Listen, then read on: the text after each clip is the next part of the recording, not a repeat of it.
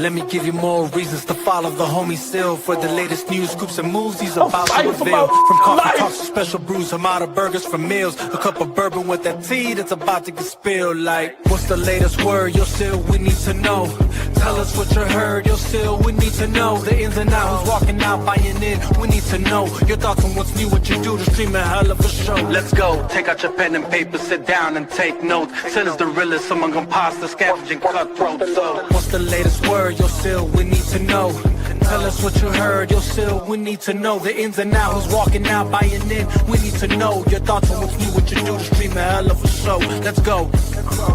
One of a show. Let's go. Between DC and Marvel, they both have a startle. Disney's moving finicky, let's not mention Star Wars. All these movie execs be drunk off that power, disconnected from the fans in the ivory towers. What's the latest word? Yo, Sill, we need to know.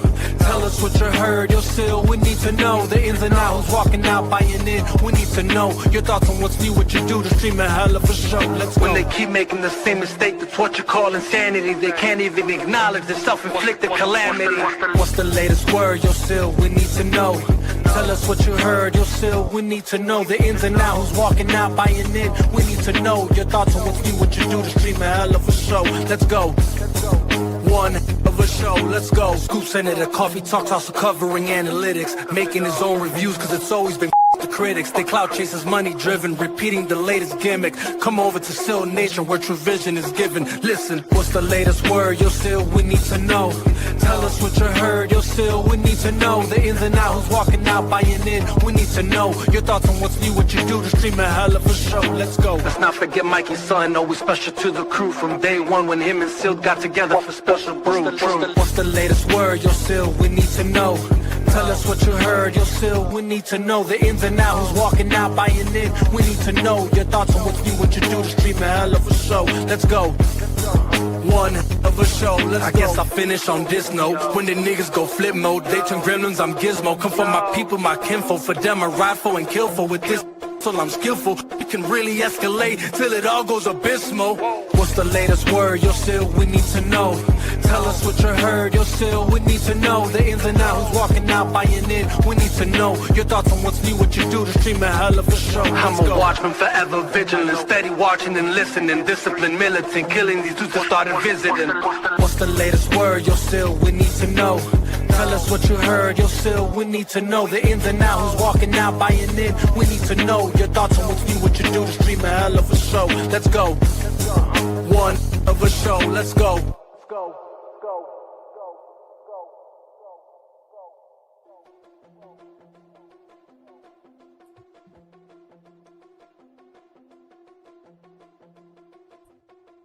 Oh man, it's the weekly show where we're keeping the foot on the neck of James Gunn, Peter Safran, etc., DC execs.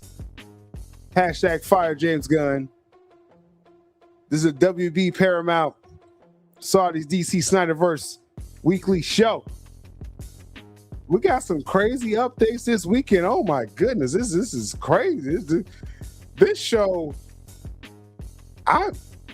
this is gonna be a crazy show this weekend. Much love to Sill Nation. We're gonna talk about the latest with this Paramount deal. People talking about they're gonna block the Paramount deal. We're gonna give y'all the real. I've been busy all week, so I couldn't go live. But a lot of people out there talking, they don't know what they're talking about this entire time with this deal. We're gonna make it very clear that this is a show that we stamped at home, that we're gonna make this very clear for this Paramount deal. Are they blocking it? We'll talk about it. I got a good feeling about this though. And then Matt Reeves came back outside. Matt Reeves, he's dropping teasers of his Batman Part 2. What's going on? The Lanterns leak. I talked about this last week, but I didn't have my homie here, Jules. Let's see. Make sure, Jules, are you muted? Hold on. Did I mute Jules? Unmute you. Hold on. I just muted you again. I'm sorry. Hold on. There we go. We're good. Go ahead, Jules. You had me muted. What's up, everybody? Glad to be back. Jules is back. So y'all know, for Shrink that. So I know we got some very interesting things to talk about this weekend. We got the homie back here, Jules. Like Jules is the one that kind of helped me usher me back to be like F James Gunn.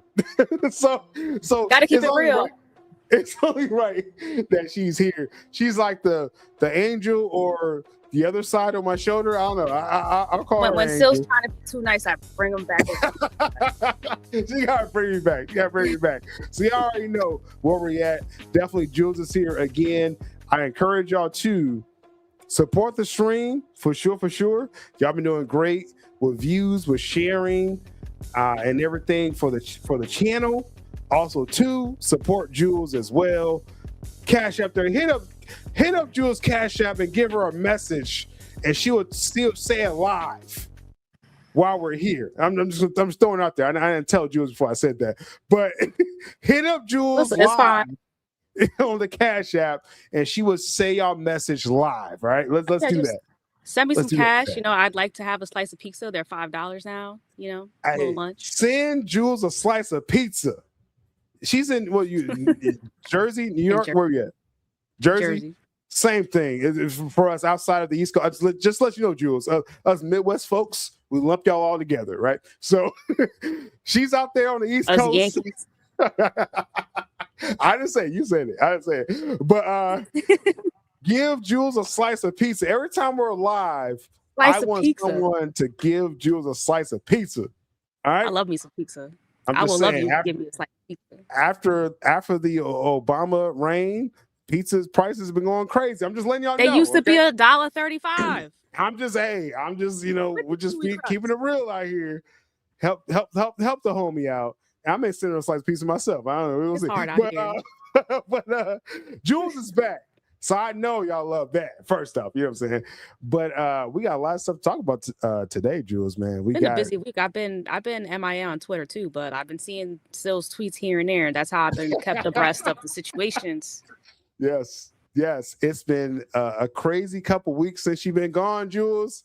But we're gonna catch you up, and we're gonna catch the audience up, Jules. We need your takes on a couple of stuff that's out there, right? So we're gonna talk about that.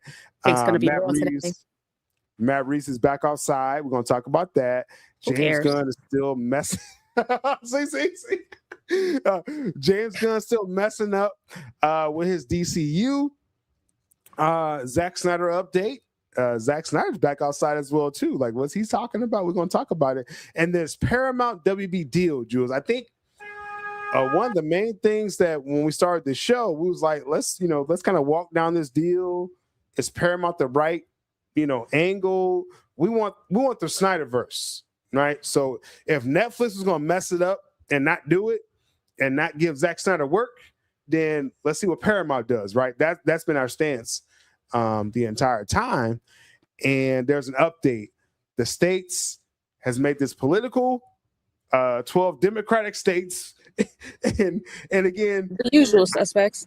I don't care about the politics with this, y'all. I promise you. I just want the movies. I'm telling you right now. I'm gonna tell you right now. If Donald J. Trump, if he tweets restore the Snyderverse, I'm not gonna be like, oh, I don't like Trump.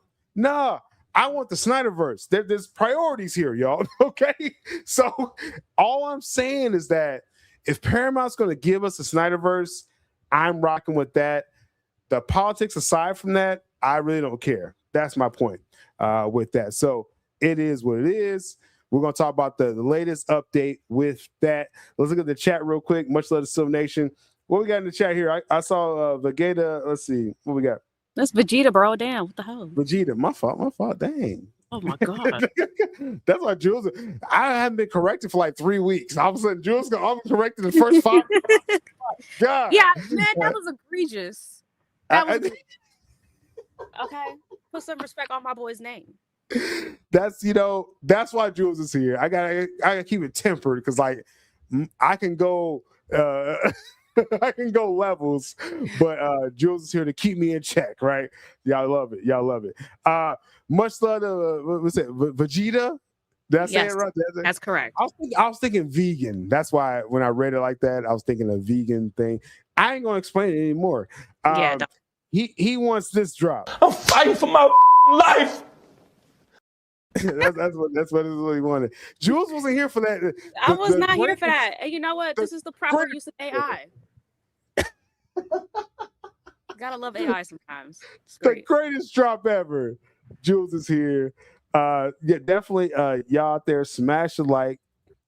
Make sure you subscribe. But even more importantly, even if you're not subscribed, smash a like. But then also too, share the video. Talk to people about it. Let us see your friend. We're on X Twitter as well. Share the posts. Say, yo, I don't like sylabdul or Jules, but share it, okay? Let's just do that. Like, still doesn't know who Vegeta is. He said, oh, he pronounced it phonetically. What is this guy? You actually did not. So you didn't even do that because you put an A where there was no A. So there's like a level of you correcting me, like you went. I'm sorry. You know how I feel about Dragon Ball Z, man. Like you gotta be careful around me. You're gonna be talking shit. It was less than a handful of times that I know I disappointed Jules, and that was one of them. I just can't believe that you're not a Dragon Ball Z fan. Like you would love it. You know what? You know what? We should do a watch party. How about that? You always try to do a watch party. You always want to do a watch party. Oh, you want a watch party now? I will watch Dragon Ball Z till the day I die. The day I'm dying, put that shit on the TV. So now I've been asking for Jules for a watch party for like 2 years. Now all of a sudden, earlier this year, you still trying to watch that Ben Affleck Daredevil movie? Like, it's gotta happen. That's a trade-off right there. I would do Dragon Ball Z. All right, I'm good. Yeah, let's do that. And Ben Affleck Daredevil, it's only like 90 minutes of your life. We could carve out some time for that. That's fine. I'll do that. But like, even 90 minutes of your life from Dragon Ball Z is life changing. Like Daredevil, we'll find out. My life in any way. It remains to be seen. We'll see. Mean, are you not a man? Hey. So let's go to the comments here. Jules is challenging me. Hey, Jules is charged up. She ain't been for like a month, so she's charged up right now. So I'm gonna forgive her for that slight right there. What's good? What's good? The chat. Outlaw Raider, what's good with you? Man, I got my manhood challenge live from the homie. Let's see. We got Fire James Gunn and Peter Safran for sure. Yes, for sure. We do. When I say Fire James Gunn, and again, I get it. Like, add whatever you want to it with that. It means everyone.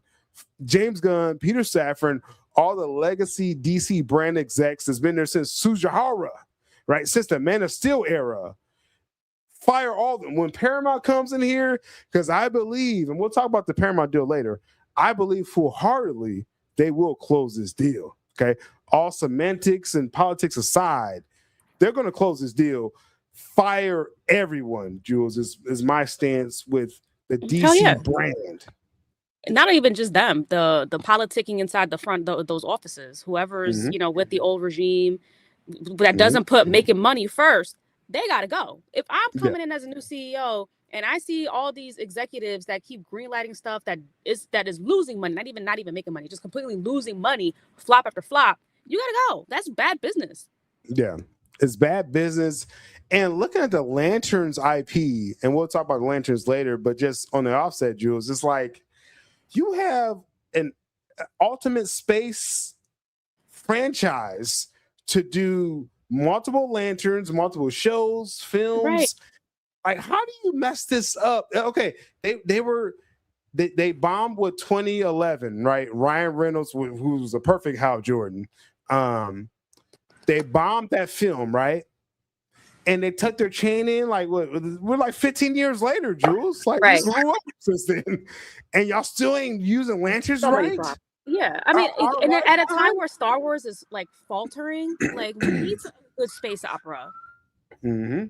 For sure. So it's like, we're gonna talk about again the latest with the lanterns. Actually, not the latest. We talk about the latest, but now Jules is here to talk about the latest. That insane lanterns leak. People getting off to episode 1, like they striking down channels. Now I learned the game like about 4 years ago. 5 years ago, when the Flash had leaks. And people probably don't realize this. I had the leak of the entire Flash plot, and I talked about one particular plot point, and WB struck me. They struck my channel, and I was like, "Damn!" I was like, "Oh," I'm like, and at that time I was like, baby boy at that point, and so I was like, "Oh, they're gonna kill my channel? Like, what's going on?" and I learned then like how to kind of skirt around WB. So like when all your other channels get a strike with this Green Lantern leak, I was like, no, I know the game. Like just follow me, okay? I know how not to get struck by WB anymore. But the leak is real, and we'll talk about that later. And we talked about it already, but we want Jules' thoughts. That's what y'all hear. Y'all want to hear what Jules thinks about this crazy leak and what James Gunn is planning to do with the DCU. We'll talk about that as well too. Let's catch up with the chat real quick. The biggest bomb in WB history is from James Gunn. That's right. Okay. So I only have this on the table today, Jules. You haven't been here since Supergirl's bombed. So right, which yours right now. I want to give This is hold on. Save energy. Yeah. This is bottom 3 DC ever bomb for Supergirl, and this was a film that the brand legacy DC execs have been pushing for since Zack Snyder's era. They've been pushing the Supergirl film. They got it with James Gunn, and then James Gunn hijacked the film in post. So, Jules, I just want to set that up for you fully, okay? So, James Gunn effed up the film in post and took it from Craig Gillespie. I said it right. Yes. And so you see, Jules is, she's like my substitute teacher. Like, what's this?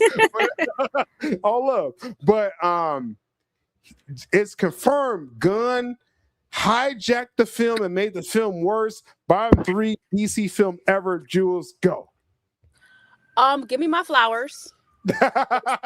You told me so. Okay, go ahead. I've been saying this was going to happen for at least a year. Shazam numbers. Shazam made 138. Where did Supergirl end up at? I don't know why it's at 115 right now.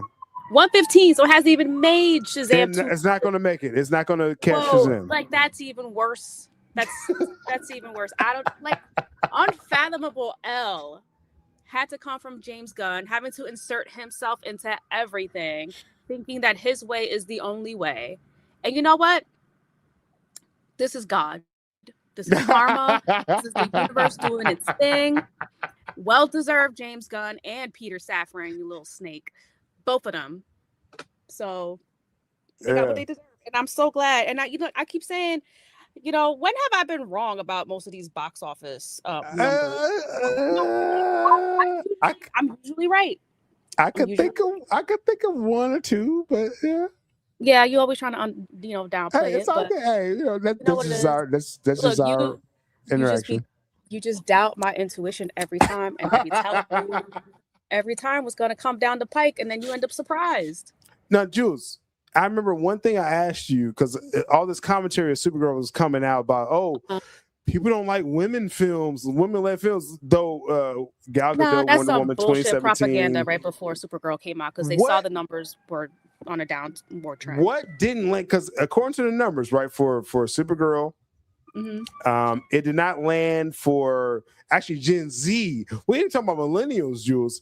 We're talking about young girls did not vibe with this version of Kara Zor-El.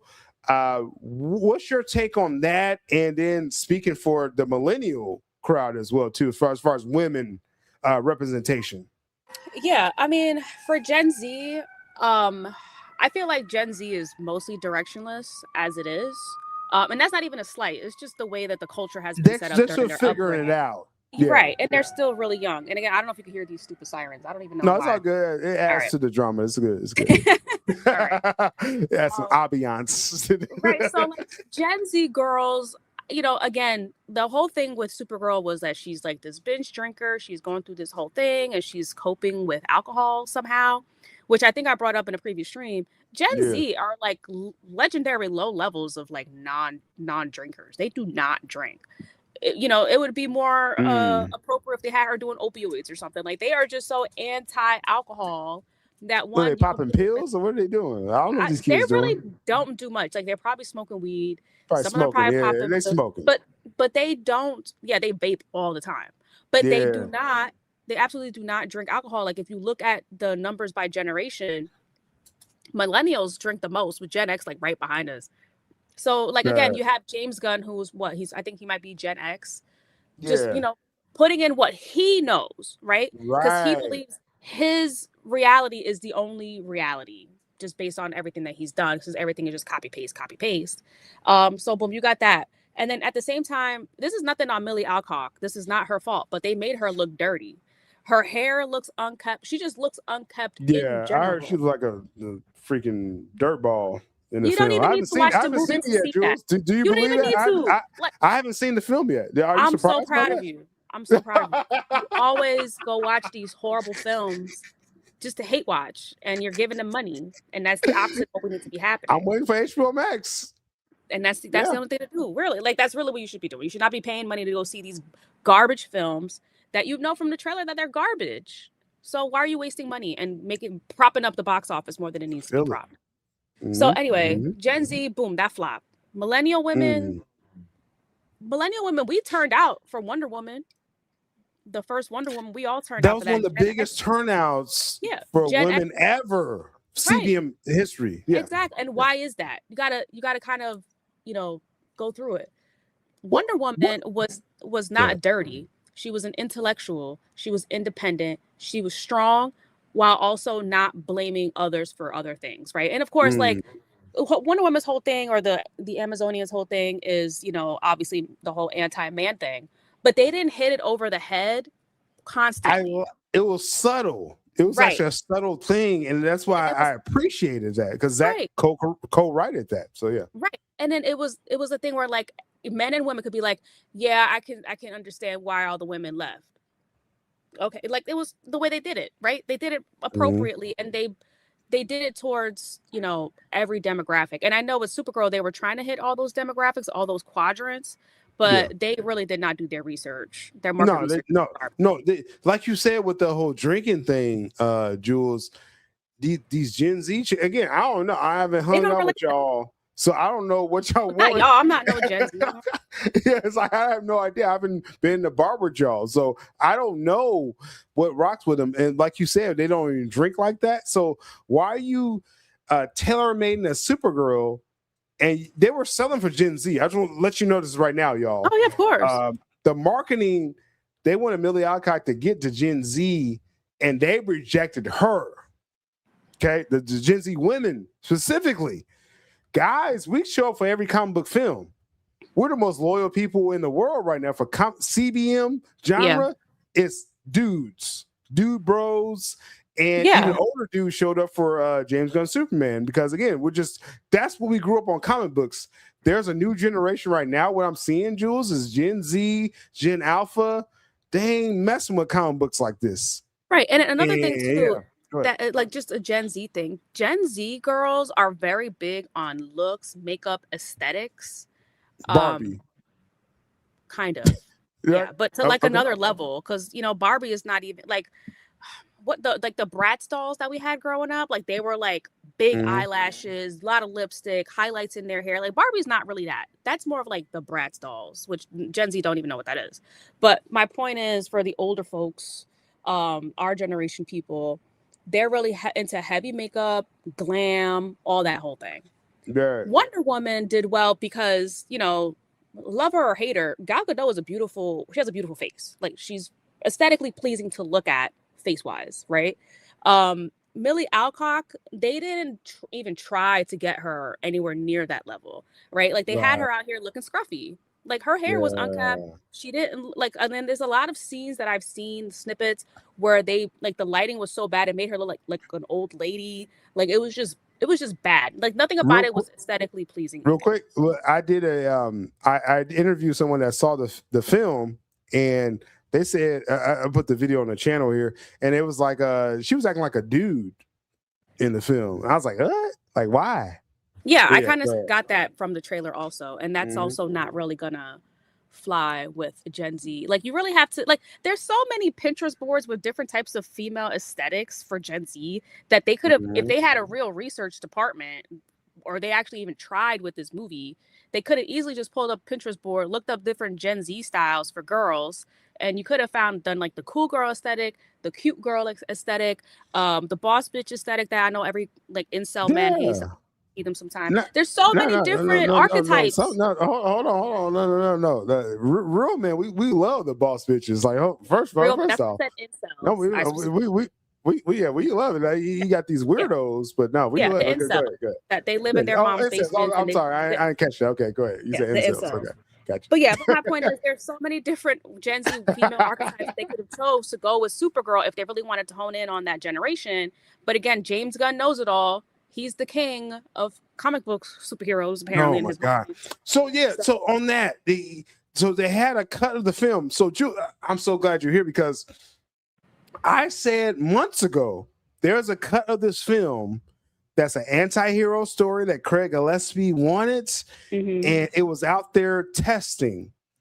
After that point, Jules, James Gunn stepped in and made a separate cut and did a reshoots, a 9-day meaning who's going to direct that? James Gunn. He's the only motherfucker. Like, who else is going to direct that? So he hijacked Craig Gillespie's film in post, and his cut is what people saw in the theaters right now, which is the bottom 3 DC performer ever. Go. And from what I've seen about those cuts, the first cut with Gillespie, like his original cut, like it's the screen scores, like the audience scores were like, they were like, oh, it's okay, right? It's like, average, it's not a great average, or whatever. Yeah, like maybe it's entertaining It's enough. not this though. It's not what's going on right now. Right, it's not this. When James Gunn came in and he thought he had, because remember, like he knows his. I think at that time his contract was up in the air, right? Whatever. Don't even pay him no mind to that. Like, don't even put that shit up there. But James Gunn, again, thinking that he knows better, he needs to save his job because he needs to build out this universe. Put himself back into the director's chair. He can't help himself, and now it's a mess. I like this absolute Sill, absolute Jules. That's what the weekly show is. It's absolute Sill, absolute Jules. Like, yeah, I love it. I love it. Neil always comes with the good. He already know. But no, it's like this thing. That was a bombshell, Jules. And that was one of those days I was like, I know Jules is busy, but I wish Jules was here. When we talked about that story that dropped, that Gunn went in and said, nah, bro, like, your cut is kind of mid. I'm going to reshoot shit right. I'm going to make it even more mid. And it's like, we're going to tank this shit right. We're going to make this the worst. And that's what happened. The worst DC movie, like, probably ever. Bottom 3. This is the Gunn cut, people. James Gunn hijacked this man's film and made it the bottom 3 DC film ever. That's poetic justice, Jules. This just makes me think back to Ben Affleck's quote when James Gunn first got the role, and he was saying that they were talking to Ben Affleck to come and do some work with them. And Ben Affleck was like, no, that's not true. I respect whatever he got going on over there, but that's not something I want to do. Within Hollywood, it seems like people in the know, they kind of know how James Gunn moves. And that's why you don't have any prominent directors knocking down James Gunn's door to work with him. Everybody that he has are like no-name people. Like, no one even really knew Gillespie like that, except he did that one movie with the skater, the ice skating. Yeah, Margot Robbie. Yeah, I, Tonya is a great film. We don't want to downgrade that, but that's a great film. That's basically it, right? And he's not an action director, though. Right. There's nobody that's like a household name or anything close to it that are like vying to work with him. Okay, hold on. My fault. We got super chats in the chamber. My on my side, it was like delayed for a minute, so I apologize to y'all over there. Y'all like, yo, what's going on? Sill's not acknowledging us. My fault. Real quick, Jules, I'm gonna pause for a second. I want you to keep going off about that. This is great. This is great about James Gunn hijacking this man's film. This is what we kind of suspected, right? James Gunn, co-CEO of DC, but he's a director and writer. So he's going to come in and dip in on these films, right? This is his first tragedy, Supergirl. Jack of all trades, master of none. Master of none for sure, for sure. Sickness, new member in the chat. We're gonna have some new members videos coming up for sure, for sure. You're actually an old member, but you coming back. It's all good. Sickness, and he represents Sil Nation West. So I have no. We already know Sickness is gonna be here. We got Neo Sevens. Did James Gunn create a new $200 million lovers club or losers club? This is what you meant. Yeah, he was playing. I know Neo Sevens was playing with that. Losers Club, James Gunn's Supergirl, that's what I'm calling it. He took the film from Craig Gillespie. This is really this sucks for creators, like you were just saying, Jules, that we go to DC, we have an original idea. Is this man gonna hijack our idea? Mm-hmm. Right? That's what we're facing right now. That's what everyone is facing with. Look, everybody knows Nicole Perlman's story. Hollywood is not a big place. Yeah, exactly. It's so bad.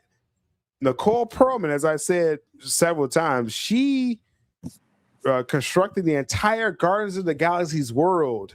She wrote all the backstory for every character, including Rocket Raccoon, that James Gunn is saying, oh, that's my guy. No, Nicole Perlman built that character, and it became a pop culture icon, right? Because of her. And he hijacked that as well. So it seems like it's the same energy, Jules, with again with Supergirl. Yep. Overall. So with this film, as people are saying, like, how much money will it lose? They spent nearly, I want to make this very clear to y'all. They spent close to $200 million on a Supergirl film. If that's the number, that means you got to make like about 500 million, and this film is at 115 right now. I just want to make this very clear. Somebody put up Blue Beetle made 130. Yeah. So this ain't even gonna make Blue Beetle numbers. It's not gonna beat Blue Beetle. Who watched Blue Beetle, first of all? And it's just like, I didn't go to theaters for that. Yeah, that's, you know how bad. All right, so everybody keeps talking about how the DC brand is dead and it was damaged. No, Blue Beetle made $130 million, and this is not even making that much money a few years later. Mm-hmm. Who really damaged the DC brand? And that's the same as Shazam 2. But both Blue Beetle and Shazam 2, 130 million, basically. Supergirl's not going to match that. It's going to be, I say bottom 3 to be nice. Supergirl may be the worst DC film ever. Okay? Yeah. I'm just being nice saying bottom 3. You may be the bottom 1. I think it has to be number 1. We're going to see, after, because they're probably going to announce the digital next weekend. I'm shocked it's still in theaters. This is like the third weekend now? I don't even know. Is it really in theaters? I don't know. Right? I'm gonna go to theaters. They quietly just pulled it out. I think they quietly kind of tucked their chain in. It's like, we out. You know, we done. What we say? Superman 2025 passed on Supergirl because I live in Latin America. Prefer to watch the FIFA World Cup matches. Okay. Hey, some people are doing it. Like, we ain't gonna go to the movies at all. You know, we're watching the FIFA World Cup. So, yeah, that's what it is, you know. It is definitely bottom 3 and possibly the worst performance ever. Jules, what does that say to an exec? James Gunn's the exec, and he greenlight this, and this is his cut. Like, is this like just more reasons to be like, yo, like this dude is unfit, in my opinion? Of course. Of course, everything he has underwhelmed or flopped. His first one, The Suicide Squad, flop. People hated that movie. Peacemaker, the first season was carried by John Cena because that was his first major role, and it was entertaining enough, but a lot of people hated it. Flop. Season 2, we already know how that happened with the finale. Major flop. Then after that, his Superman. Creature Commandos. How can I forget that? Because everybody forgets that even existed. Flop. Then you have Superman 2025, underwhelmed, propped up by bots, completely rejected overseas. That's basically a flop. We can say it was just underwhelming. Ted Sarandos of Netflix himself said that was an underperformance. They had to yank it out of theaters really early. Mm-hmm. And now you have Supergirl, which has Superman in it. If people really love this corn sweat gun interpretation of Superman, Why wouldn't they come to the theaters to watch him in Supergirl? They marketed him, Jules, because I make a very distinction. Henry Cavill and Black Adam was not marketed at all. It was just scoopers and leakers like me that was talking about it. Y'all knew Corn Sweat was in Supergirl, and y'all did not show up, Jules. That's my point. Right, exactly. So of course, Sweat isn't moving anyone. I still go on social media on random, if I go on my Instagram, which I never go, people are still calling Henry the Superman of our generation. Even on TikTok, which I have nothing in my feed is like superhero related. Anytime there's anything about Superman, it's Henry. People love Henry. You're not going to get around it. I don't care if it's 10 years from now. If Henry's still looking good, people are going to want Henry in that suit. All right, I think we got 10 more years with Cavill, in my opinion, for this generation, even for our generation, really. Right. Even the younger generation. The young kids today watch Man of Steel. They watch BVS. They don't get scared. They get excited to see a strong, masculine superhero that looks amazing and he's cool as hell and he's mad strong. Is it, Jules? And again, we're not saying officially like what the generation thinks, but like Gen Z, are they still trying to figure out probably like what they want? Is that what we're falling into? Is like Gen Z, they supported Lilo and Stitch, Minecraft. They rejected Supergirl, right? But that's the issue right there. Moana. They're not watching live action Moana, so it's like it's still like a weird spot right now. It's a cultural thing, and I'm not gonna put the blame on Gen Z not knowing what they want. Gen Z has clearly spoken with just those 4 examples, right? So you said Lilo and Stitch. Millennials grew up with Lilo and Stitch. They took their kids to go watch Lilo and Stitch. So it's kind of more us, okay? Gotcha. Yeah, and then Gen Z, also had elder millennial cousins or whatever family members that. Everybody loved Lilo and Stitch. That's like multi-generational right there. That's true. No surprise there. And plus the live action version came out right before people started like really boycotting the live action Disney films. Right. So it kind of was the right timing. It's like good timing. Okay. Right. Minecraft. That was like a legendary game for these kids. I don't know what the hell Minecraft is, but that's Gen Z all the way right there. That's why I grew up playing Minecraft. It didn't matter who was in that movie. They don't know who Jack Black is. Obviously, nobody cares about Jason Momoa like that. So they went for the IP, which is Minecraft. Everybody thought that movie had a chance to fail. No one thought that it was going to make $1 billion. That was a sleeper. No. The tracking of that, it was tracking like 50 million opening weekend, and it opened up like 200. Right, complete sleeper. Nobody knew what Gen Z was up to. They just came. They didn't say nothing. They moved in silence. They just all came out in droves to watch this movie. Like lasagna, G's and lasagna. Yeah. And then what was the third one that you gave? I mentioned what I said. I said Minecraft, Lilo and Stitch, and then you got Supergirl. That Gen Z rejected. Right. So Supergirl and Moana, let me go to Moana. I did say Moana was 50-50 a few weeks ago. And the reason for that definitely is. There's a lot of things that went against Moana, which Disney is they're just greedy at this point. They're not learning the right lessons. Yeah, right. Yeah. From Snow White, right after Little Mermaid, that was it for them. Even though Little Mermaid made $1 billion, but like the online, it made some money, but you need your audience to like not hate the film. Right. Exactly. And then so with Moana, the cartoon, the animated film is still fresh. I think they're still making like a sequel or the third. They haven't even completed the trilogy yet, right? So why are you coming out with a live action version? And then I feel bad because everybody's blaming The Rock for this L. It's not his fault. Like he was part of the animated movie. Obviously, if he's still young, he still could do it. If they're gonna do a live action movie, of course they're gonna put him in it. This is not The Rock's fault whatsoever. It's all on Disney. It's on Disney. The timing was not right. People are like, how? Like I can just like Moana 3 is about to come out. Like, what do you mean you're doing a live action movie? Like that's crazy. Confirmed that Moana 3 is coming, and I think it's gonna do great. What is the lesson, right? Because I haven't really thought about this enough. Like, what is the lesson here with these live action? Stop doing them. Was it too soon? Because with Moana was too soon. But see, for Moana, but like Aladdin, I thought that worked. Right? But they didn't get a sequel. They didn't get a sequel, but they made money. Aladdin made money. Yeah. I don't know why. That was probably one of the ones that were the most well received live action films, and they didn't even care to make a sequel. Everybody thought that was a no-brainer. Wasn't enough time. Like I think what Disney has to realize, like Jungle Book and things Lion King, maybe you gotta allow this for like a generation has to go by for a live action version. Again, People, that's just no. off the top of the head. That's what I'm thinking. Based on what I've seen from the general audience, people are tired of the shot-for-shot remake just because it's in live action. And it's nothing different from the animated version, and it's not better. It doesn't capture that magic. And yeah, it's nothing new. People would rather Disney go back, reopen their hand-drawn animation studios, and crank those out. People are tired of the CGI stuff. Everything is looking the same, sounds the same. And the live action stuff is dreary. Like, it's not even colorful. It's not even magical. It's not fantastical. What I'll say with live action Moana, first of all, I haven't seen it in live action yet. Y'all, I heard it's literally a shot for shot.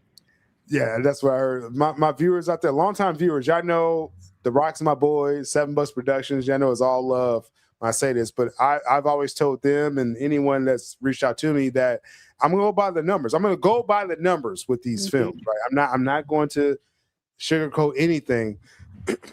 This live action Moana, this is a miss. This was a miss. Y'all gotta learn the right lessons from this. Disney. It's on Disney. Like you said, I'm glad you said that, Jules. Like, it's on Disney to rush this live action Moana. You should have waited probably 10 more years, and maybe it wasn't gonna be The Rock that do this. Right. You know what I'm saying?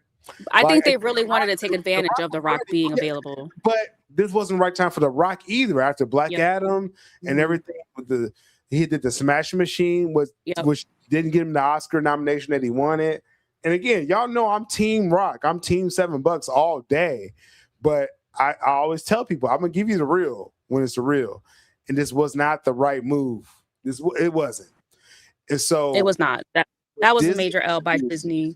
Yeah. It's all on Disney. That's my point, Jules, with that. It's all on Disney. Yeah. I mean, I just had to say that because I just see so many people online bashing The Rock and putting this on him, which is not his fault. I don't even know. Like, I know it's the running gag, but no, like, The Rock brought so much happiness to our childhoods. Like, don't do our boy like that. Don't be switching up on him all of a sudden. Like, we're not doing that here. I think there was no way they could have did this film without The Rock at this time. Right. If they're going to decide right now to do this film, you had to have The Rock involved. But it just so happens you have him right now where he's still trying to kind of reconfigure what he's going to do for the next 10 years, right? Right.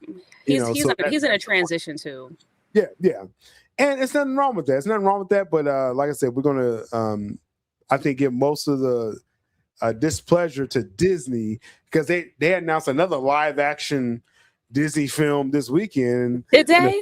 Which one? Was it Rapunzel? And I've heard about Rapunzel. It's like Princess and the Frog, I think. Oh God, no.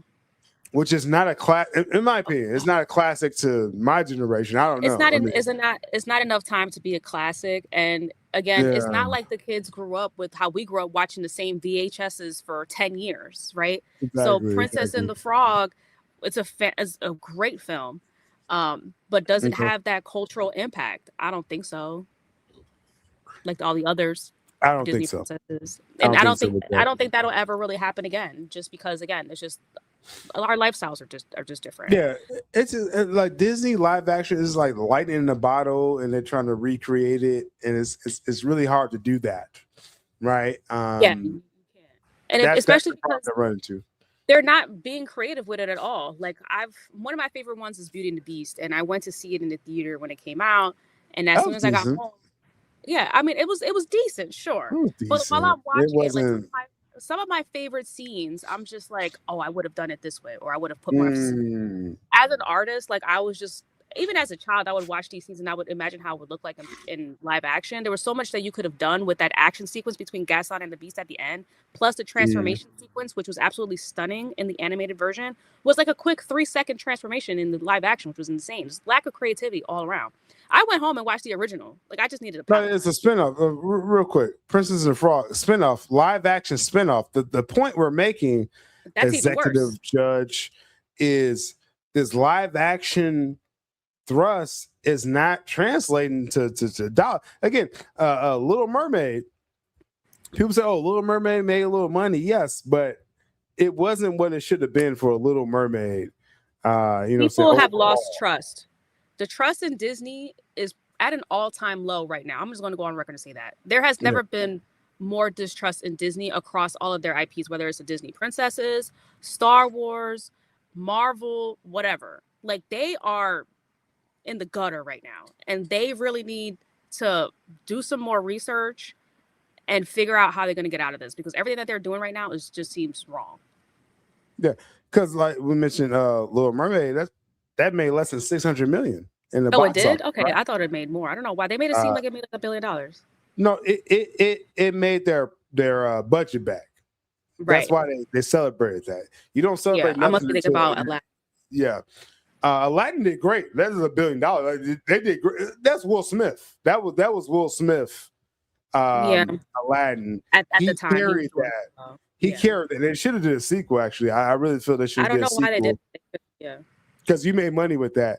But Little Mermaid, no, it made his money back.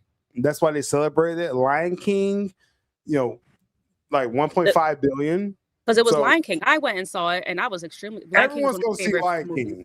It's Lion King, but then the sequel did not do well. That's the thing, though. As far as live action, you do that a generation after the animated. You don't do this immediately 10 years after the film comes out. Right. That's what Moana. That's why Lion King got 1.5. Yeah. That's the mistake Moana made. Exactly. Yep. The first Moana was 2016. Right. You don't do a live action now. You don't do this now. You wait. You gotta wait. Like, you should do like 2035 to do this live action. And at least can't do it at that point. Right. Yeah. At least 15 years after the last movie is done. Yeah. They're not even done with the story yet. Yeah, they're talking about doing Moana 3. See, Moana 1 and 2 did over $1 billion animated. Moana 3, I think, is going to do the same thing. That's the thing. It'll be interesting to see if the live action kind of turns people off from Moana 3. Probably not. But I'm going to lean on saying it's not. I'm going to lean on that. But this Princess and the Frog, that, as they're saying here, is a spinoff. Live action is not the move right now. That's my point. And they need to stay with. When did that come out? Princess and the Frog. I don't know. 09, 08, 09. It's too early. Yeah. I need a generation to go. I need people to pass away before. Just real talk. Before you do. Bob Iger shouldn't still be the CEO.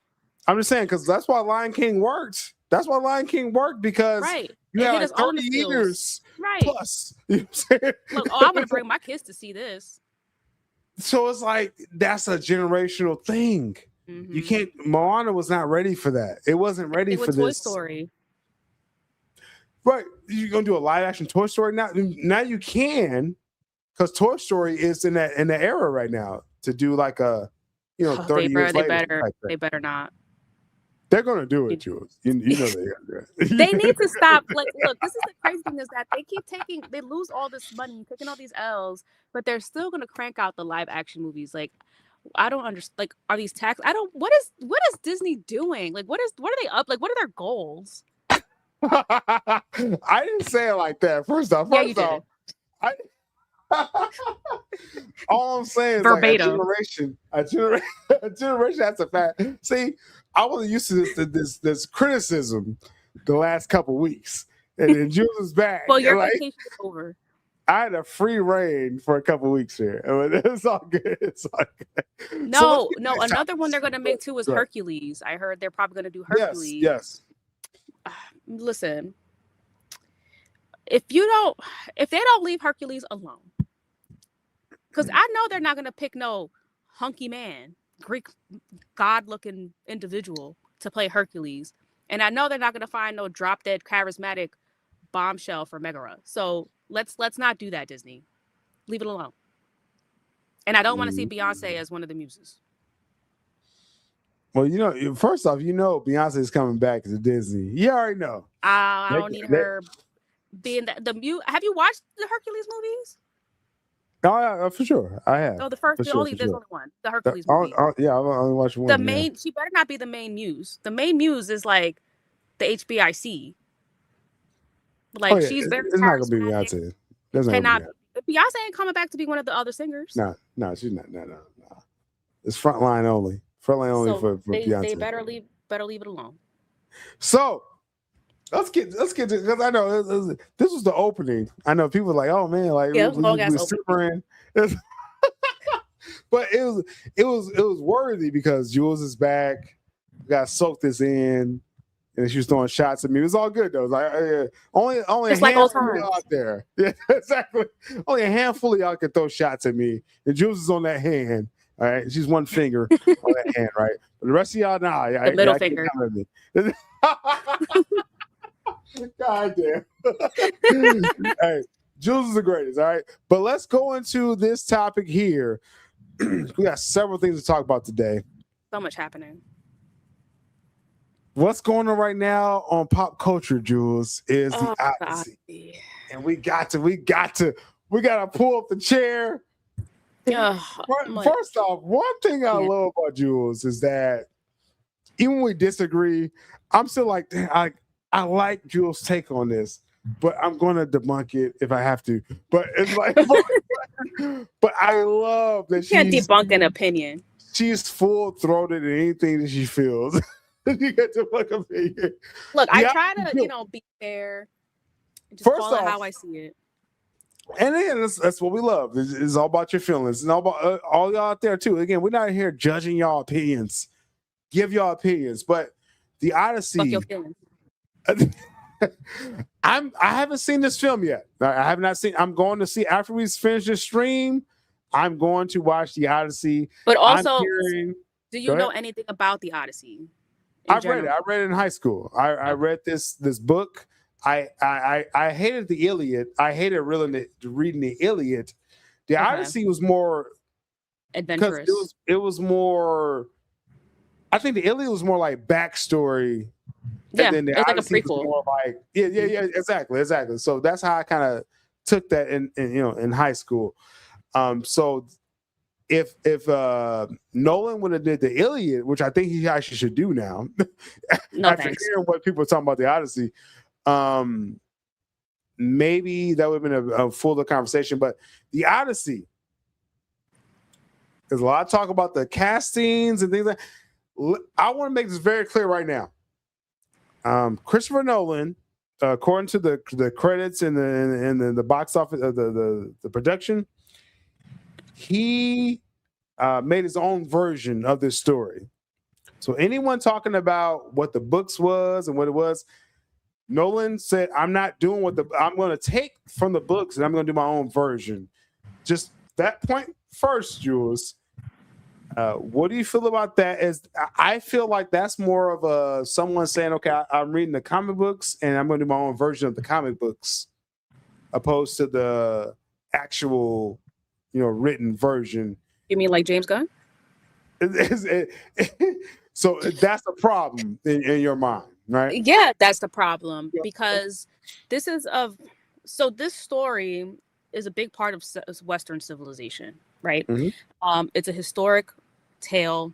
It's been told through what I don't even know, like hundreds of years or something crazy. It's a 3,000-year-old story. Just right. To make it very clear. Yeah, there you go. So this is there you go. We've never seen it told on such a grand scale. Like they tried doing it in the 90s, but of course technology just wasn't what it was to give it the proper look and feel of what it should have been. So when Nolan announced he was going to take on the Odyssey, just because it's Christopher Nolan, we're like, oh, this is going to be good. Like it should be good. I don't even know why I let myself get wrapped up in that, because I know that Christopher Nolan is not a fantastical type of director. Everything that he does is mostly grounded in reality, which is why I'm not a big fan of his Batman, because I find it boring, because I think Batman needs fantastical elements just based on his rogues gallery alone. Batman Begins, Jules. Batman Begins. I liked it. I mean, I just think they're overrated. But you think Batman Begins? It's like Dark Knight is. I think Dark Knight was not even a CBM. I don't mean to interrupt you when I say this, but Dark Knight is not even looked at as a CBM film. It's a straight up film, right? Like a crime heist film. And I thought it was a really, really good film that Nolan, one of the best edited films I've ever seen, is Dark Knight. But again, that goes to him being inspired by Batman and not making a Batman film, if that Fair. makes sense. That's fair. That's fair. Yeah, Right. that's fair. So, and it's the same thing, I guess, with the Odyssey. This is a classic Greek tale that's been told for millennia, and he's making it his own. Fine, but then Yeah. I don't. Why even make it? Why even call it the Odyssey then? So you're saying that if you're gonna take liberties, right, in That the many story, liberties? Absolutely. that's actually, you know, that's one of the fairest critiques I've seen. Again, if you're like, I don't like what he's doing and all this stuff like that, that's even fair in itself. But if you're changing the story, Right. why call it the Odyssey? That's fair. I like that. I like that. Everyone's favorite director, right? Zack Snyder. He Not couldn't. yours. He couldn't do a Star Wars movie, so he was like, you know what? Fine, I'll go make my own, and he made Rebel Moon. So it's the same thing here with this. Don't take something as such classical literature and it's borderline disrespectful at that point to just go in, strip it all, and then make it however you want, because your ego is that massive because you feel like you should. Then at that point, just change the name. Like, what's the point then? I'm going to say, Nolan, you're flexing right now, right? I think when he was writing this film, he's like, I'm going to flex this shit. Like, I'm just going to, you know what I'm saying? I'm going to make this my version. And that's what he's doing. He's leaning into this film. And I'm going to use this IP, the Odyssey, because it's a public domain. So anyone can make an Odyssey film right now. And Nolan says, y'all can't do it better than me. That's what I'm just saying. That's what he's stunning. He's saying, I'm going to stunt this with some of the best, quote unquote, best actors in Hollywood right now.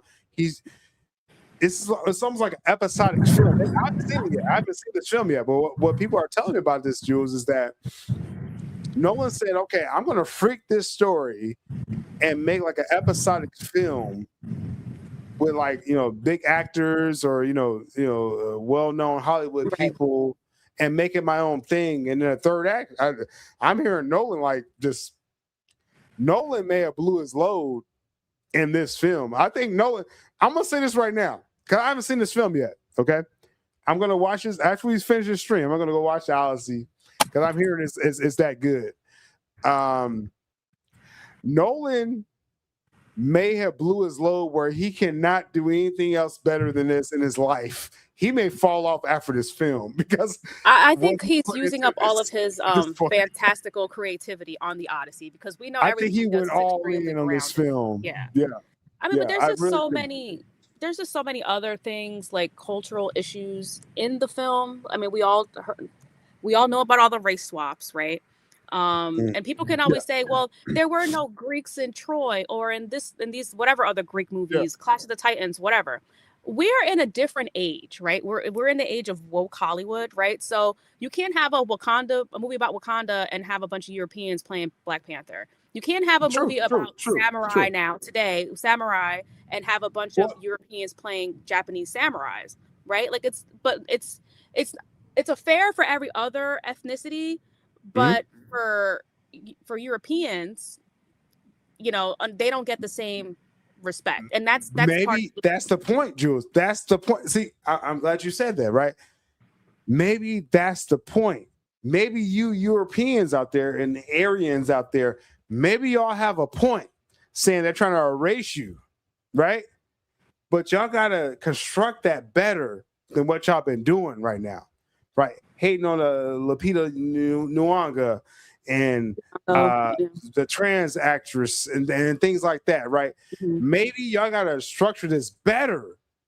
You see what I'm saying? I understand the backlash I get it that you want to get erased. I get it that you want to be erased.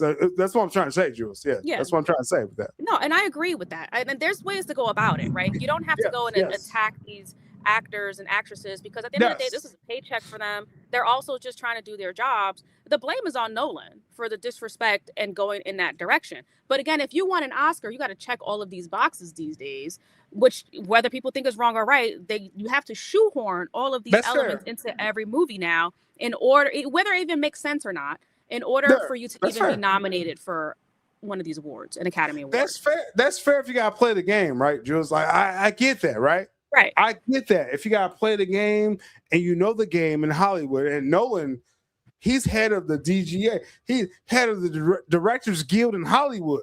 Right. Nolan and his wife is right there with him. Emma Thomas is there with it. So I get that totally. This is his own version, right? That's my only caveat to that. Yeah, but it's like also race he's saying it's his own version. Yeah. I don't care if it's his own version. At the end of the day, it's called the Odyssey. You're copying main points of the story. So if you're gonna do a Greek tale, like at least try. And it's just, and the historical accuracies are bonkers, right? Like you have Viking ships going, sailing to Ithaca and all these other, Greek towns or islands or whatever. Like it's just crazy. Like so many things that I get it. And then you have like medieval armor, like or Roman armor. Not even are you even trying? Like you're not trying, right? Like this should have been like an epic like love story or a love letter to the Odyssey and to Homer, and it's anything but. And I think that's where a lot of people are just not happy with it for those reasons. And again, I'm glad you stated that, right? I think what people got to realize too is that, I mean, I can look at it from my angle with this, but if let's keep it real, because the chat is saying it before I even say it. Yeah. Hey, if white folks saying, "Oh, we don't want to be a race," I actually think let's have that conversation, right, Jules? I'm saying I'm not going to dismiss you, white folks. If y'all saying I'm being a race, let's talk about it, but let's not be extreme. Right, and I'm not. Yeah, I'm you know me. I try to stay in the middle, and I try to call things out and be rational and fair to both sides. For sure. The one thing that is absolutely a major no is the racism that's going on, or the bigotry that's going on towards the actors and actresses. That you don't do that. At the end of the day, it's not their fault. Like I said earlier, it's not their fault. The issue lies with the director, the production team that okayed all of these decisions. And what I would have done, Jules, is that with this film, Nolan, a lot of the criticism that was out there, it wasn't like he made his own version. Like he actually substituted people in. He wasn't recreating stuff of the original story. He made an original story of the film, and I wish they would have came out front with that, saying, "Oh, this is my own version of this story that you knew for 3,000 years." And then I think 30 years ago they made another version of the story of the Odyssey. They made it in the 90s. Yeah, and then I freaked another version of it. They should have led with that, right? Not saying we're going to make the 3,000-year-old story. Right. And I think that's where a lot of problems came with. Yeah, with this. and this isn't like people, like I saw a comment, whites convincing non-whites. Like keep your ignorance at home, okay? Like, again, you wouldn't like it if someone did it to you in your culture. And that's the way I look at it. I don't give a shit if you're black, white, purple, green, or orange. We're just calling it a spade is the spade. point right there. That is the point right there, is that I'm not dismissing white folks saying we don't want to be a race, right? Again, we gotta have that conversation. I get it. I'm not saying that they're being erased. Those were Sill's words, and I do see other people online saying that they're. That's what I'm saying. Yeah, and I see comments of them saying it online. Whatever the case might be, at the end of the day, we're all human, right? People really need to stop with the race wars. Oh, you're white, so you're evil, or you're black, so you're ignorant, or you're Hispanic, so you're lazy. Whatever the stereotypes might be, or whatever. Right. A lot of stereotypes out there. That's all ignorant, okay? And we're not going to advance as a civilization until people move on from those nonsense rhetorics. What are we doing? We're just spewing hate, which is what they want, right? Like that's what the powers that be want us fighting amongst ourselves. Yeah, the cultural warfare. That way we never get together and actually try to better our society because we're too busy fighting amongst ourselves over menial bullshit. And that's my thing. Is like, and that's why me and Jules, I mean, we've connected, a couple of years ago at this point, where we're not buying into the bullshit, right? We're not buying into this, but the divide, right? Right. And we're not going to fall for that. But also too, I do want to allow a voice for white folks saying like, oh, they're taking our character. I think there could be a conversation, right? I mean, it definitely is a conversation because, again, this is, again, even if it's, you could say it's a work of fiction. Who cares? 007 is also a work of fiction, but he's always a British man. Okay, you're not going to have that's the character. An Asian playing James Bond, right? That's just the character. Exactly. Black Panther, again, he's an African man. We're not going to see an Indian man playing Black Panther, right? So you have to have the same respect across all cultures, or else you're just an ignorant scumbag. Okay. My point is, and I'm gonna make this very clear. And again, long-term viewers, they know how I feel about this. Racism overall. goes all ways. I'm just gonna say that. Yeah, no, you're good. And my thing is that if you're gonna race swap someone and do tokenism, I'm totally against tokenism overall. Like, don't throw me a bone. Like, give me an original character if you want to make a Black character. As far as me and my stance as a Black American, you know, as a Puerto Rican, I think like that's what we're talking about overall. It's not about this weird culture wars on Twitter. That's not what we're talking about with that. It's about if there's a worthy conversation, we're willing to have that, but we're not with this whole, you know, darts throwing back and forth. That's not what we're about overall. Yeah. And that's you know, too with much this, of that happening in the comments, and again, it's just ignorant, and you don't need to be going. It's a lot of ignorance. You can't like talk mad crap about white people being racist, but then here you are basically doing the same thing in your comments. On the other end of the spectrum, racism can go both ways. No one is exempt from being racist. No, and that's fair, and that's fair as well. But my thing overall is, if we're not going to have the healthy conversation, a good faith conversation, we can't have it. I'm talking about out there. Me and Jules have had this conversation for years, right? Yeah. That's why it's like you got this Black and brown thing where you got brown people that don't rock, you know, and Black people don't rock with brown. It's segments in all of these cultures, right? It's across the world. It's not even, you know, Pakistani people and Indians hate each other, and meanwhile they share ancestors, right? Like it's just nonsense. Like it's nonsense at the end of the day. We're all human. First off, we all have our own culture. I love all these different cultures. I love learning about, and I respect all different the cultures. And I think that should be protected. Every culture should be protected. But you can't be nasty to people just because of where they're. No, and I say this, right, because I think people, they take me wrong when I say this, is that I'm going to stand on everything Black American. That's what I am, my lineage. And then on one side of my family is fully Black American and indigenous to this country of America. And then my other side is West African. Right. Mm-hmm. So I have a full scope on just lineage and immigrants as well, but indigenous to this country as well, as far as found in this country. So I'm very serious when I say this, right? I respect all cultures, right? I respect when Jules, like, and she didn't know this, like, but I was like, you know, I respect where you're coming from. Because everyone has a story, everyone has a background and a culture, and I respect all of it. That adds to life. You know what I'm saying? That there's a different angle to this. And I say all this to say, if white folks out there are feeling they're being erased, I'm just saying I'm willing to have that conversation with them. Right. Everybody deserves a voice. That's all I'm saying with that. Yeah. That's all I'm saying. It's like, oh, you didn't want Black Johnny Storm in the Fan Four Stick film, where Michael B. Jordan. I get you with that, right? I get you with that. Let's have that conversation. Let's not go overboard.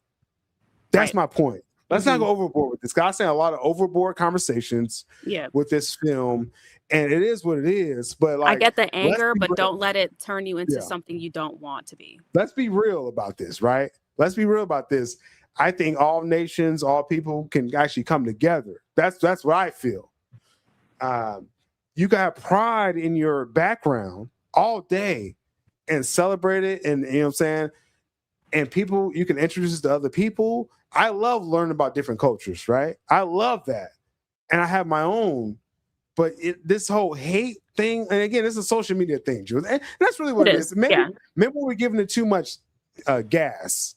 Because it's all on social media. Because real life people, I walk up to people a little Kentucky. I got different people, all different backgrounds out here, right? And we go see the same movies, we go to the same restaurants, Right. and it ain't no drama. It's all online. It's all online. BS. Most of the people that are online talking all that mess, they have no real social lives. That's why they're online spewing all that garbage all day long. So you really can't put that much emphasis on it. Yeah, you have to be able to discern what's real and what's not. I just want to put that to bed. This whole cultural war thing with the Odyssey, this reached a level that when I talk about films and CBMs and just having fun with these genres of films, it's no place for this. It's no place for this.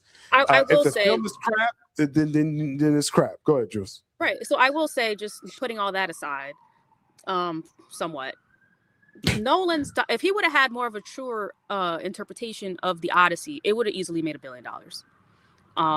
Because of everything that all the creative decisions that he made, unnecessary race swapping, the armor issues, the dialogue being like very modern American. I think they say the word daddy in there or something like that at some point. That will probably stop it most likely from hitting $1 billion when it would have been a guarantee. What if it's still, because right now it's tracking to do 120 opening weekend domestically. What if it does $1 billion, Jules? Then what is, because I'm glad we say all this before we got to this, right? I'm glad we get. So what does that say if it still makes the $1 billion? In your opinion? I mean, I would be surprised if it did. I mean, I don't. You think it'll be a backslide because of the creative choices? Okay. Yes, I think word of mouth. I think like the first week or two, obviously there's going to be mad hype around it. But I think with the word of mouth, a lot of hype right now. Yeah. Yeah, I think with the word of mouth, I do expect the numbers to start falling a little bit. You think it'll dip down? Okay, yeah, that's fair, right? And hey, all we can do out there is see what the numbers actually do. Right now, I will say, like I said, as far as the projections, it's probably going to hit 200 million globally this weekend. That's a good start. That's on a Toy Story 5 angle. Toy Story 5 today is like across 800 million after like a month. So the Odyssey has a good chance to get close to $1 billion, but we'll see, right? We got to see the numbers. I mean, it should get close just because of the strong opening. But I mean, it'll be interesting to see globally what the box office ends up being, because that does really kind of tell you where the culture is shifting. And we're going to leave it at that, right? We're going to leave it at that. We'll see what the numbers actually do. Any box office I talk about, anything I talk about, I'm leaning on the numbers. I'm not leaning on like Superman 2025. People was like, it's going to be DOA. It made 100 million opening weekend. I can't ignore that, right? I can't ignore that people domestically in the States, we're going to watch Superman. Yeah, right? If there's an interest in an IP, it's going to start off strong. Yeah. How does it finish is the biggest question. That's the point. And then we heard about third weekend. According to Netflix, he said, we had to pull this shit. Like, no one ever, he's going to be going down in infamy just for that quote. Because other than that, no one would have ever known his name. We don't know. Well, we knew, but it was confirmed. Right, it was Netflix, confirmed. But I'm saying nobody would even know who Ted Sarandos. Now Ted Sarandos is a Netflix legend for making that quote. We'll be saying his name 10 years from now. Ted Sarandos. Jog that memory. Real talk. So, no, I'm saying I'm just glad we got that out there. Again, the Odyssey is a public conversation, pop culture conversation, and when we're here live Saturdays, me and Jules are going to touch on it, and we have our own opinions, and it's all still love. You know what I'm saying? And y'all don't have to, lean into this cultural war out there, right? And that is what let the numbers do what it do, right? And then we'll talk about what it actually do, right? So let's move on. Let's move on with that. I don't know if this is your favorite Batman, but Matt Reeves. Absolutely. Who doesn't love Pattinson? Matt Reeves dropped a little teaser of Pattinson. Batman Part 2, he's back. The same outfit? I hope not. I hope it's in the same outfit. You can see the whole bottom half of his face. It's wild, right? I think it maybe some little change-ups like under the neck overall, Jules, but Matt Reeves drops this, right? Batman Part 2. And then a little announcement at the end of this It's delayed to February 2028, which that's if people don't realize, February territory, that's Deadpool. First Deadpool came out, I think, February. So you could make numbers early, like pre-spring, right? Jules, what do we feel, right? Like, first off, Batman Part 2, you haven't been really buying into the hype of this sequel. Why would I be hyped? The first one was a snooze fest. Do I want to fall asleep in the theater? If I need to take a nap, and if you want to play, you're sleep deprived, you can only sleep in front of like a TV or something, then go watch this movie. Oh my goodness! Because that was the experience with the first one. I'm not gonna let the hype of the Penguin get me excited for Pattinson's Batman and Matt Reeves directing. That was cap. That's a little cap. That's all good. I don't care. I mean, Matt Reeves didn't direct the Penguin, right? He did That's those true, episodes. True. He didn't write it. That's probably why it did so well, because it was actually interesting. The first movie was boring. It was. First movie, I How many fell times asleep. you had to watch it 2 or 3 times to get through it? I fell asleep in the theaters for the first film. Famously, I told my audience about that, and the Reeves bots have been after me since then. Since 2022. 6 years. That's crazy. It's gonna be 6 years before this next film comes out. Insane. So what do you need for this film to be something that you are looking forward to? Like, it has to come out and actually people say it's good, or where are you at?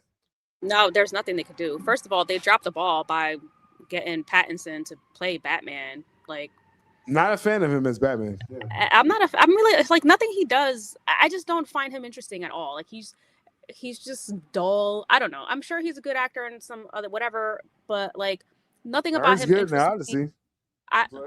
Yeah, I don't care. Everybody's in the Odyssey. Literally everybody's in the Odyssey.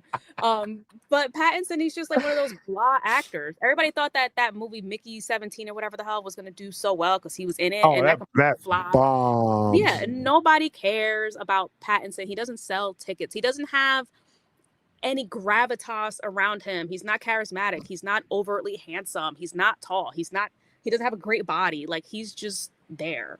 So he doesn't check off any of the boxes to play Bruce Wayne or Batman. And the fact that he wouldn't even get buff to play Batman, just completely disrespectful to the character.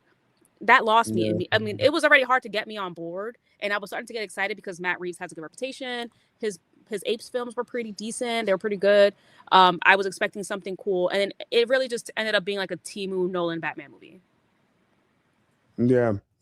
I think, like I said, I felt that was a shot because I was like, I didn't like the first film, but Penguin actually, made me kind of understand this Gotham, this version of Gotham that Reeves is doing. And so I'm looking forward to Batman coming into this Gotham. I understand now, right? We'll see with a couple added characters. This teaser, I mean, it does kind of like confirm a couple things, like the whole snow angle, right? Yeah. So I do like that, but again, you may have the same Batman suit. I don't like that. I don't like that angle. Maybe they'll change it mid-movie. I hope Batman so, films but tend to do that a lot. he confirmed his longer ears. That's longer ears right there. But okay, great, Okay. Reeves. And But I am a fan of the long-eared Batmans, but again, it's just that's 90s Batman. Like I love the long ears Batman. He just does. This isn't Scream Batman to me. He looks like a cosplayer. I'm just not. I need more. I need the extra people you put into this film, Reeves. Bring it.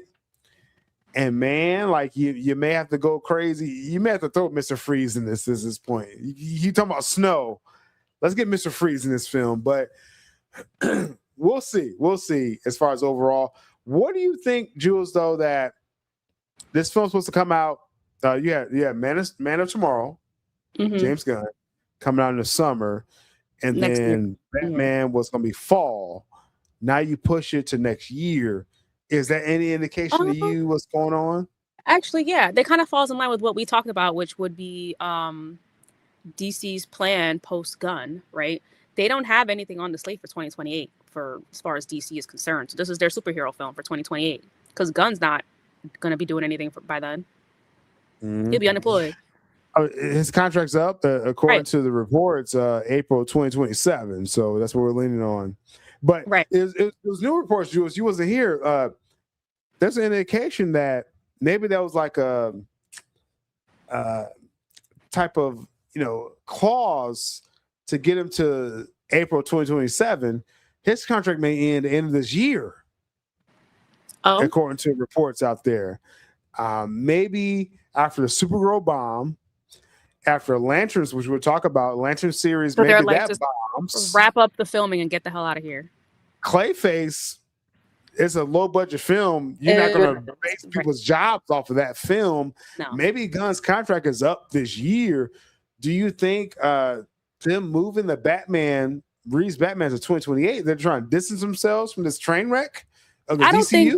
I don't think they're trying to distance themselves. I think, again, this is just strategic because we talked about this months ago, right? Where, like, if they got rid of Gunn and if they do somehow bring back Snyder or whatever, until they figure out what they're going to do with DC moving forward, they're going to need a stopgap, right? In between, if they greenlight, let's say they greenlight something at the end of this year or early next year, that movie's not going to come out till probably 2029. So they need something in 2028. Just slot Reeves Batman right in there. The DC film event film of the year is already there in 2028, so you're good, and that buys you time to get something out for 2029. And so what this does, in my opinion, we'll talk about Paramount later. If Paramount comes to the building, they feel like they're going to still close this, and we'll talk about the pauses and blocks. They still feel like they're going to close this by the end of this year. But as we said, when you come into the building, as far as DC, what event films do you have? Okay, we got Man Tomorrow already in the shoot. Throw it out there. It's for the DC IP 2027. Okay, the Batman 2028. We're gonna make sure that makes money in 2028. Right. But when we come into the building at the end of this year, going into next year, Jules, Paramount saying, okay, let's figure out the films we're going to make to come out maybe end of 2028, 2029, right? Mm-hmm. So this actually makes sense for the anticipated purchase of Warner Brothers is that, okay, let's kind of spread this out and make sure when Paramount comes to the building, we have a blockbuster ready for us in 2028. Again, I think Batman's going to make money no matter what. Whatever we feel about Reeves, it's going to make money. I mean, the first film, I don't watch it over and over. It made over 700 million. So, I feel like that's a guaranteed baseline for Batman. Is like, about 7. Yeah. So I think that's what it is. I think that's what they're doing with this, and it is what it is. Overall with the Batman, we'll see what this film actually does when it comes out. I think it's gonna do good. But before then, we got to talk about Man of Tomorrow. But even before that, Jules, we got to get your take on a couple of stuff. You've been gone. Been MIA. Long, Jules. Like, and I like it. It's very organic because like when Jules is gone, she's gone. Like I don't even talk to her at all. Like she's busy. Now she's back, and we got to talk about this Lanterns leak, right? Me you can never let me just not talk about Lanterns. Every time you hear it, Jules, we're gonna talk about Lanterns, and even maybe we're talking about watch parties. Maybe we gotta do a Lanterns watch party. I'm not watching that shit. No, I'm not because I'm not giving it any. I'm not hate watching. You propose propose for things that are not being tracked. Like that is being tracked right now for success. All good. I'm not giving it the views. I'm not hate watching it, and they're gonna think that it did better than it should have. This crazy leak that came out, Jules, about Lanterns. We all suspected Hal Jordan wasn't going to make it out of the first season, right, of this Lantern show, this season of the show. So this was my take. I think this was like last week or 2 weeks ago. True. That leak is true. I heard from independent people. That leak is true. Yeah. No, episode 1, it's a wrap. That's real. Yeah. That's why I want you to clarify, because I wasn't trying to misconstrue what you said, but no, this is real, bro. That Lanterns leak is real. It's going to be really uncomfortable at Comic-Con. So it's an uncomfortable panel at Comic-Con. So next week it's going to be a Lanterns Hall H Comic-Con panel. It's going to be a Friday. It's not Saturday. Saturday is Big Willie Day. Friday is little Pistol Pete Day, right? So they're not coming for the goods. But How Jordan Dies episode 1, Jules. That's the leak. Lanterns. What's your thought with that? It's gonna be flashbacks throughout the season, but there's no future for Hal Jordan and James Gunn's DCU. Yeah, I don't even know. I mean, you already called it. You told everybody that Hal Jordan was going to die in season 1. We thought it was going to be at the end of season 1, but it turns out to be in the actual first episode.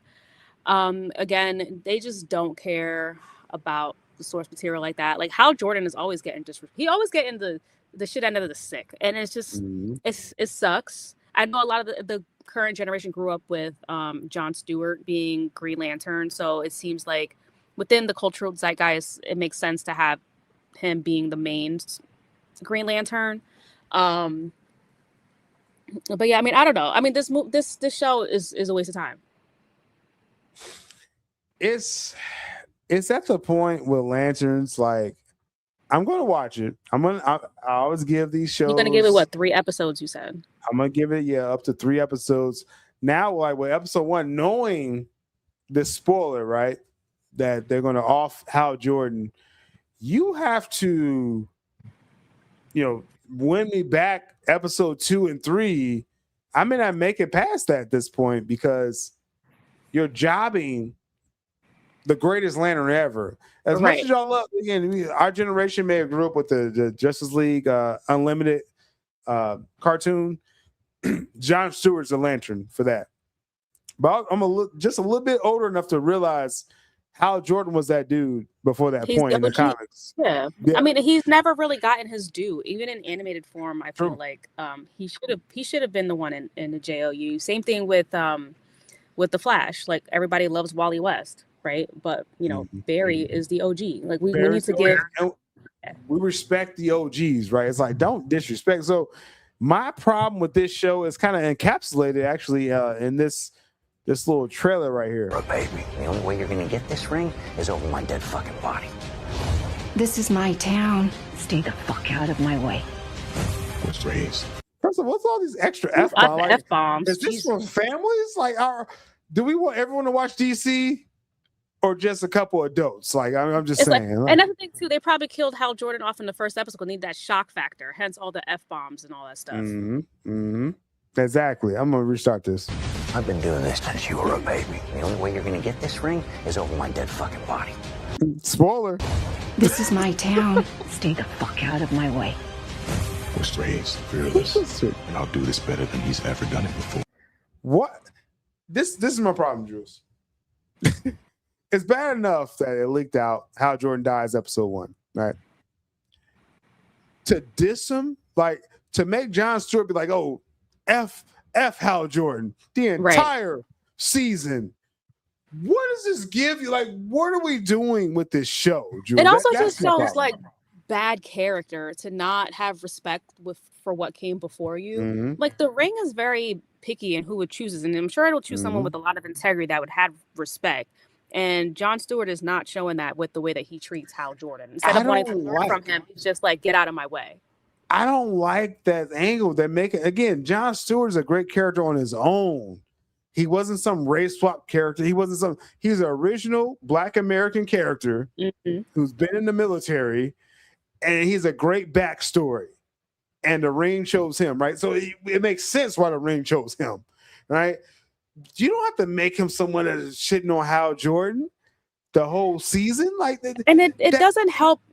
Visually, they chose like a much smaller, weaker looking actor to play Hal Jordan next to this guy, Jon Stewart. So every which way, storyline wise and visually, like Hal Jordan just looks weak and old, and like he's inferior. He doesn't belong. Yeah, I don't like this take. Hey, 2011 Green Lantern is still the best representation of live action Green Lantern. It is, Actually, but that's a low bar. We're not going to settle for the bar being in hell. Like, let's actually have some taste here. Maybe CW did it better. Maybe Alan Scott's daughter had more aura than anyone live action. I'm just saying. If you have not watched Stargirl, go watch season 2. Probably the best live action Lantern ever. It's crazy to say that. The aura is there. Okay. But I don't like them trying to set up John Stewart as he's jobbing Hal Jordan. I don't like that. Right. Yeah. No. I don't like how that sits, overall. So it's just several things with the show. There's the brown, lack of green is a problem. And then jobbing Hal Jordan for what? You got legacy fans of Hal Jordan throughout the world. Waiting for him to get his flowers. Yeah, and you're jobbing and you're packing them up episode 1? That's crazy, Joe. Like, I have no idea. But honestly, I just pull up the comment by Nomad Flow, the second to last comment, about I'm not that far down, but go ahead. Disrespecting characters is a James Gunn trait, and it is. We've seen it with Aquaman. We've seen it at the end of Peacemaker season 1 with how they dissed all the Justice League members, saying that Superman, something with shit, like I don't know, some weird stuff. There's some weird fetish, that's just what James Gunn. That's his MO. This isn't. He's ruining the DC brand. Okay, that's why we're saying fire James Gunn. In 3 years, it's been 3 years. He's done more damage to DC than any executive in the history of Warner Brothers. No, I agree. And see, people think this is a hyperbole. I'm saying since James Gunn took over, like, what family thing has been for DC fans? I guess just your Superman, your mid-performance Superman film in 2025. You had Creature Commandos, which was mature rated, right? You had your Superman. You had Peacemaker season 2, mature rated. Yep. Supergirl's a freaking I don't know what she is. The women rejected, right? This was crazy, Jules. The women rejected Supergirl. Yeah. Which the women should have been all over Supergirl the same way they were with Wonder Woman. And then what's next? Lanterns, mature rated. And then Clayface is rated R. So what are we doing with DC right now? So you're making like a Temu Marvel, but with poop jokes, fart jokes. That's all we got. And the occasional F-bomb because, we're edgy. Edgy. We need to, Like, I mean, we could be edgy all we want. Like, that doesn't, like, sell it. Oh, we're going to say the F word. No. This is a joke. DC live action is a joke. Animated is going crazy right now. They got adaptations up the wazoo that everyone's going to be excited for animated. DC animated has always been, like, top dog when it comes to animation. So no surprise they're continuing to do their thing. And then the comics are coming through for those. Again, it's a fringe group. Where I'm understanding, talking to Jules every day, I'm understanding comic fans are a fringe, but that's even going hard as well. And you should be adapting the comics. And that's what they're doing, Jules. They're adapting. I don't know if you heard the Absolute Batman run. Yeah. That's Scott Snyder. He's the one that made the Court of Owls. Yep. And so they're going to make that an animated series, which is very smart. That's the hottest comic book in the world. Oh, it's going to be a series? I thought it was going to be a film. No, animated series. That's even better. They're going all in. Yeah, this is great. This is great what they're doing. Everything is great except live action DC, Jules. That's the problem with DC. Yeah. Like, you're putting all of your resources towards the live act. The one that you're putting all your resources to is the one that's flopping. That's failing. Insane. Well, see, you put your resources now, right? But when Paramount comes in, and we'll talk about this deal, once they come in, because I still believe they will come in, and you're going to see, okay, this ain't hot. Let's install what worked for live action DC. That's Justice League. Okay? That's ZSJL. That's people want the Darkseid. Grandeur. Yeah. Yes. We want epic. Exactly. We want the absolute versions of these characters. We don't want Marvel Light. This is a joke. Again, going on with DC right now. Again, as a lifelong DC fan, it's crazy. Okay, you got Man of Tomorrow next year. You got the Batman, I cringe at let's say Gunn. Let's just say Gunn is still will be there. I don't think he will be. Let's just say he's still there. After the Batman Part 2, what do we hope for? A Justice Gang film? Like what do we Mr. Terrific? Mr. Terrific series that no one's going to care about now in this world of DCU. So you need a Justice League film. That's ZSJL 2 and 3. They're just not. It's so crazy. Like Marvel wishes it had this problem, and I tweeted about this, and this is probably unpopular for some, but if you really look into the nitty gritty, DC's main superhero catalog is much richer and deeper than Marvel from an IP perspective, right? For sure. You can make an argument that X-Men has all these characters, but they only work because they're all together. That's a group. Whereas with every member of the Justice League, at least even the first 7, then you still have the ones that came in afterwards, right? Like the Jon Stewart that came after Hal Jordan, the Wally West that came after Barry Allen, et cetera, et cetera. Like it's so deep, that encyclopedia, that they could make an infinite amount of live action films and make billions of dollars doing all of this. But somehow they can't pull it off. Meanwhile, you have Marvel over here that took their B and C tier characters, turned them into A-listers, and they haven't even touched their true A-listers as far as the X-Men are concerned. They have Spider-Man, and they don't even know what the hell to do with that, seemingly. Like, they're all over the place with that. But somehow Warner Brothers can't get out of their own way and make these epic films that DC can provide. And that's the most frustrating part. You have the Chico. You have the greatest 3 heroes as far as a collective. Yeah, exactly. You know, Batman, Superman, Wonder Woman. Like, and again, thanks to Snyderverse, Wonder Woman was officially vaulted up to A tier. Right.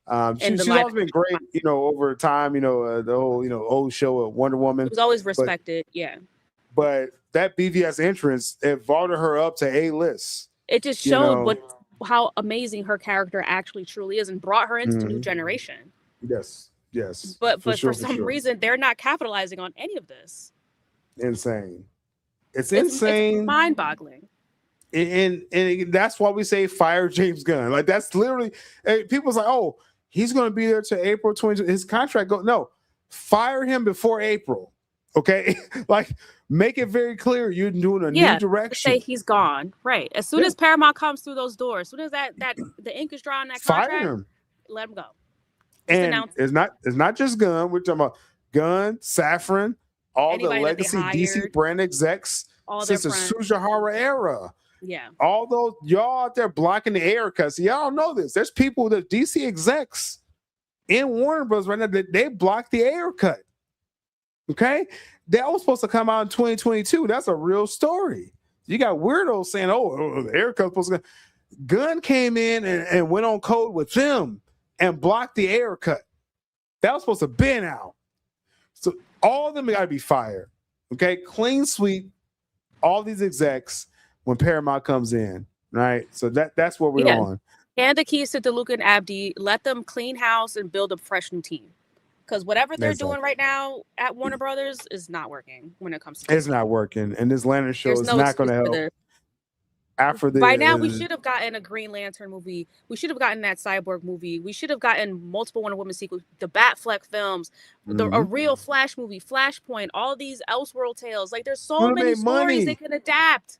You made money off of this. So much. Like, these 10 years where they just wasted these 10 years of these actors' prime years. And where you could have really propelled these stories into the zeitgeist of our culture. This is beyond an L. In 2020, when Ben came back and said, I'm going to shoot the shots for the Snyder Cut with Zack, Ben came back. He came back, and he was supposed to do the Batfleck series. They were going to do a Batfleck series. It was going to be a limited series. It's probably going to be like 4 episodes. Like, it wasn't going to be a long thing. Ben signed on for the Flash film. He said, I would do the series if Zack Snyder's a part of this. And Warner Bros. Said no. Ann Cernoff, Jason Kilar, they pushed Zack out that hard. That's why Zack said, suck at Warner Brothers. That's right after that. You're costing your studio money. If you did the Batfleck series with Zack Snyder executive producing that, are you serious? Like, why would you turn Everybody that would have down? watched that. That's so crazy. That's insane. That's I've insane. never heard. That's my first time hearing this, but this is Yeah, I heard from someone that was very close to that when Ben signed on that Ben was going to do the limited series with Zack Snyder as a producer, and Warner Brothers said no. Warner Brothers said no to Zack Snyder. And then again, that's when Zack was like, "Suck it, Warner Brothers. I'm out of here." Yeah, like he said, they don't want him. They just want his ideas. And this is coming from Ben Affleck, like Ben Affleck's request, and they said no. Ben. And then Ben was like, "If they're not going to do it, I'm out. If they're not going to do it." So I don't blame Ben at all. I don't blame Ben at all for that stance. Yeah. Because and at that time, he was still a highly respected director, actor at that time. He had great films that had just came out before then. And his Batman had to be the most well-received Batman we've ever had in our lives. I mean, everyone is even if people caught up after the fact that Ben was great, that warehouse scene in BVS. Can't beat that. But it's like everyone knows like that's peak. That's the best Batman live action sequence ever. That's the Batman we've waited our entire lives to see, not the grounded hockey mask, hockey whatever pads wearing Batman. No, like an actual, he uses, all of his weapons, his whole arsenal. Like the animated Batman from the 90s come to life was Batfleck. That's what we've been waiting for. That's all we've ever wanted. And we got it, and they took it away. They just yanked it right out from under us. Insane. So I'm just saying, like, too much fun, guys. Sorry. Do y'all want money or not? That's all it comes down to me. It's like I'm very sort of capitalistic with that. It's like, do you want money or not? Because come on, that's the craziest thing. Like, hey, you have billion-dollar franchises just waiting to be used, but instead you're letting your political personal bias against a director get in the way of you making money. And this is not just Snyderverse. This is the IPs in general. Like you could have branched out so much. Who wasn't looking forward to seeing the real Flashpoint that we were supposed to get? Who was not excited for that? Oh my Instead, goodness. we got this amalgamation or whatever the hell that crap was Muschietti. And Gunn had a part in that as well too. Right. As Beyond is saying here on the screen here, James Gunn is skipping Comic-Con because the Supergirl bomb, right? So it's confirmed Gunn and Safran will not be there next weekend for Comic-Con. Oh, they're not going to be there? In San Diego. No, they're not going to be there. There's going to be a Lantern panel. HBO is running the panel. Wow. It's going to be HBO. Talk about running away. So I want to ask you, like, what does that say to you? I think they're ducking the smoke, right? That's what's going on.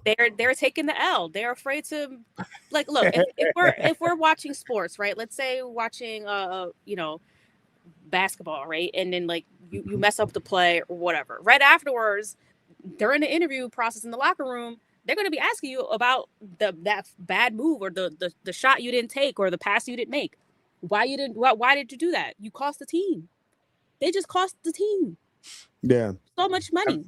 How are they going to answer to that? What is the reception going to be if the fans see them on stage? They don't want to take that chance and get embarrassed. But see, this is a crazy thing though, Jules. Like, because at Comic-Con, I got a chance to be there, and it's geek heaven, Jules. Like, I think you would love it. Oh yeah, I know. We gotta plan like a group Comic-Con thing. We gotta get a couple people together because, like, you would love it. It's geek heaven. Like, you got the most hardcore fan. Like, no one hates anything there. It's amazing. It's like heaven. Okay, it's like all the geeks died and went to heaven. Yeah, because everyone's like floating around. Like, I love everything. Like, they had a panel for Alien Romulus, which actually ended up being a solid film. I liked it. Everyone was like just geeking out about everything, aliens, everything. I was like, this is heaven. This is geek heaven. Like, no one's mad. There's no culture wars. There's nothing. Right. Everyone loves everything out there. And I believe, Jules, if Gunn and Safran would have had a panel, if they would have ran a Lanterns panel, let's say, okay, we took the L with Supergirl, right? We took the L. Do a Lanterns panel and say we got some Man of Tomorrow footage, and get hype. Get hype, DC fans. They couldn't even do that. Why? Okay, so you got the softest audience ever, Jules. Right? Okay, yeah. They're ready to just guzzle everything. Yeah. Look, and you brought up a great point. We're a year away from Man of Tomorrow. They already started shooting. You can't even give us a teaser. Are you afraid? Like what? Why not even give us like a 30, like 10-second snippet? Anything. It could just be Corn Sweat flying. It could be Lex in his styrofoam Lexo suit, right? You're not giving us anything at all. Like, nah, you're gonna have to wait and see what happens next year. Exactly. Oh, like the question you asked me, which you just kind of just flowing, naturally. Are you a man, James Gunn? Right. I feel some kind of way about that. I felt some kind of way about that. But James Gunn, are you a man? Step up. Okay, we took the L. Okay, Supergirl, y'all hate that shit. Okay, y'all don't like Supergirl. You could just all right, we heard you guys. We're giving you something epic with Man of Tomorrow. Right? At She's fired. She's fired. Right. Fine. We heard you guys. Here's something from Man of Tomorrow. I fucking love it. Whatever. Like, just be professional about it. Don't leave your execute Supergirl publicly. Execute her. Don't just leave your Lanterns team out there to hang dry. Like, that's messed up. It's messy. It's very messy. Sending them to the lion's den. Oh my goodness, it's great. So it's DOA. I mean, so there are reports out there, Jules, that saying people are saying they saw the first couple episodes, right, of Lanterns. That's how the first episode leaked out, right? People's like, oh, he dies, right? So they're like, this is actually a solid HBO show structurally. This is a HBO mature show. The lore is not there. That's according to, again, just people that's seen. I haven't seen it, so I'm just going off what people are saying. This is what we thought it was going to be. I thought they were trying to chase the Penguin audience, Jules, and do a mature show, but not respect the comics. And that's what you're getting in the Lantern show, overall. So, hey, I'm going to check it out for a couple episodes. If they really take, I think how they're going to take him out, like his range is going to stop working. He's going to be flying. And then he's gonna fall to his death. It would be something stupid like that. It would be something weak like that, right? Weak built stuff like that. And then they gotta recover. This is an Acolyte all over again, Jules. Yeah, exactly. The Acolyte, they took out the Jedi first episode. Like, who takes out the Jedi? Some non-trained assassin. How do you take out a Jedi? See, for me, I'm again a general audience Star Wars fan. Give me the lightsabers and blasters. I'm gonna watch every show. Yeah, and I'm very happy with that. You take out a Jedi by an untrained assassin, you lost me. Are you gonna give me back episode 2 or 3? No, they didn't. So I dropped the show. I think that's what's gonna happen with Lanterns. You're gonna take out a Lantern, episode 1, and not justify it, Jules. That's my problem. Yeah, I mean, this show just everything that we've seen. It looks too grounded to be a Green Lantern series. So I just can't wait for this to come and go so we can stop talking about it. I'm saying, let's see, we got more to this trailer. Let's see. Oh, there's nothing. Oh, that was it. Okay, good. That was it. The Lord heard my prayers. Yeah. Get this out there. You prayed for that? I don't like, and again, I'm a through and through DC, lifelong DC fan. Y'all know I watch films I probably shouldn't have seen, but I sat out for Shazam 2 and Supergirl now. I think I'm batting 1,000, dodging certain films right now. Okay, the Lantern. Hold your thought, Joe. Lanterns. Streaming on HBO Max. I'm gonna watch it. I'm gonna watch it when it comes out. I'm gonna give my thoughts on it. Reactions on it in real time. I don't have a good feeling about this show. The lore, Jules. When the DC writer Grant Morrison came out and attacked the showrunner, Damon Lindelof, saying, "Oh, you don't love this IP, bro. Why are you doing this show if you don't love it?" Yep. That was, I think, my cue. Just be like, this ain't for me. Maybe it's for the HBO show people, but like audience, but not for me, Jules. And I'm so glad someone like Grant Morrison came out and called it out, because you know, everybody's just like, oh, you guys are just haters. You just hate everything under the DCU, blah, blah. No, like Grant Morrison coming out and saying what we've been saying gives some merit to what the fans are crying about. Like, if you're disrespecting the lore, and if you're don't write on stuff that has a huge fandom if you don't care about the IP. It's just complete disrespect. Yeah, I think it is. I think like the lore of the show is not going to be there. Again, I'm hearing, just me personally, I'm hearing as a good structured HBO show, but the lore may be ignored this entire show. At that point, don't even make it. That's where I'm at right now, where it's like, okay, this like why? All right. Why did we make this show? Why did we make it Lanterns? If you want to do something else, you know, with the story. All right, so that's where we're at with that. Now, real quick, on the YouTube side, we need support on the YouTube side when we do these streams and keep it ad-free for the live stream.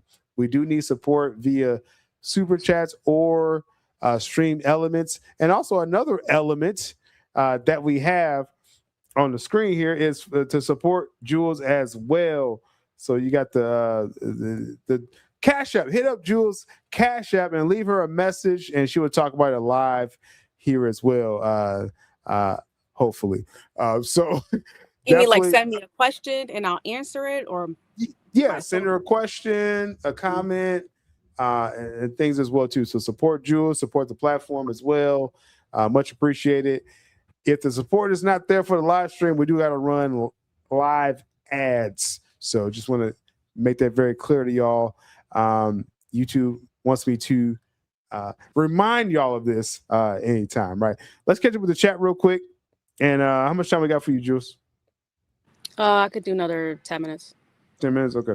So real quick, we got the super chat, so let's discuss this, and then we'll see how much we have from Jules after that. Gotta get as much as we can of Jules. Bayona says, is this reason why WB did not allow Zack Snyder to use Green Lantern, John Stewart in jail? Jules, you think they were saving John Stewart for this instead of what? No, I don't think they wanted to give Zack any ammo. They didn't know what they wanted to do with Green Lantern. GUNN obviously was not even in their minds when Snyder was at WB. So I mean, they just didn't want him to use. They probably wanted to do a Lantern TV. They knew they wanted to do something with Green Lantern. They just didn't know what, and they knew that they didn't know exactly. Some of their ideas, I think, crossed over to the show. Yeah. Right, which is happening with pretty much everything in the DCU right now because GUNN doesn't really have a plan. But no, that's not the exact reason why. I think they just hated Zack Snyder, that regime. Exactly. They didn't want to give him any ammo. They don't want to give his fans any more reason to love him.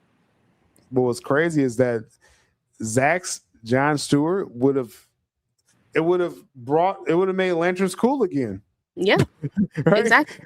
Like if you thought it failed with Ryan Reynolds in 2011, Zack was going to bring it to a place. And then according to Kevin Smith, he had other Lanterns, Kilowog and other ones towards the end as well too. So Zack was actually making DC great again with that overall. So that's insane. And that's what they were trying to stop. Insane overall. Shout out to you, Bayona Rad, for the super chat.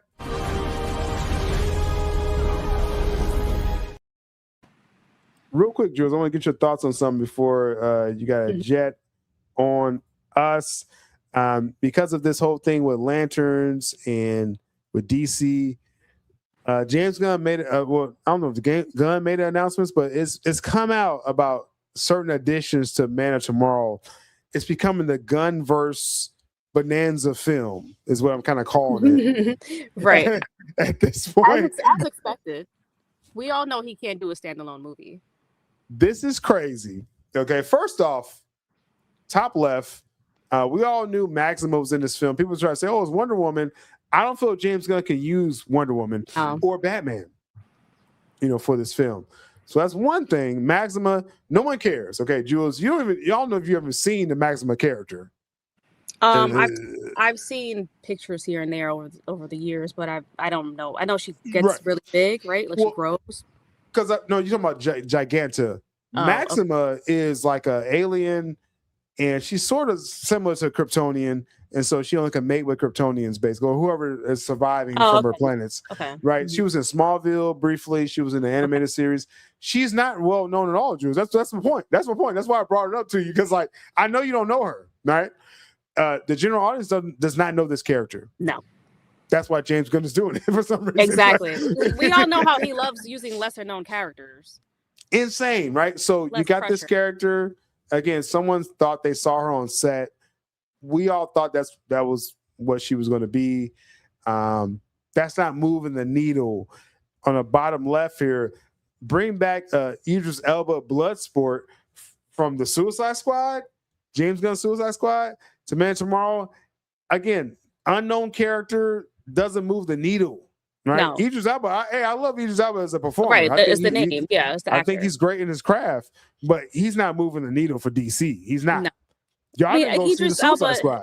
he's in plenty of films. No one goes to see Thor to go see Idris Elba or whatever other big IPs he's been in. He's great. If you like the film and the cast, Idris Elba's there, you like him. Cool. Right? Yeah. Right. That's all it is. He's not moving That's as the far as needle. that goes. So Blue Beetle is confirmed, Jules. Blue Beetle It's actually confirmed. is actually confirmed. Jaime So Reyes, ever- Sholo, The first Maradona. Zolo is like a Yeah, Z. Zolo. People got mad at me when I said that. The first confirmed. ever DCU film, but then not the first ever DCU film. But It's the now I first, guess yeah. now he's the first DCU film again. So Confirmed. I don't know. Confirmed. Okay. Who cares? Did you see Blue Beetle, Jules? No, why would I watch See, that? It's a bottom 3 DC film ever, and Supergirl may be lower than that. And it made Supergirl's more back. money than Supergirl. Supergirl's back for Man Tomorrow. No one watched Supergirl. Right. So And it's then like, this fake Playboy Bunny thing. Also, yeah, so you got White Rabbit, and this is a rumor, but supposedly she's coming back. She was in Peacemaker season 2 for like 3 seconds. Okay. Okay. And she was only there for a camel toe joke. Not to disrespect women out there. Oh, I but see. Her that's camel toe. that, That's that gross. was that's James Gunn humor, Jules. Right. It is. He made a whole extra indent to make it a camel toe joke. Right? This is a joke. This is DC. Jules, like family's supposed to go see this? This is Like, all what are we toilet. doing? It's crazy. This is all toilet humor. And it's so Nothing on the inappropriate. Like a screen camel excites toe? anyone. No, at all. If you're excited, I gotta ask you, why are you excited? If you're excited for Blue Beetle, you didn't go to the theaters to watch the film, so you can't be excited about Blue Beetle. Yeah, and that Blue Beetle is not a DCEU movie. That was the first ever DCU. Well, he movie. adopted it. Right. So I'm gonna give that to the Gun, Jules. I'm gonna say, Gun, Because you he failed. came out saying that was his DCU You movie. failed. Nothing on the screen. Are we gonna sell tickets with this? This is live action DC right now. That's why we say hashtag fire James Gunn. But still, it's the Justice Gang back. That's the important thing. We got the Jimmy Olsen show, Jules. Confirmed. Oh yeah, with Gorilla Grodd. God is cast. And he's a comedic role, according to the notes on that. This is a joke. Live action DC, 10 years after BVS. This is where we're at. This is a joke. Maxima, no one knows Maxima. And she's just a horny alien. That's right up James Gunn's alley. She's just ovulating, Syl. Just wants to bang. Hey, you gotta get it. I get it, right? You can get it, but I'm saying, this is James Gunn's humor. This is live action DC, Jules. This is a joke. This is literally like a perverted, like 11-year-old boy just making shit up, writing stuff that watches a lot of porn. So this is what it's giving. This what is the porn is. level. Yeah, You have a like- camel toe joke? That's crazy. Like out of all the jokes, camel toe is a new one. It's like, wow, okay. I know We're you didn't see doing Peacemaker season 2, so you didn't know that joke. That was No. episode 1. Episode 1, that joke came out the chamber. I was like, Gunn, like, okay, that's kind of, and then he had an orgy the same episode. There was a real orgy. In It's like Peacemaker season 2. he doesn't know if he wants to be Marvel or The Boys. Like he's like somewhere in between, but like a poor version of both. This is beyond The Boys. This man, episode again. I know you won't watch Peacemaker season 2, Jules. Episode 1, you had the camel toe joke in the first 5 minutes. You had a full-on orgy, a visual orgy in the episode. Okay, that's live action DC right now under James Gunn. Like, I'm just saying. Now, me personally, I was like, okay, you kind of run to an orgy. Okay, it happened, and I was gonna like go past it. But a lot of people wasn't vibing with it. It's like, bro, why you got a freaking orgy? It's like the whole house, Jules. Like everyone. It's so sad that this is the state of DC, which was like the most prestigious comic book publication for a long time, historic levels, and it's just been reduced to toilet humor and camel toes. Insane. I mean, does that? And again, just to ask you, not to bastardize it so much, but like, ain't that kind of like a low bar joke, like a camel toe joke? Like, seriously, it is. It's pathetic. It's not even fun. saying. Like, who laughs at that? It was a weird moment because it's like this is a F-list character. Okay, no one knows White Rabbit in DC. You know, probably Okay. Z-list, if we're being honest. Z-list. Okay, let's go further. Let's go further with that. I was going more like scholarly.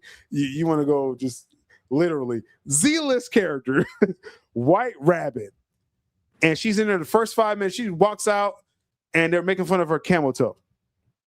I'm like, what the fuck? Like, this is DC under James Gunn. Insane. And then you had a full on order. I'm just saying, I'm not trying to belabor that too much. I'm like, that's what he did. It's so bad that you have people literally talking about, oh, maybe we misjudged Snyder. Like, yeah, you think? Took you 15 years to realize that? I'm just saying, man. That's insane. It's insane that this is what we're stuck with. And you know what? My thing, this is what James Gunn pitched to WB DC before, Black Adam came out and bombed. He's going to have his own corner of Gunverse.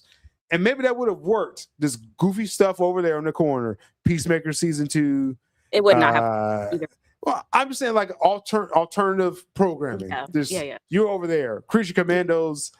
Like, go do your while thing. the real DC's going on, right? While Cavill is fighting Black Adam, that's what this was. This doesn't work as a main appetizer. And then you got the Jimmy Olsen Gorilla Grodd. Like, this is a joke. Blue Beetle does not move the needle. All respect to Zolo Meriduene. He's actually a great actor. I like him in Cobra Kai. Yeah, he's great. This sucks. Okay. Maxima, no one cares about Maxima. Okay. Again, she's gonna be a horn dog the entire film. And maybe a certain part of me would like to see that, but I'm just saying, this ain't for DC, okay? DC shouldn't be about my morals, okay? Like, know your audience. This is not. This ain't it. This doesn't fit. Insane, Jules. Like,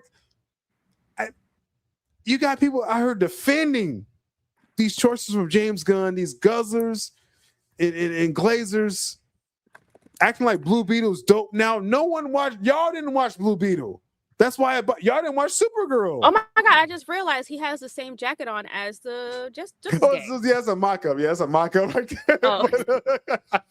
Why not? Right? Give him a Justice Gang jacket. Just like he's gonna get. Brainiac. Everybody gets his jacket. I'm just saying, right? Why not? That's the state of DC, y'all. Man of Tomorrow, according to, let's see, I got the potential, what do they call the cameo list? Where we at? Here we go. Let me pull this up because this is how far we are. Let me move this real quick. So, Superman Lex, Brainiac, Jon Stewart, right? Because Hal dies. Supergirl, y'all didn't go see her film at all, or Lobo. So they're there, but probably rumored Lobo.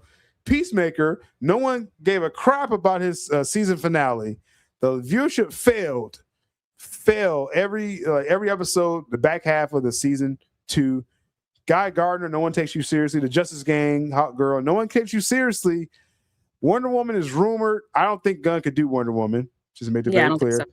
Maxima, no one cares. Okay, this was crazy. It's like because Jules, I love throwing stuff to Jules because I know you're not in the weeds like with the comics like that, right? You're more pop culture with DC. So when I throw a name to you, you're like, oh, is she Giganta? You know what I'm saying? That's Maxima. That's how crazy obscure, right? Mr. Terrific is probably the best thing you had in that film, James Gunn. And you decided to do a Jimmy Olsen show before Mr. Terrific. Right, which is crazy. Yeah. Crazy. Martian Manhunter, that is picking up steam. He's going to shoehorn a Martian Manhunter. Is that the stick to Zack Snyder, Jules? Is that what? Of course it is. Trying to do? Blue Beetle's back, confirmed. White Rabbit, no one cares. Why? Like everything but Batman. This DCU has to end with James Gunn's contract, or really before. Jules, that's where I'm at with that. This is it. Like, this is the last movie we're getting from the Gunverse. It's gonna, and I actually think that they mentioned the Superman family trilogy. I think Saffron actually said it at this one of the Supergirl opening red carpets. So like we were saying, this is gonna be a trilogy, one and done. All right, on to the next one. He needs to go. I'm just saying, man. Hey, you could have this whole finale bonanza because according to let's pull this up here. According to what they're saying, I got too much going on my screen right now. Batman Part 2 was delayed to February by Warner Brothers, right? By Warner Brothers. So they distribute these films. And I said this when DC Studios was first instituted in 2022, that it's just an imprint label. They share their budget with Warner Brothers. Warner Brothers actually gives them budget. So they're under the same tax sheet. Just for people out there that knows the finances, you're not a separate studio unless you have your own finances. And if you're under Warner Brothers umbrella, that means they're actually paying for your stuff. You're not by yourself. Now you have autonomy for creatively. Zaz have said, Gunn, Saffron, you decide, but Warner Brothers is paying for it, right? Warner Brothers decided we're pushing this film because this is more under Warner Brothers, not DC Studios. And by the time this film comes out, Jules, maybe DC Studios may not exist. Right. The writing is on the wall. Like they're maneuvering like how they're preparing to not have any DC properties in 2028. Exactly. Exactly. James Gunn throws everyone in Man of Tomorrow to save his job. So let's go there with this, Jules. Like, what do we think? Like, is this Gunn saying, okay, I gotta throw everything against the wall because maybe I could convince them, right? I could do more films. Or what do you think with that? I think so. I think he's trying his best, and unfortunately, his best is not good enough. He doesn't understand what the people want. And again, he's just stuck on what he thinks is cool. He thinks that the general audience would find that cool, even though time and time again, the audience has shown they don't like what James Gunn likes. Yeah, it's not connecting. Again, it was all those announcements, Jules. What we got? I got you. Okay. It was all these announcements, right? To say like, oh, we're doing something cool. It's like, no, like Blue Beetle, no. The White Rabbit was a leak. Maxima was sort of a leak as well too. This doesn't excite DC fans at all, overall. So anyway, let's talk about because I'm already over Paramount. I got you. Shout out to Bayona again, one time for the super chat.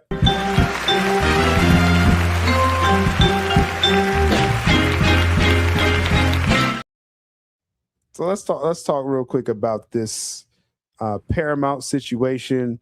The first thing we want to make very clear with this deal is the expected timeline was as early as July, as late as September. We've been saying this for months, right?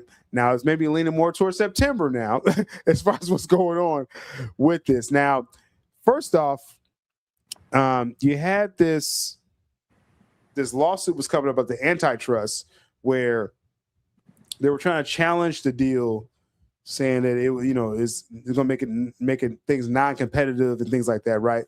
You had a judge ahead of this suit that was that was biased Paramount. It could have been some Democratic ties to them as well too. So Paramount came out and says, this judge cannot preside over this because you're going to rule with the states. If people don't realize, again, 12 states band together, led by California and New York, a lot of Democratic motives to combat a Trump-approved merger. That's where we're at right now. It's crazy, but that's where we're at with this situation.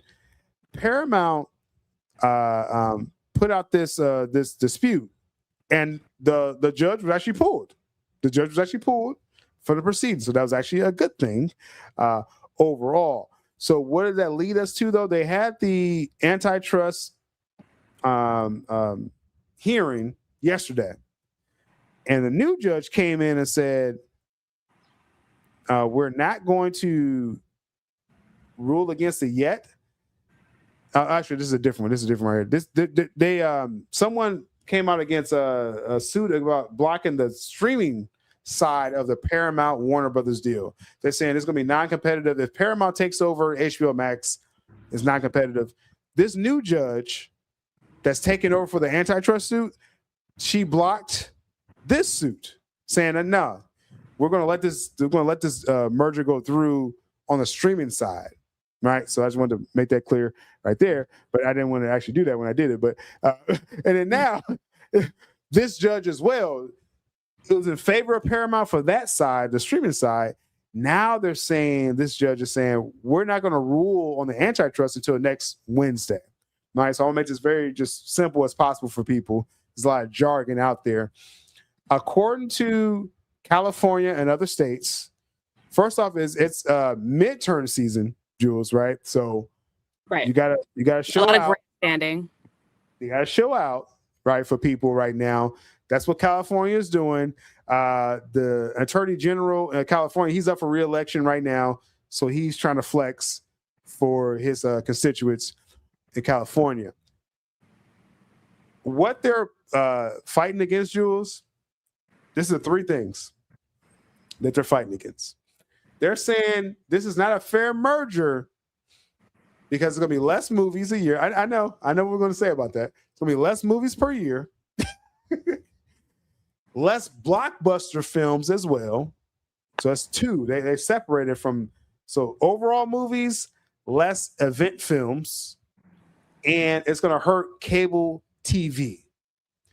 And it sounds crazy saying that. Like, who cares about cable TV right now? But okay. Right. So just set that aside. Less films per year, Jules. I think our answer to that is obvious, right? We've beat that dead horse plenty of times. Paramount has made it very clear that they're going to make. I think I saw something about Ellison was going somewhere to one of the filming authorities to basically create some sort of a contract that shows he's serious about the 30 films a year.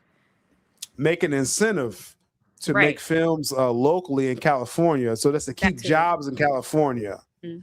And so their whole thing was like, it's gonna be less jobs, less writers, everything. The whole crew, like when you make a film, it's not just actors and director, it's key group people, it's people on set. There's all kinds of people that has jobs. So David Ellison, like you mentioned, Jules, is trying to push it into law to give an incentive to make films locally in California, more films, tax breaks, right? Like people go to UK for tax breaks, to Atlanta. They're coming to Jersey.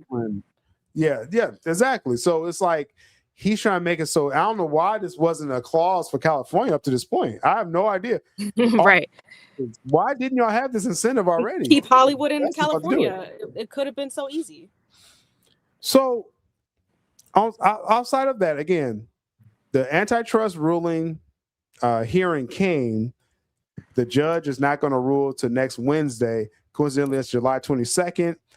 Whatever she decides next Wednesday, if she says, I'm not going to block the deal, Paramount is going to close this deal next Wednesday. Oh, wow. If she blocks the deal, right? If she blocks the deal, then Paramount is saying we're still going to close it by September. Because if she closes, if she blocks it next Wednesday, it's like a temporary thing. It's for more of the legal process to supposedly waste money on people studying if it's an antitrust deal, right? If it violates it. So it's I only don't see how it's only going they to block have it any for like a grounds. month. Yeah, I don't see Mhm. how they have any grounds to stop this, just because they already No. set the precedence with Disney and Fox. Exactly.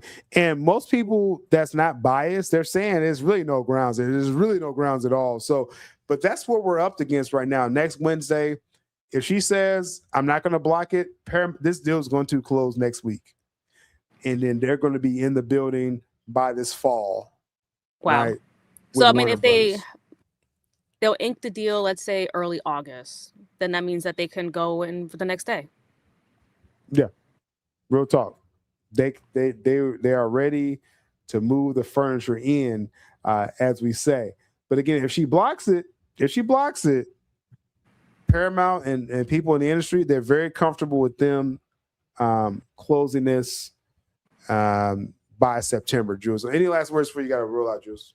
Yeah, I mean, that's interesting. I mean, I can't say I have any faith in the judicial system to just make the right decision the first time. We all know about the grandstanding that has to be done, especially because of the whole midterm situation, the politics. It's political for sure. Yeah, so it's unfortunate that it's being stopped, and all the fans have to suffer with the unknowing of what's going to come next, because we're all so eager to get our IPs out there.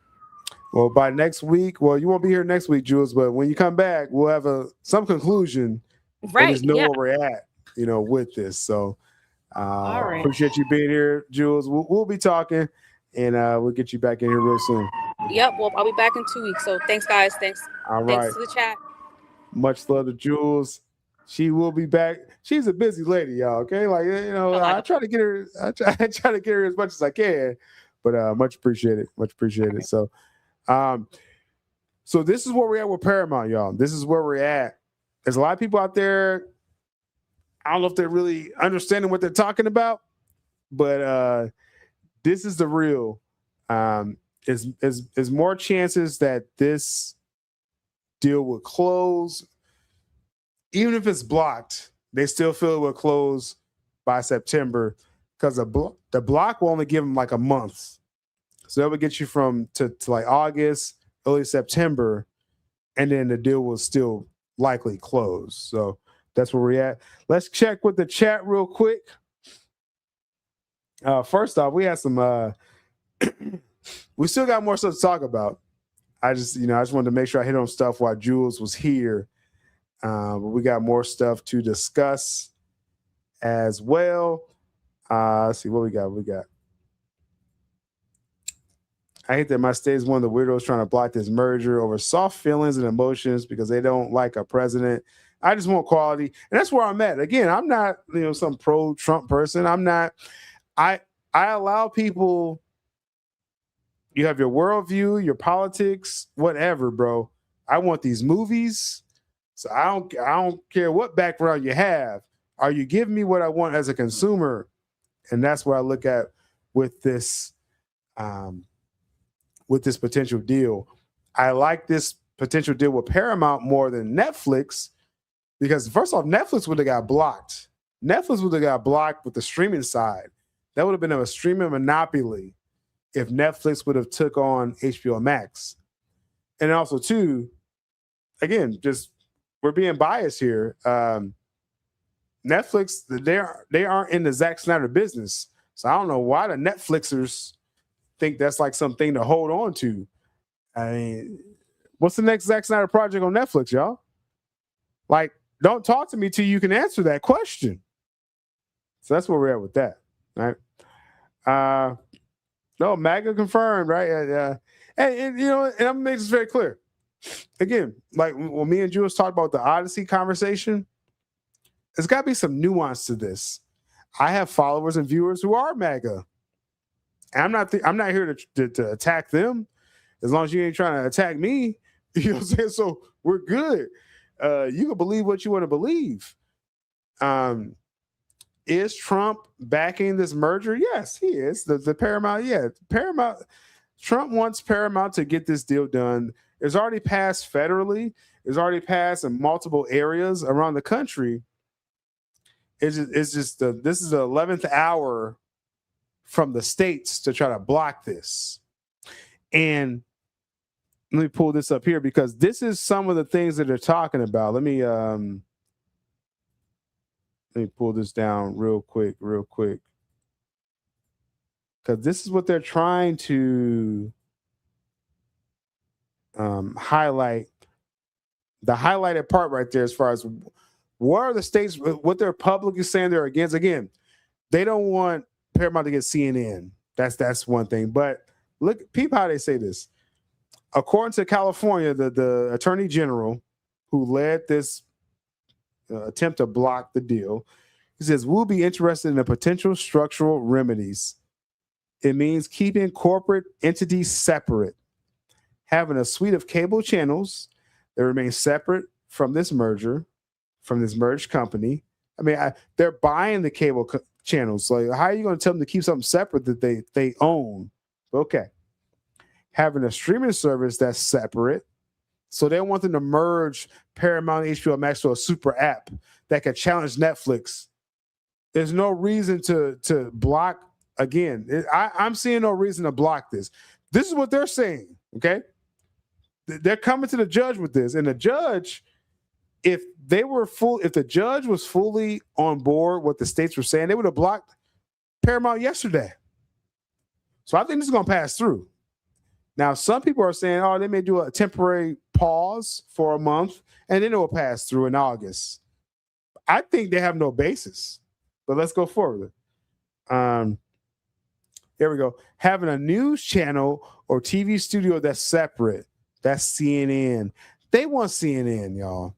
Okay? CNN is trash. MSNBC is trash. Fox News is trash. I don't care about any of these news networks. But the Democrats do. They do care about these news networks. It says having a film studio that's separate. So they don't want Paramount and WB to merge. Though David Ellison has said both studios will be separate.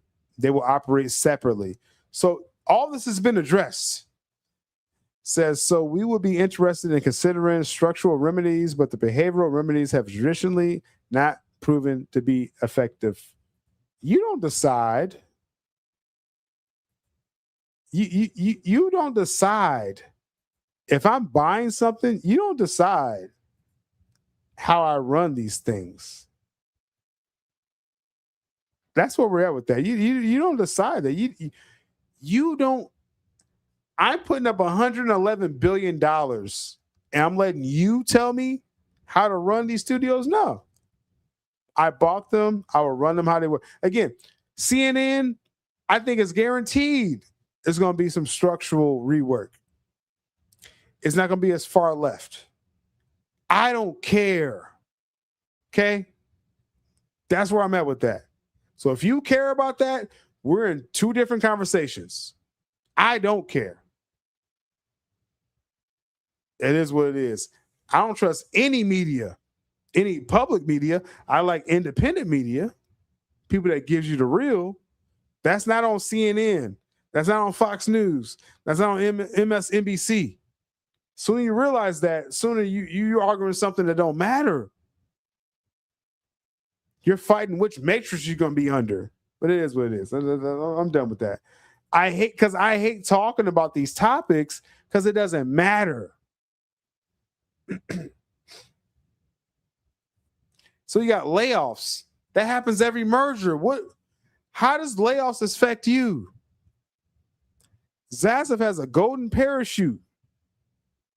All his key execs have a golden parachute. But now we care about layoffs. So you don't think any layoffs would have happened? Warner Bros. Is getting sold no matter what. So you care about these layoffs, but not the other layoffs? Like, what are we talking about? So lack of quality. What constitutes lack of quality? Please tell me. Please. Because you're spamming. You're putting all caps in the chat. So tell me, define what the lack of quality would be and use an actual definition. Don't filibuster. What's the lack of quality? If they're gonna run 2 separate studios, what's the lack of property? Well, the quality. Property. Because it's all these general terms, all these catchy, gotcha terms. If Warner Bros. Has committed to making more than 18 films next year, DeLuca and Abney went on record. So they're going to make more than 18 films next year. Paramount says they're going to make more than 15 films next year. What's the lack of quality? Now, see, that's how I know you don't know what you're talking about. Right here. You got multiple channels, don't know what they're talking about with this deal. Larry Ellison, David Ellison's father, is what's his net worth? Hold on. Let me get his net worth for you. We're gonna do it. We're gonna do it live. Net worth, Larry Ellison. He's backing this deal. You're saying they don't have any money. Now I can understand if you're talking about anyone else in the world outside of Elon Musk, Larry Ellison, Bill Gates. Like you talk about the top 2%. Man's worth $200 billion. How don't they have enough money? The Saudis have money as well, too. You're just saying stuff you're hearing on the internet. That's what's insane. You don't know what you're talking about.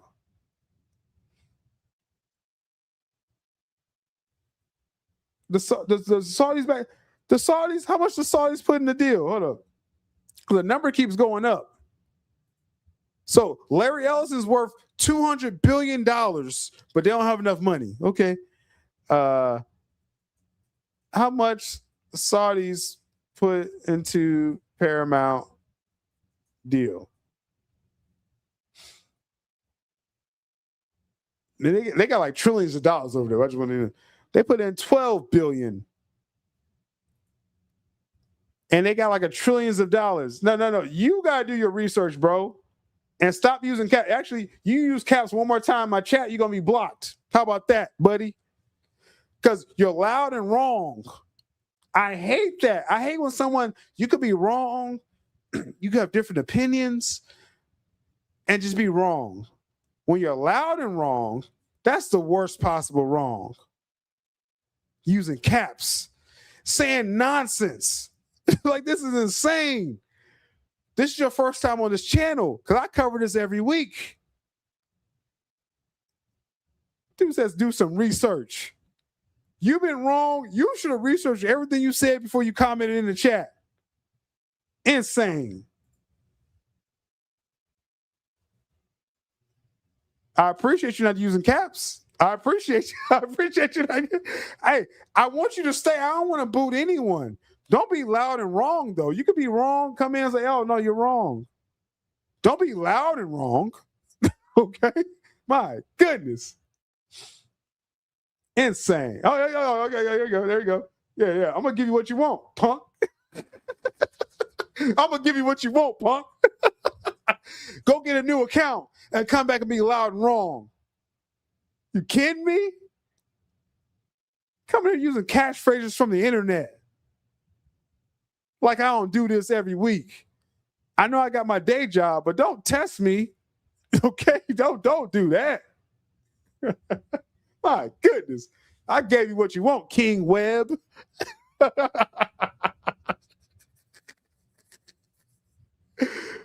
Woo! All right, let's keep it. They're challenging me, bro.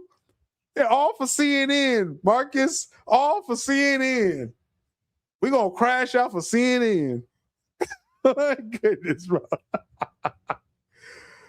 Oh, man.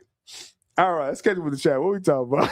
This dude came in here like he's going to do something, bro.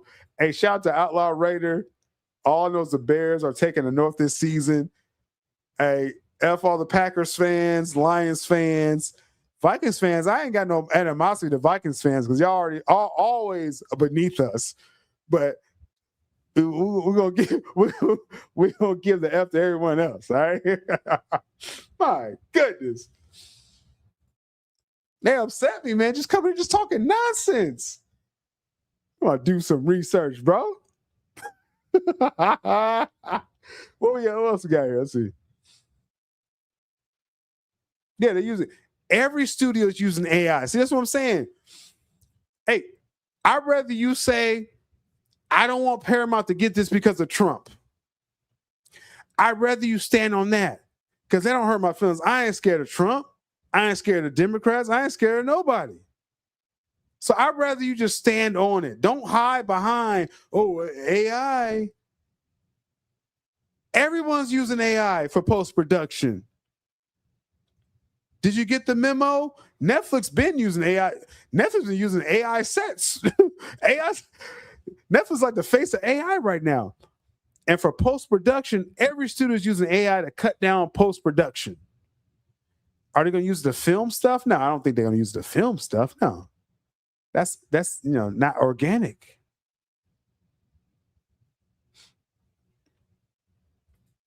Yeah, AI is a tool. That's all it is. Yeah. LOL Vikings. I don't got that much fun for Vikings. I don't care. I don't take them seriously enough. They look like big old Barneys looking, big purple Barneys looking dudes. We don't care about the Vikings. Come back this fall, NFL season. I'll be on the sports channel. Oh man. Snyder about to return and give fans what they love. The first 100% AI slump. You about to get blocked. You set me up one more time, trying to give hype to Snyder, and then you hating. I'm gonna block you. I'm just gonna start blocking people now. That dude upset me. Put all these caps. Like, bro, he does one message. He did lowercase one message. Then he tried to come with the caps. I had to block. I had to give you what you want. Right? He set me up, bro. He set me up. Yeah. Snyder, F Snyder. Oh, okay. You about to be blocked. Try that one more time out there, bro. We on one. I'm about to go see the Odyssey. I'm hyped right now. All right. I'm like, everyone's gonna get it. But anyway, let's go further. Why do I think this deal is going to just close no matter what? This is why. According to, because this is why I say I don't care about the politics. I don't care about what partisans you're in. I care about justice. I care about what's right, what's righteous. But the rap talked to people on both sides, ex-Obama and Trump advisors, ex-Obama and ex-Trump advisors agree Paramount WBD merger is good for Hollywood. Both partisans. See, I'm an independent. I love the independent talk. So when you're slanting one way, like I'm like, let's bring it back. Okay. It says here, these benefits are not guaranteed, right? So they're promising 30 plus films a year between two studios. They do have to follow through with that. I get you with that. We're going to hold their feet to the fire. We're going to talk about this every week. Once Paramount closes this deal, they got to come through with those films. But it says the combined company should be held to its public commitments on 30 theatrical films annually, meaningful theatrical windows.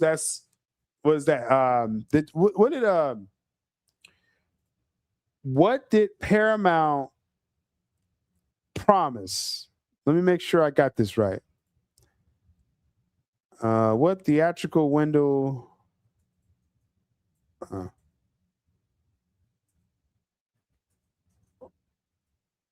Did Paramount commit to? I want to say 90 days, but let's see. 45 days. Okay, 45 days, which this is a new norm, right? I think Universal is trying to hold to 90 days and Sony as well. 45 days is solid. That's more than Supergirl's going to get, right?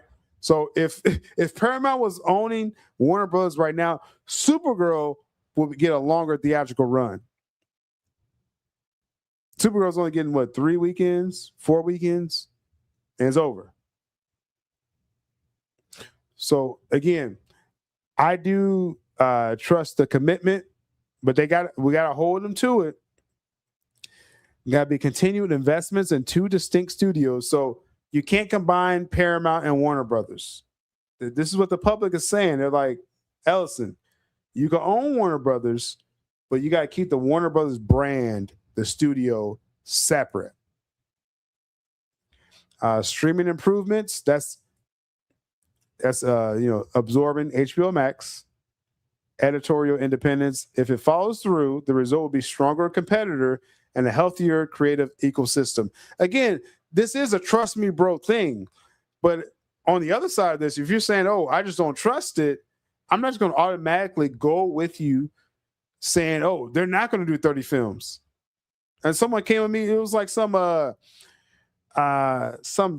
Democrat shill on Twitter. I was like, well, Warner Bros., they all promised 30 plus films a year. Well, I don't believe them. Okay, well, I don't believe you. Like, what makes you so righteous that we gotta believe what your thoughts? You don't think they could do it? I say let's close this deal and see if they do it. Now, if they don't, then it will be a ruckus. But with them leading so hard, what Paramount keeps saying, David Ellison went to CinemaCon in April. That's to the theater exhibitor saying, I promise y'all, we're doing 30 films plus a year. DeLuca and Abdi said, hey, I don't know what's going on with Paramount. We'll see if that closes, but we're doing 18 films by ourselves next year. Paramount says 15 films for them, for Paramount. That's 30 plus films, 33 plus films. That is what it is. So this is why I believe this deal will close. So again, just to make it very clear, next Wednesday, if the judge votes to say we're not blocking the deal, it's a temporary block. Even if they block it, it's temporary, and it likely will close before September or by September. If the judge votes next Wednesday to not block the deal, then this deal will close next Wednesday. Paramount will own Warner Brothers, Discovery, and DC next Wednesday. That's what we're up against. Now, what I will say, my gut feeling, I feel they're going to put the temporary block on this, meaning we're talking about September. And again, even if they block it, it still will close. I would be surprised if they do not close this, if they do not block this next Wednesday. I would be surprised. But it is a good chance they will. If they wanted to block it, I thought they already would do it, right, yesterday. So it's a good chance. It's still a positive. It's still a 50-50 thing that they can not block this. So we'll see. We'll see. What we're saying in the chat? Yeah, Zazov's out. Zazov is out.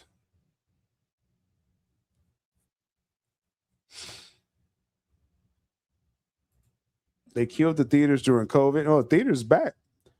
They brought them back. And most of the movies that came out since then have been garbage. I wouldn't say that. Man. Have you been to the movies this year? Project Hail Mary.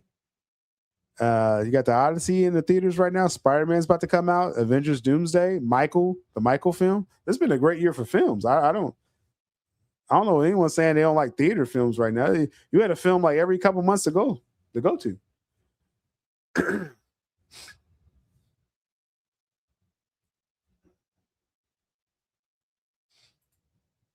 I do actually want to know what you think of those two. What are you talking about? I don't know. You're not in any spot to make a demands, bro. You're not. You're not. You can't make no demands right now. What you talking about?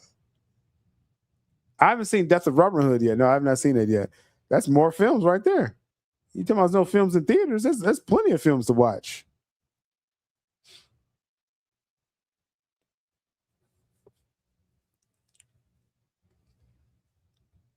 All right. Let's go to the part. Maybe this is the time to put your earmuffs in because this drop is always loud for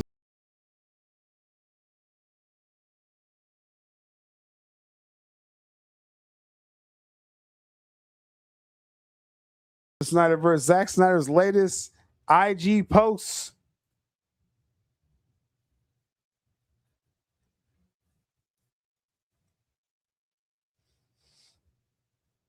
Yeah, Obsession. That's what I'm saying. It's like, why are you talking about there's no good films? More bad films. And there's a film, headphones for it. I tried to tell you, Salty. there's been a film like every month, and it could be a repeat film, but there's a film every month I could have watched since like March. Project Hail Mary, Michael, Obsession, Toy Story 5. You got Odyssey out now. There's films for people to see every month right now.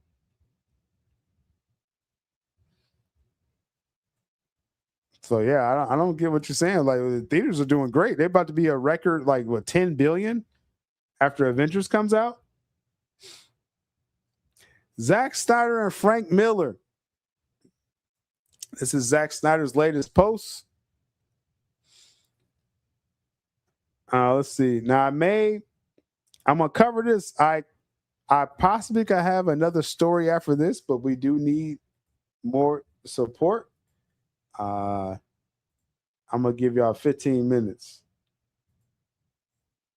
to keep this ad free. One super chat or super elements. I gotta add my chime next time to this, but support the stream while it's live. That keeps the ads off the stream. We're gonna cover this story. If the support is there, I got something else I do want to talk about.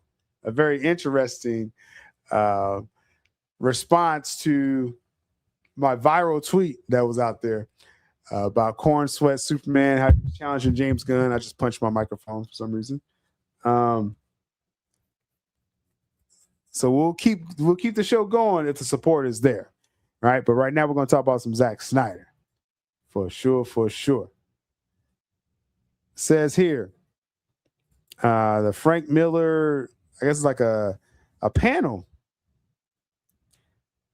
Zach says, I can't wait to sit down with this absolute icon. The one and only Frank Miller is coming to LA for Frank Miller Storyteller. I'll be in a conversation with him at the Wilshire Ebel Theater this Saturday. So that's what was that? Is that next week? What was it? That's today. Okay, that's going on today. All right.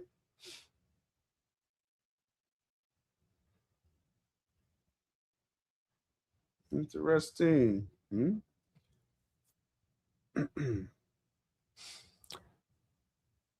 So that's going on. That'll be later tonight. If you love bold storytelling, you won't want to miss it. You got the tickets available. Interesting. It's got a lot of people thinking. Zack Snyder. You've been talking about Dark Knight Returns for the longest. Now you sitting next to the GOAT that wrote Dark Knight Returns, Frank Miller. I'm not expecting some kind of announcement. Not expecting that. Not expecting that at all. What I do expect, though, is going to be some interesting quotables, some interesting videos that's going to come from this tonight. So I'm going to be online ready for some clips to come out. I believe at the very least, I do believe that Zack Snyder is going to hint about making that film Dark Knight Returns. Zack has openly talked about it before, and I think this will give him an opportunity to kind of tease it. Does he have a deal? Like, is he going? I don't know, but I do believe this is an opportunity. for him to tease that he's going to do the film. I believe he already talked to Warner Brothers about it. Zach talked about this like over a year ago, 2 years ago. So I believe there's something there. I do. I definitely do. Bayona with the super chat. So thanks to Bayona, I'm going to do my segment after this, touching on, and thanks to Marcus and Neo Sevens as well, we're going to talk about the Shill Elites that gunned after me because I went at James Gunn. We're going to talk about that today, right? We're under 3 hours, so we still got some cushion. My Odyssey film, I'm watching that later, early evening. So we got time today. Because the support is there. We're going to do the Shill Elite segment live here. Because I got something to say about those that was coming after me for my James Gunn take, because I want to hashtag fire James Gunn. They sent all the elites after me, y'all. It's amazing. Wait till you see what they said. Oh, man. This went to another level. This is already a great show. We're about to go another level now. We got Bayona. Says, I bet Zack Snyder will talk about Dark Knight Returns with Frank Miller. I agree. I definitely agree. I think Zack Snyder is going to hint at making the film. He can't tell you he's already signed on, but I believe Zack is going to give us a hint that he's open to making the film. And did he talk to Warner Brothers yet? That's what I want to know. If Zack will say, yeah, I've always been on board, doing Dark Knight Returns. I did Elements in BVS, and me and Warner Brothers has talked about it. If he says that, woo, he's making that film. So that's what I'm looking forward to today. Shout out to you, Beyond. That's what I'm looking for. I'm looking forward to Zack saying it just like that. Like, I've wanted to do it, and we talked about it. Boom, game over. He's doing it. Marcus, 2 GOATs. I suspect some good Q&A are going to drop soon too. I think what's going to happen is, I think it'd be a good opportunity for Zack to talk about the parallels he used from Dark Knight Returns and kind of show points in the film like, hey, I used this from you, Frank. And this point, I'm looking forward to the quotables. I wish I could be out there for this. There was no way possible for me to make it, but going across to LA. But I'm expecting some heavy references to Zack doing the film. For sure. Good stuff. And shout out to Neo Sevens as well. One time. Awesome run, Zack. That was incredible. That was amazing. That was fun. That was fun. Good stuff. If you are on X Twitter, make sure you're liking the stream, sharing the stream, comment under it. YouTube, smash the like. Make sure you subscribe. We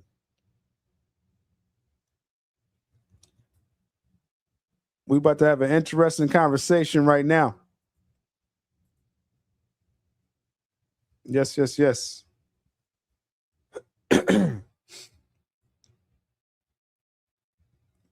It's about the Shills.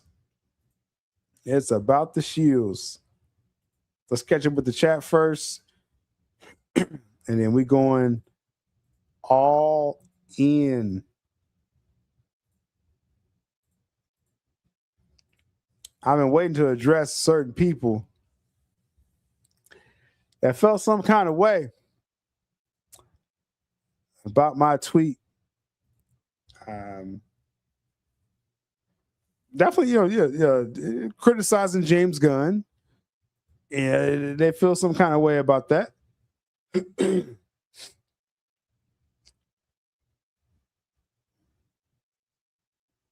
Shills be shilling.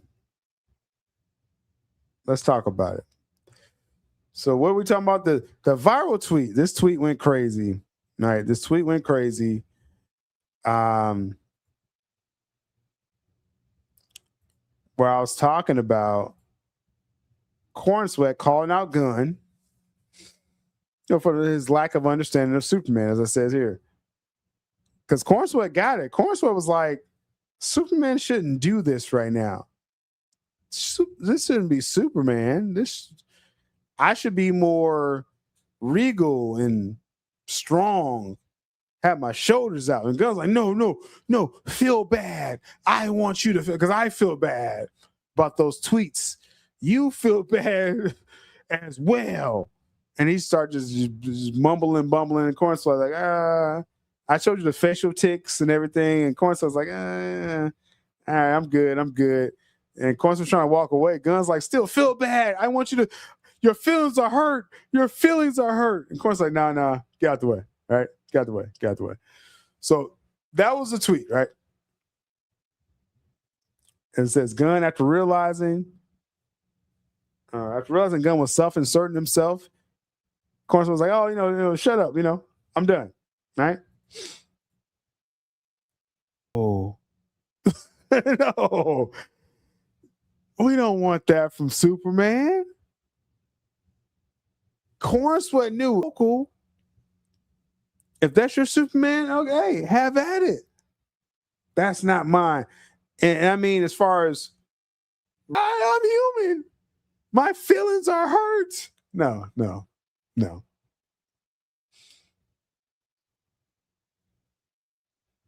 Double pointed. That's why I like when Gunn was like, good point. Yeah. I'm saying Corn Sweat, he knew the arc of the character. Like, this is the strong moment. And just growing up knowing Superman, again, starting with Christopher Reeve. You gotta have your moment where you flex. You're like, I'm Superman. And I just don't feel Corn Sweat ever had that moment in the film.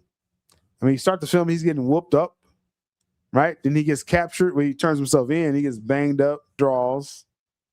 So I'm not gonna diss him too much. This is an original take from James Gunn. See, we gotta be honest about this, man. Stand on it. Again, I don't mind people doing original takes of these characters, but stand on it. Don't act like this is a faithful adaptation. No, Gunn did his version. If you like it, great. Rock with it. It didn't work for me. All right, Superman and Lois. He wasn't acting like this. I don't know what comic you think you're pulling from. He wasn't acting like that. James Gunn had him sitting there reading All-Star Superman and Superman from All Seasons and the first appearance of Superman. He didn't use nothing from those comics except the robots. That's all he used from All-Star Superman. This is an original take of Superman. We got to accept this. Set yourself free. Gunn did not adapt anything from the comics. This is an original take of Superman. Come on now. Don't do that. This man said, people say that general, like, oh, it's just like the comics. What comics? What other media? This is the original take of Superman. And I'm fine. Again, I'm fine with original takes, but don't act like this is like some hardcore adaptation. No. Don't do that. A whiny Superman is worse than a Superman that's always getting his butt handed to him. Unfortunately, Gunn gave us both. Like, off the jump. First time you see Superman, he's beat up. Then he flies back, gets beat up again. So I was like, what did we learn the first 15 minutes? This man got rocked twice. Okay. Then he yells at Lois immediately after that, if y'all saw the film. Next scene, when he's in Daily Planet, then he goes home and he yells at Lois. So it's like the first half hour, like, what Superman is this? Though I will say that the Clark and Lois scene is actually good, though. That's actually a good scene. But I don't like seeing Superman get rocked and then you give it to me twice in 15 minutes. Like, I don't. How do I feel about that? You relate to that? You relate to getting beat up? I didn't get beat up in school. I defended myself. like who's relating to getting beat up? Maybe some of y'all. I didn't get beat up in school. I remember I was really young. A kid jumped on me. I fought my way out of it. So I didn't get beat up in school. Who's relating to Superman getting beat up? The normal guy, the everyday guy? Did all y'all get beat up? I didn't. Right? Watch someone try to punch me in the face next time I go outside, right? It's like, I don't relate to Superman. That doesn't bring nothing to me. Oh, Superman gets beat up. I mean, he's a punk. He's a parody of Superman.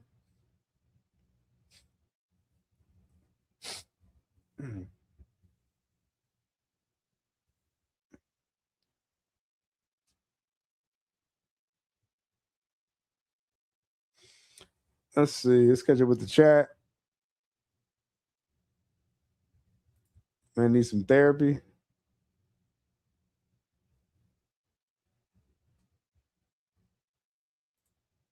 He never became emotionally unstable, huh? He literally yelled at Lois. I just told he was like, I don't like the hashtag super shit. What are we talking about, bro? At the end, like, Gunn is telling him to become emotionally unstable. That's the whole clip right here. Gunn is saying, no, show Lex that your feelings are hurt. That's the clip. So he's like, Lex, no. I'm more human than everybody. I get scared. I was saying, like, we saw the same movie, right? It was a very emotional Superman. That was very cheap, James Gunn. Again, if y'all saw the film, the falafel guy gets executed in front of Superman because Superman didn't want to, reveal his identity. And before Lex kills the dude or offs the dude, I guess I shouldn't say. The falafel guy's like, oh, I have no family, I have no one, and he gets shot. It's like, oh, it's okay, he gets shot because he has no family. Very cheap, James Gunn. If y'all saw the film, I know what I'm talking about. Very cheap.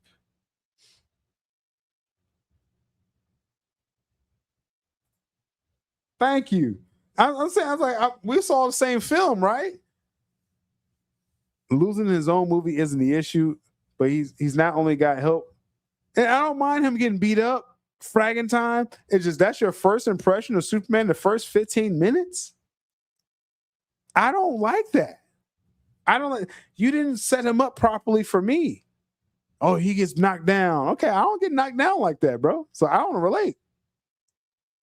I try to rise above. We different out here. I'm different from Superman.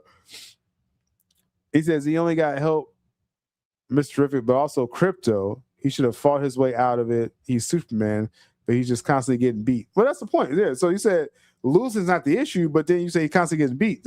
So yeah, you make your point right there. Superman was psychotic in this. I wouldn't go that far. Psychotic. Hey, Condo. That's all the letters I can make out. Condo. Don't disrespect anyone in this chat, or you will be blocked. You can disagree. They're not glazing like you. Do not disrespect anyone in this chat. You can say whatever you want about me. You can say you don't like what I'm saying. You don't like my opinions. Do not go anyone in this chat. Okay, so you double down. So goodbye, sir. Goodbye, sir. Come back on your next account. We don't do that. Name calling stuff, we don't do that. You're done. Zero tolerance. People get too comfortable. We're here talking about films, what we like and dislike. If you like something that someone else dislike, grow a pair, bro, and just debate it as an adult.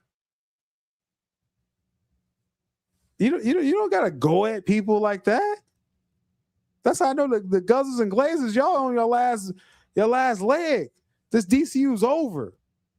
See all these jokes that they're introducing to the DCU? We supposed to get hype over this. Huh? We supposed to get hype over this. over Maxima, White Rabbit, bottom 3 DC film ever, Blue Beetle. So the character's actually decent, but the film failed. Bloodsport. And y'all mad people ain't rocking with this?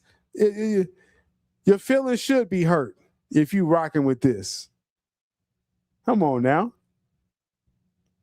You don't get mad. Oh, everyone's dumb. No, you're the minority. Everyone didn't show up for Superman 2025 like you thought they did, and no one showed up for Supergirl. So who's really in the minority right now? Everyone's not rocking with this DCU. No one watched Creature Commandos. Peacemaker season 2 viewership dropped off. Lanterns is going to get teared a new one after episode 1. And Clayface, they ain't spend no money on this. They ain't going to market that right. Ain't nobody showing up for no Clayface. The general audience, y'all know Clayface. Again, hardcore geeks, yeah, if as long as the marketing holds up, I'm going to check out Clayface. Unlike Supergirl. The marketing fell off of Supergirl, so I didn't go spend my money in the theaters for that. I'm watching on HBO Max probably next month. I may stream it to y'all as I watch it. Clayface, as long as the marketing holds up, I may check it out. I'm still on the fence. But we know about Clayface. Grandmas and grandpas, they don't know about Clayface. Gen Z, they didn't grow up watching Batman the animated series. It wasn't running when they grew up after they were born. So I don't have no high hopes for Clayface. Don't act like you like winning out here. It's several losses in a row for DCU. Yeah, they think like that makes their argument. Oh, I'm just gonna call you an idiot and call you names. Like, nah, bro. Someone coming at you. I came up in a time where, Man of Steel, people was coming at Man of Steel at BVS. And everything they try to throw at Man of Steel and BVS, I flipped it on them. Defending the film. I didn't have to insult them at all. I just say, oh, you weren't paying attention to the film, but this is what happened in BVS. How many of y'all had those same conversations out there defending BVS? People that didn't get the film. I didn't just say, oh, you're just a total idiot. I mean, I probably did at the end, but I explained to them what they were confused about. That's how you defend your films. That's why this DCU was failing. Y'all can't defend nothing. Superman 2025 was not the success that you thought it was. Everyone's coming out and saying this now. This wasn't the ideal launch for a new universe. And then Supergirl has bombed bottom 3 DC ever. Maybe the worst performing DC film ever. It may not get 130 million. Shazam 2 got 130. Blue Beetle got 130. Supergirl may not get that. And you resort to, let's jump in a chat and call people names. You need to rally up people to go watch Supergirl, but it's too late. It's already getting pulled. So it's too late for that. You just be mad. Insane. Y'all misusing your energy. That's why your universe is failing. White Rabbit, this is a joke. This is a joke on all of us. This White Rabbit is a joke on all of us. I can't say this enough. For a camel toe joke, and you put the extra indent in her trousers, in her leotard. This what you think of DC, James Gunn? Fire James Gunn. You don't belong as an exec of this IP. And those who greenlit you, that allowed you to get to this point, that's HBO. Y'all need to get fired too. Casey Bloys. Your contract's going to be up as well too. It's time for you to go. You thought this was going to fly for DC? Get him out of there. You got people here trying to defend this.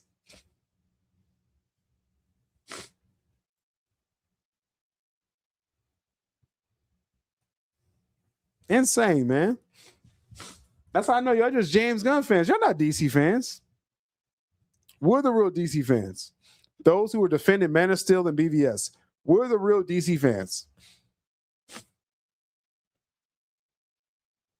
Superman's whining, yelling, weakness. Yeah. Hey, And that's the version Gunn wanted to do. Don't pretend out there, y'all.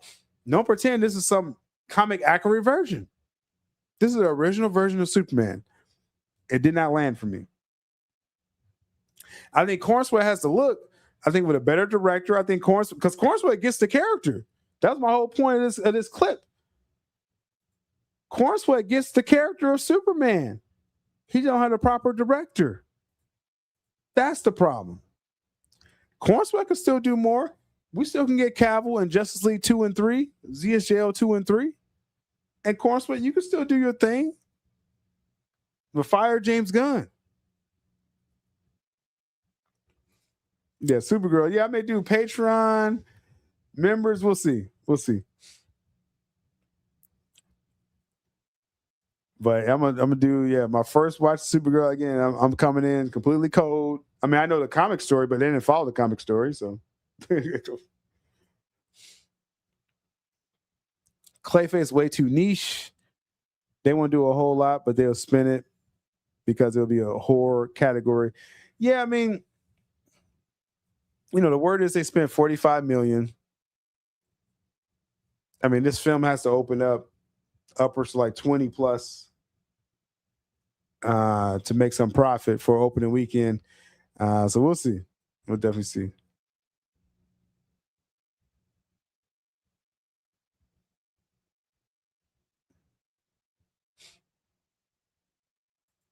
Yeah, Gunn totally insulted DC fans. I can't believe people are defending this. White Rabbit. And you hype about her coming back to be a joke? But I'm glad. No, I'm glad. I'm glad all this is in James Gunn's Man of Tomorrow. Send it off, because I don't think it's going to match. It may barely match Superman 2025. You're not pushing the envelope for nothing. I just hate Brainiacs in this. Like, you're going to tarnish Brainiac. Everything else, throw all your Gunn verse in there. Bring everybody back for it to fail. They deserve it. Everyone get together. You claim Blue Beetle. Okay, I'm sorry. You got to sacrifice you, bro. Zolo, Mara Duane, we got to sacrifice you, bro. Your DC career is over. Okay? This is it. Man of Tomorrow. I thought you was great in Cobra Kai, bro. This is over.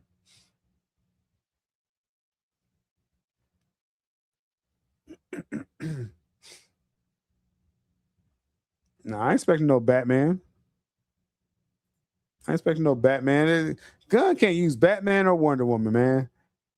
I ain't expecting nothing. I showed you who's the rumored people for Man of Tomorrow is everybody but Batman.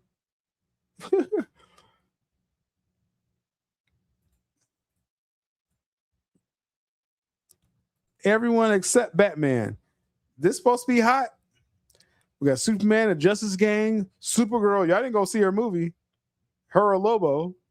Peacemaker. Half of y'all didn't see the series. Right? I don't believe no Wonder Woman's in this.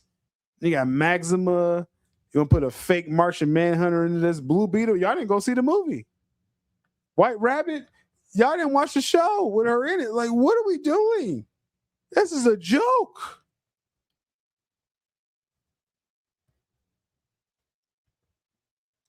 People are acting all confused out there on Twitter when I say fire James Gunn. Do you see what he's doing?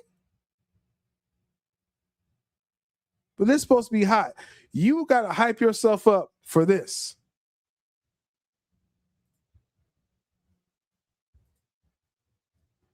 So that White Rabbit sent me, bro. Like, it was no reason for her to even be in Peacemaker season 2 for the 5 seconds she was in it.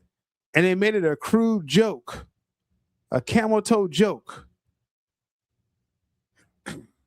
I know, hey, the actresses, y'all need work out there, so I know why she took the role, but this is a travesty.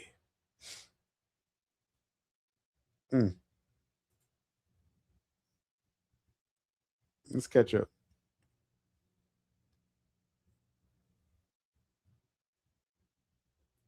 Right, Snyder had too many characters, right? Now they wish their films got half of what BVS got. Ain't that crazy? They're not hoping just that they could do what BVS did. They would hope they get half of what BVS got. That's insane.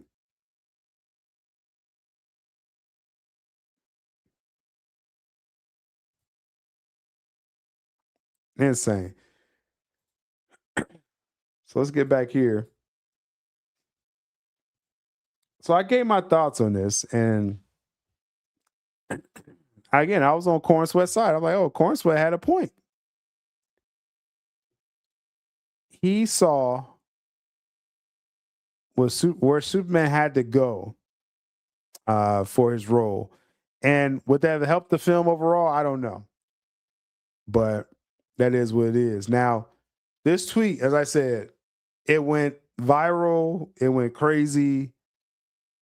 Is now, I think, last week, I think it was at 1 million views.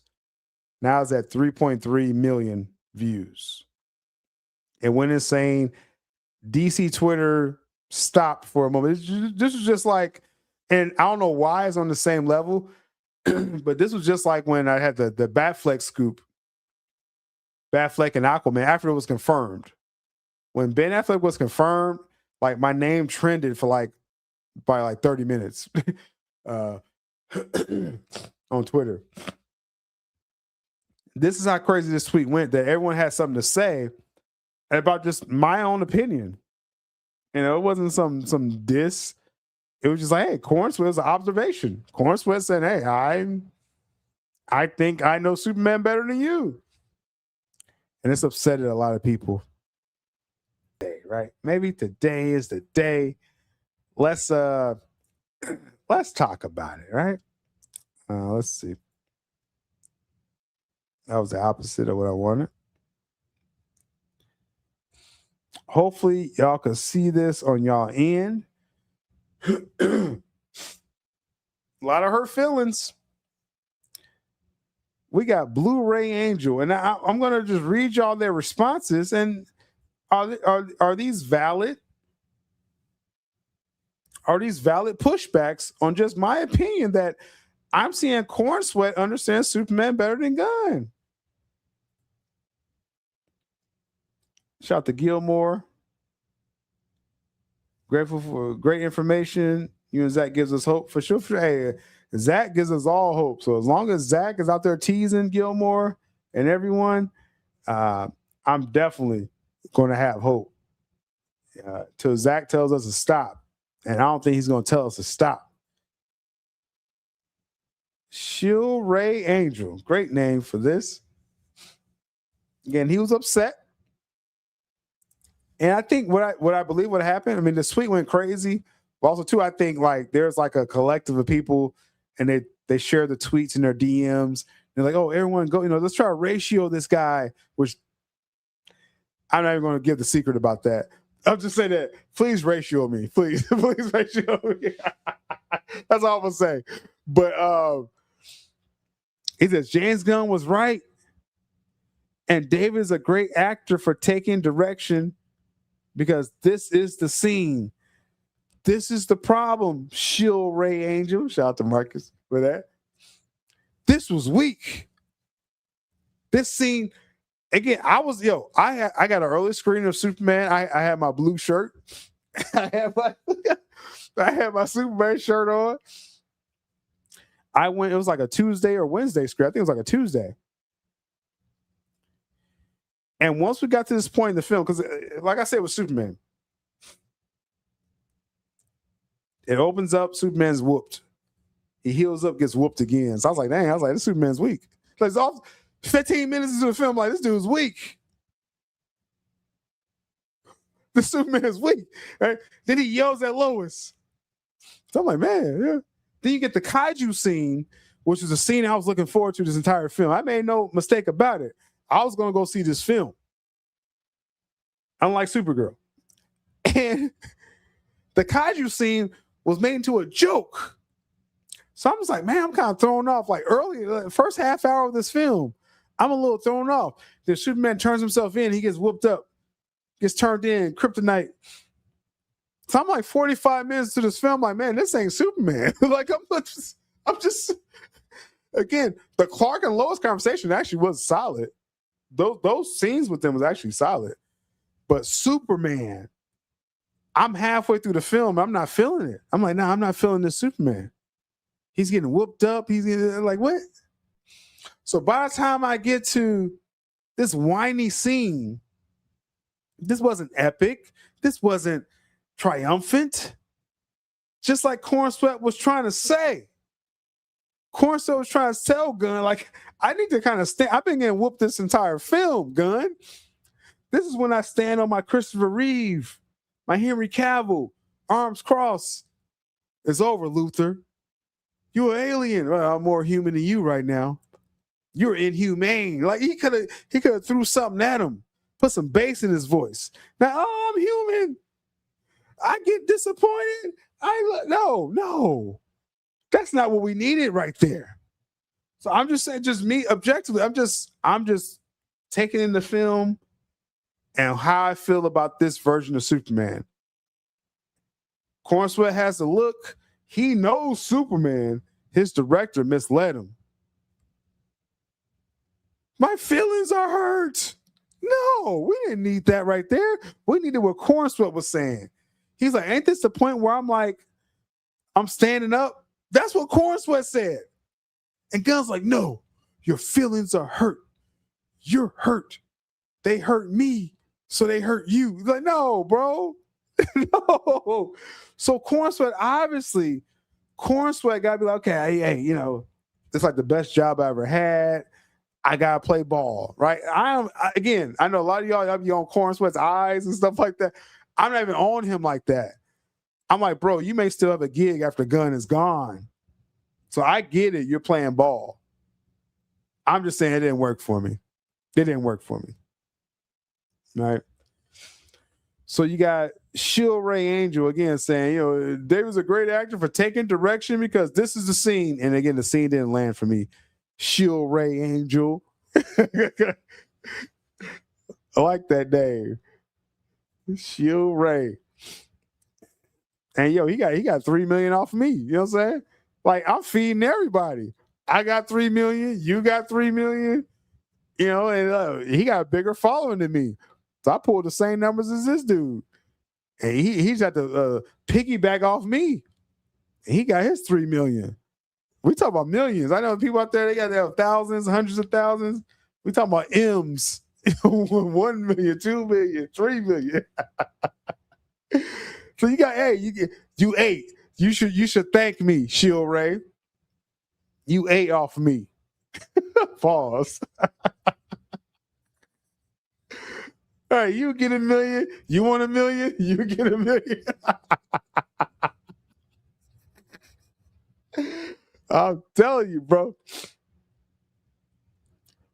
Let's catch up with the chat real quick. We got more shields. But I'm saying, Shill Ray Angel, again, I understand your game.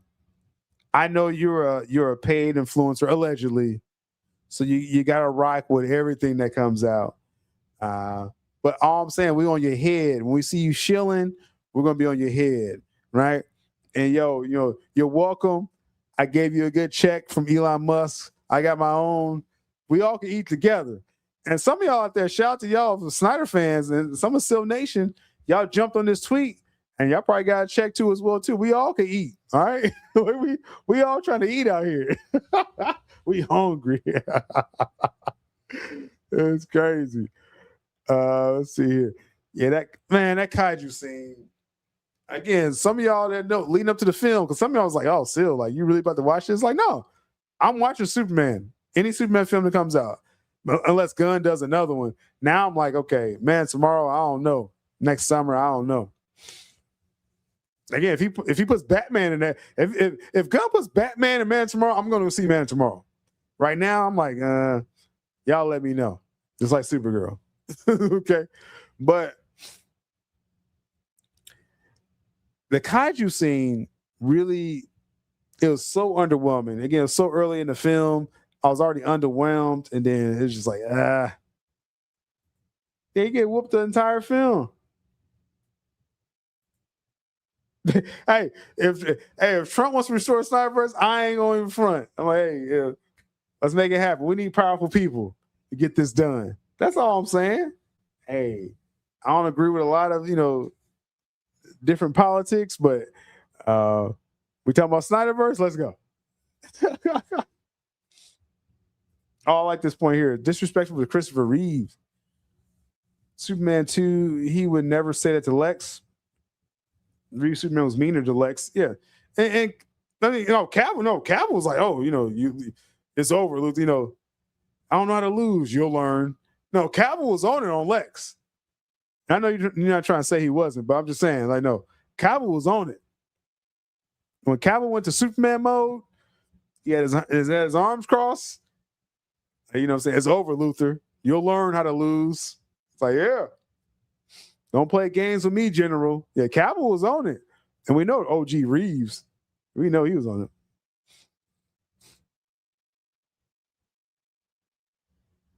Not the squirrels. Fighting for your life. It was a James Gunn allegory. That's literally what this was.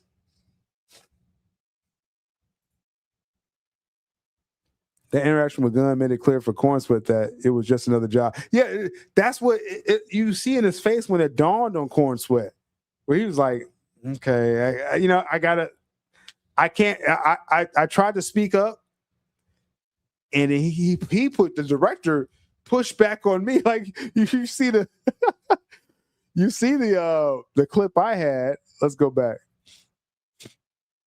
Cornsweet's voicing, like I shouldn't be this emotional, right? This is my chance to kind of voice this.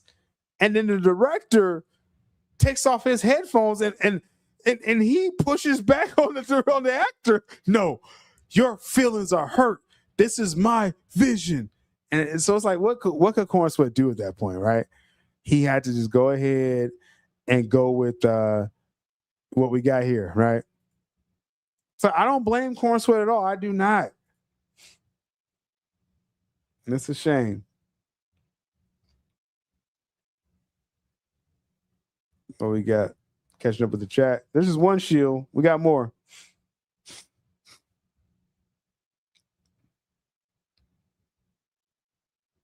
Yeah, exactly. He's under contract. Again, I understood why we ended up with what we had. To see that behind the scenes, I was like, oh man, this kid Cornsweet, he gets it. He has the wrong director.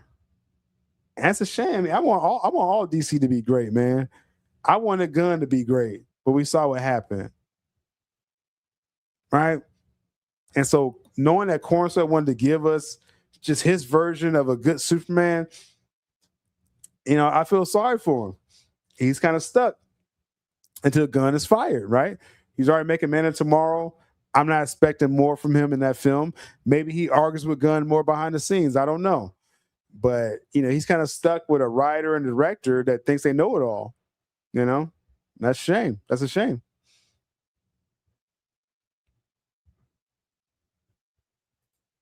Yeah, exactly.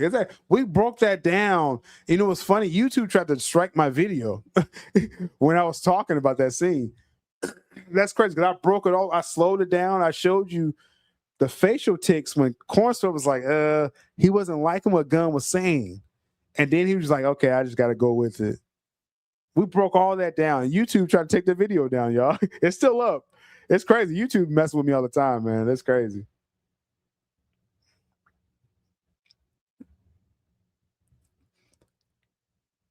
You see the audience? I'm just as useless as anyone. I get up, despite pushing back as VS directors, I put one foot in front of the other because I'm an employee. That's all Cornsweet could do. That's what I'm saying. I have no smoke for Cornsweet, man. I applaud him stepping up, speaking up. It's just he's not going to get a proper version, and if Gunn's gone, he's probably gone too. So it's unfortunate. He got his 2 films. He showed up in Supergirl cameo. You know what I'm saying? Collect your check. That's a wrap. It's too bad. Cornsweet, you had to look, but it's over. It's over. Because I do believe this. I do believe I'm starting to settle on this theory that when Gunn's done, I think they pause this whole DCU stuff.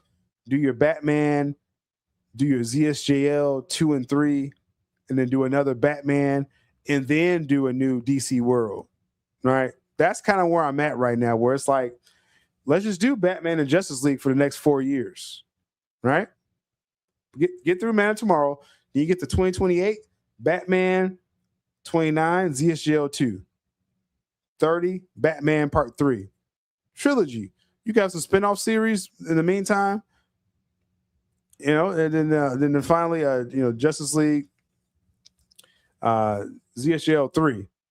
Finish Zack's story, and then do whatever you want. Right? Reeves will be done. Zack will be done. Gunn's already done. And then let's have a clean slate. So what we saying? 28, Batman, 29, ZSJL 2, 30, Batman 3. You have series and stuff all in between. And I know Reeves, he takes a long time writing stuff, but this is my dream. All right. And then 2031, ZSJL 3. Close out the story. Close out whatever series you have with Reeves. And then let's reboot this going forward. But you're making money every year with Batman and Justice League films. I'm just talking the business on this, right? So I think that's ideal. So you pause this DCU stuff. So that means Corn Sweat's done, unfortunately. But again, he has his couple films. He'll be all right.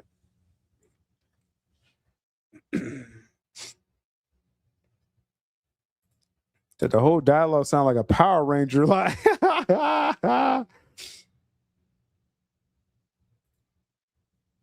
yeah, Corn Sweat has the look. He has the Superman look.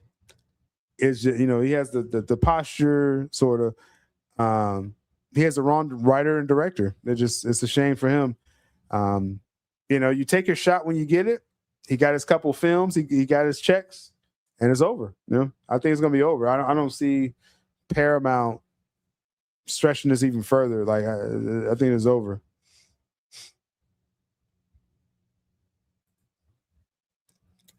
Do you think they'll market Man of Tomorrow's final film? I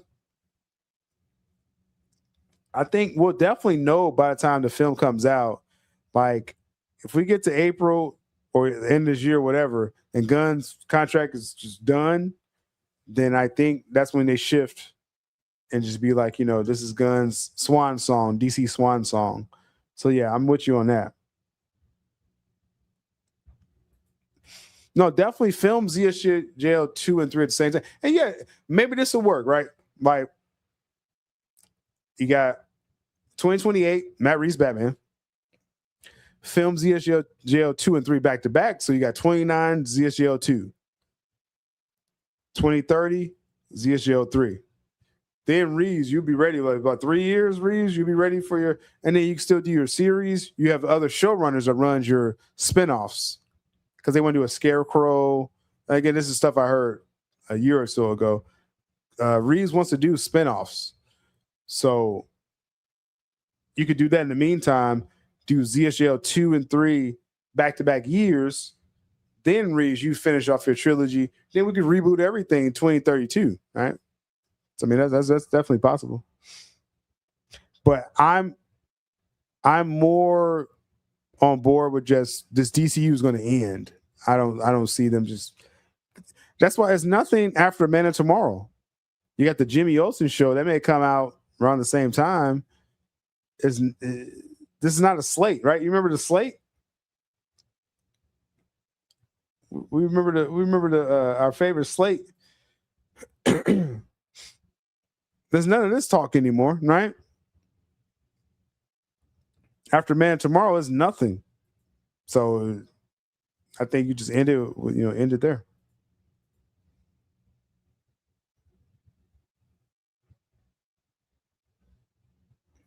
So much glare. That's wild. Super family trilogy. I agree.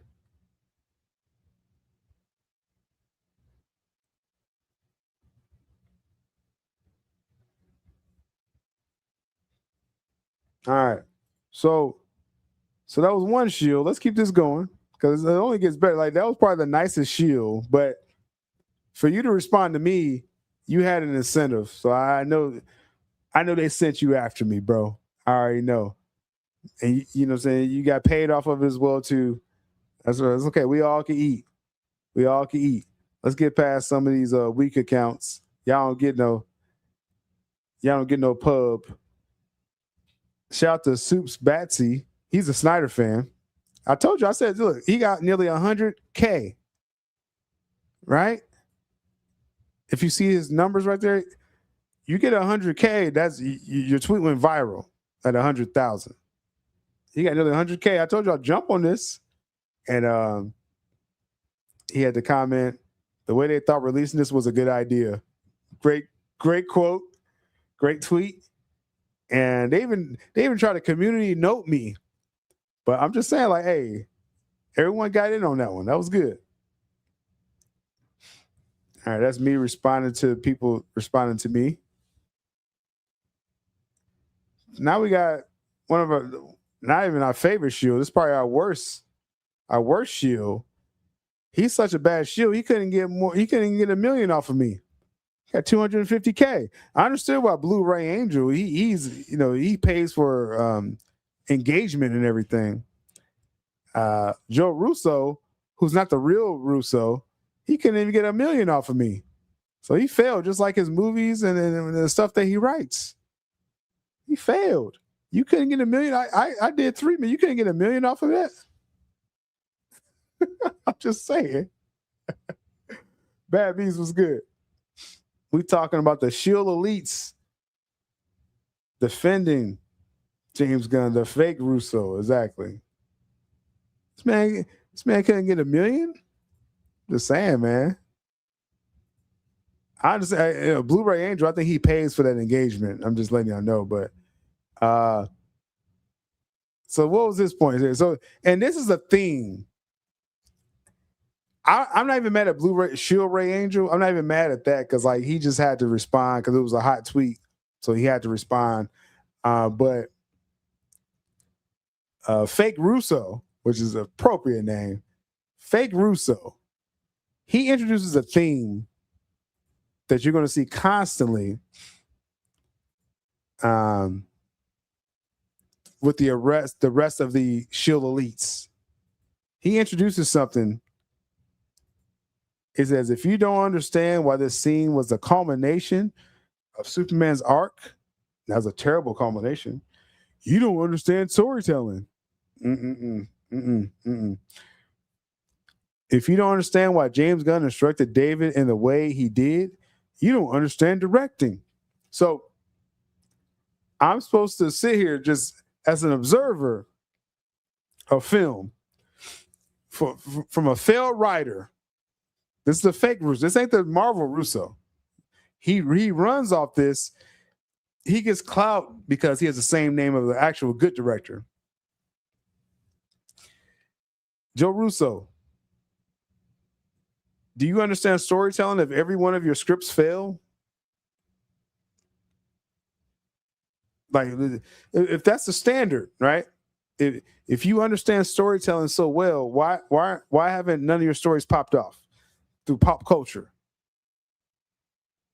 Maybe you don't understand storytelling. As far as directing, James Gunn, 619, the box office is less than 670. Man of Steel 2013. You don't want us to add inflation. So does he understand directing so well that he couldn't make the best Superman film ever? Maybe just people gonna have opinions and you don't have to pull this card over. You don't understand how movies work. You don't understand.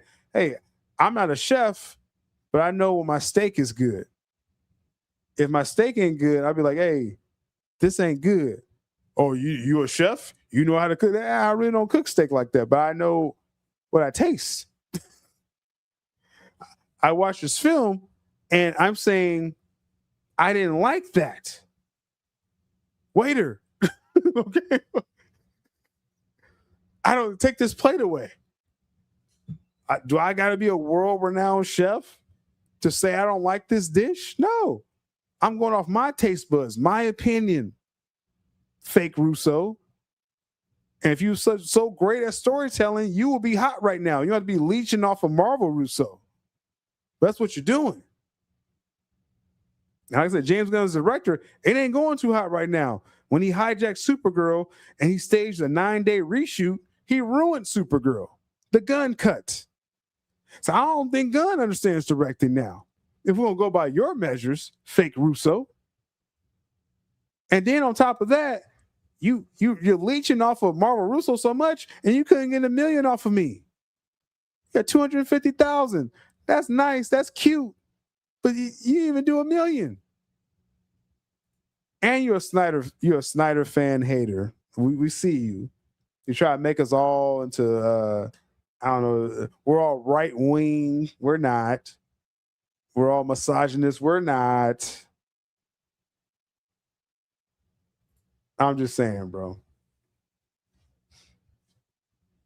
Get on out of here. Fake Russo. Anytime I see you on my timeline talking about Snyder fans, you gonna catch it. Yeah, just consume. That's a garçon. That's the word I was thinking of. Right? Garçon. I was like, waiter. But we gotta know how films are made to say this is trash. Y'all, a lot of my viewers, some of y'all saw Supergirl. Y'all said it was trash. It's probably the worst DC film performance ever. Does that mean, do I need to know how to direct a film and write something to know that? You know what you taste. You know your own opinion. If it's not hot, it's not hot. So just because I didn't like this goofy scene, and you see how all of them are quoting the scene, because this is them trying to dunk on me, right? Because you see what I quoted. I just did Corn Sweat going at James Gunn. They were told, the Shill collectives, the Shill Elite collectives, they said, no, post a scene and talk to sylabdul. You see Shill Ray Angel. I'm scared and I get hurt and my feelings are hurt, right? And then fake Russo. He's posting from Blu-ray Angel. You see this? The memo went out, but you couldn't even get $500,000 off of me. That means you're not even half of the real Joe Russo. This dude, watch this dude. Anytime y'all see him online or something, talking about Snyder fans, jump on his head, man. Nah.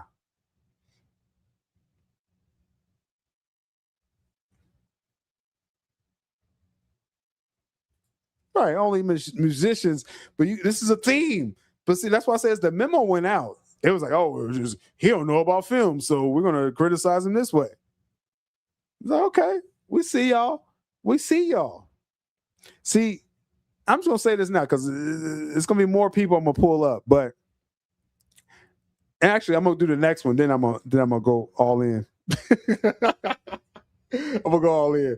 But only musicians can like or have opinions. Exactly. Do I like what I hear or not? Do I like what I see? Do I like what I taste? We can give our opinions, and y'all trying to push out real fans. But we're gonna get to that. I got more to say about that. Right. How's that boycott going? Right. So I got that. Yeah. How's that boycott going? Ha. Your show's over.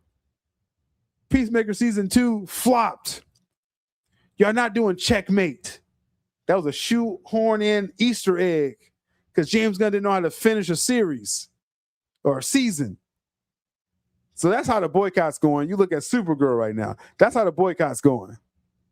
And then wait till Lanterns drop and Clayface. And we get to next summer, we already gonna know that Gunn's already out.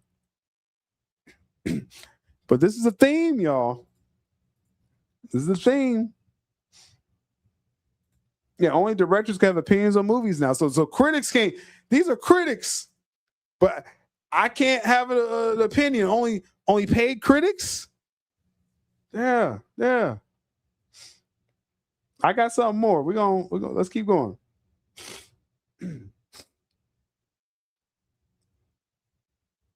I do hate that light. in this part. Let's go further because I want to get to my next point that's kind of tying all this together. It was a theme, y'all. This is a strategic strike on my account. Just like they attacked me from putting out the Nicole Perlman story. They shut my Twitter down because of Nicole Perlman. Because I made it very clear that James Gunn was attacking her behind the scenes to try to take her writing credit away from Guardians of the Galaxy 1. James Gunn, very slimy. Nicole Perlman put all the behind the scenes work, background work, to build up all the characters for Guardians of the Galaxy Part 1, especially Rocket Raccoon and Star-Lord. That was Nicole Perlman's vision. Gunn came in and gave him, she gave him the Walkman. James Gunn just came in and picked the songs. That's how that went. And I did multiple videos on that, and they bombarded my Twitter and got me banned for like a week. Okay?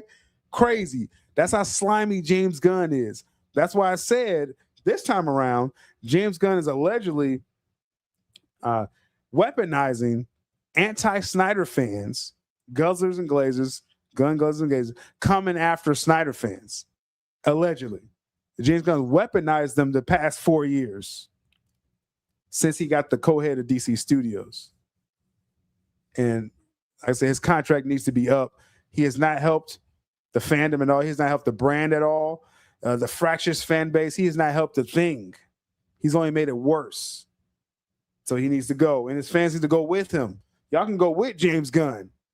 All y'all that came out publicly, you fake shields out there, Moon Knight and Axel and all y'all go with James Gunn when he's done.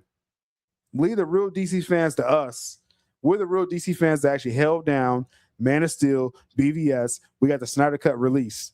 We're the real DC fans. The rest of y'all can exit stage left when James Gunn is done. That's what y'all need to do. But this thing here, because we don't write films and direct films, we don't understand it. Very weak, fake Russo, but more to come. More to come. Look at it. We got John Roca. Johnny Come Lately. You didn't even get 100K off of me, bro. At least fake Russo got 250K off me. This is a viral tweet. I respect the fake Blu-ray Shill Ray Angel. He got 3 million off of me. Joe Russo, you couldn't get 1 million. Roca, you couldn't even get a fourth of what fake Russo got. Roca, what he got to say? Y'all know John Roca. Didn't he say the Snyder Cut didn't exist? Is that you? Is that you? When we've been witnessing the Snyder Cut for the past 5 years, we've had a 5-year anniversary. So your opinions ain't going to hold too much water. But this is the agenda right here. You let it out right here, John Roca, because I would have been like, this is just, random responses against me. Nah, y'all got the memo. When Snyder fans blow up on Twitter, they send y'all Shill Ray Angel, fake Joe Russo, and not John Rocha. He says, I have to believe that people criticizing this all over again have never acted in an intense scene in their lives. So I got to act in a movie now. You see, I told you I was the theme. I got to act in a movie to criticize James Gunn. First, I had to write a film. I had to direct it. Now I got to act in I got to do a trifecta. We go a 4-quadrant. I got to produce it as well. Fund the film, write it, direct it, and act in it to criticize anything. This is y'all move? This is y'all play? Oh my goodness. Bro. Yeah, he came in late. He didn't really eat off this tweet. You could have got 1 million, John. You came really late, bro. You came really late. Flip picks and nitpicks. What's good? He uses talking points to create Superman for them. Superman 2025. Check all the anti-Snyder boxes. You see what I'm saying? We got to act in. Now we can't criticize something unless we act in the film now. They didn't challenge what I said. I said Corn Sweat knew more about Superman than James Gunn. No one challenged that. No one challenged that. They just said, I don't write films. I'm not a director. I'm not an actor. So I can't criticize it.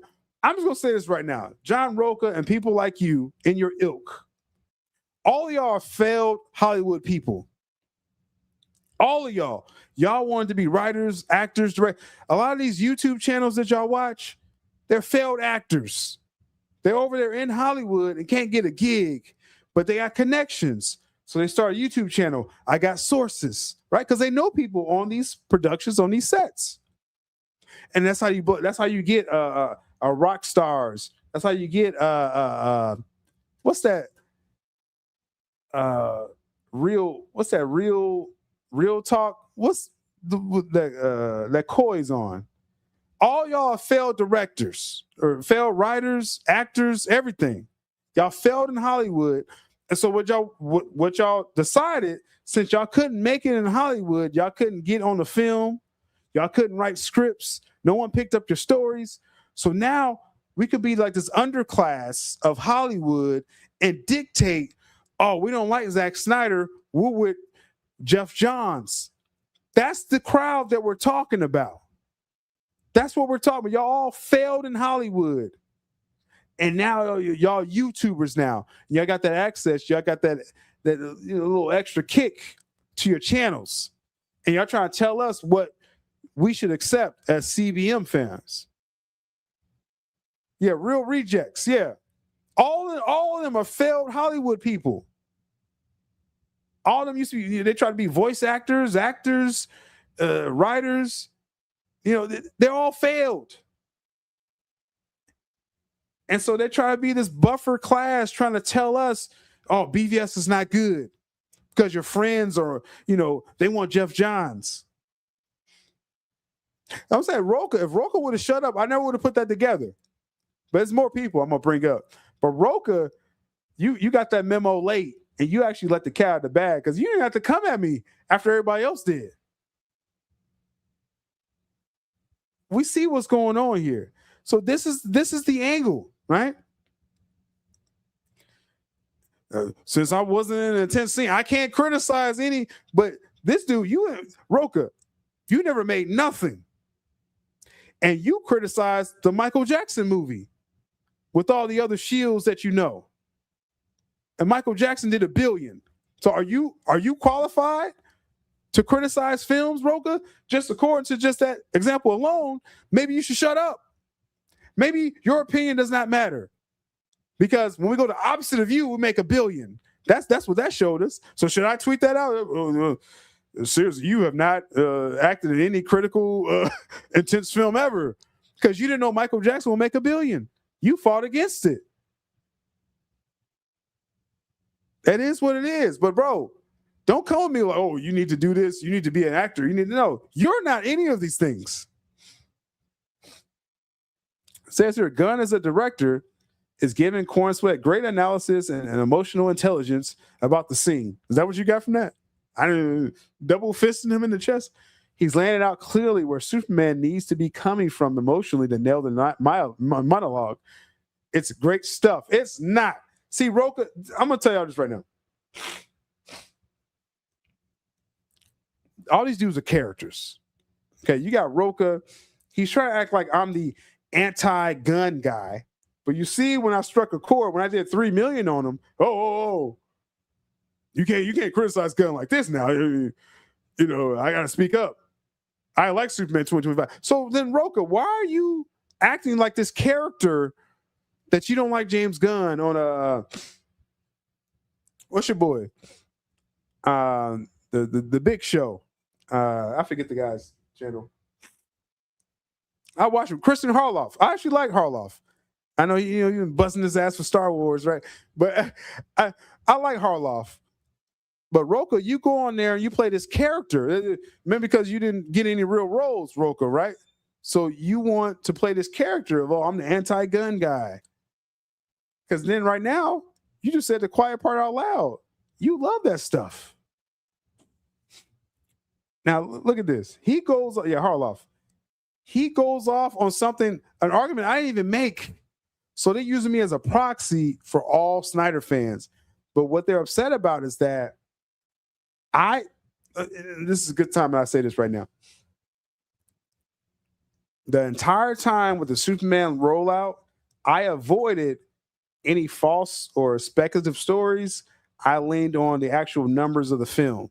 I did that purposefully because if I had to come back and criticize it, I wanted merit. I didn't want to just be, oh, you're a Snyder fan channel, so you hate it. I was like, no, I mean, obviously I'm a Snyder fan. I'm a DC fan overall. So if Gunn actually brought the goods, I would have gave him credit. So I wasn't going to run with, oh, they spent $400 million to make the film. You know, oh, this film's DOA. It wasn't. It made over $100 million opening weekend. So I couldn't run with stuff like that. So these people, they're mad that I didn't lean into that. I actually gave this DC a chance and saw it fail with Peacemaker Season 2, Supergirl. And so they're throwing all their frustration on some of y'all out there. They try to throw it on me. Okay, watch this. So he says here, miss me with that you don't put your fingers on an actor BS. I didn't say that in my tweet.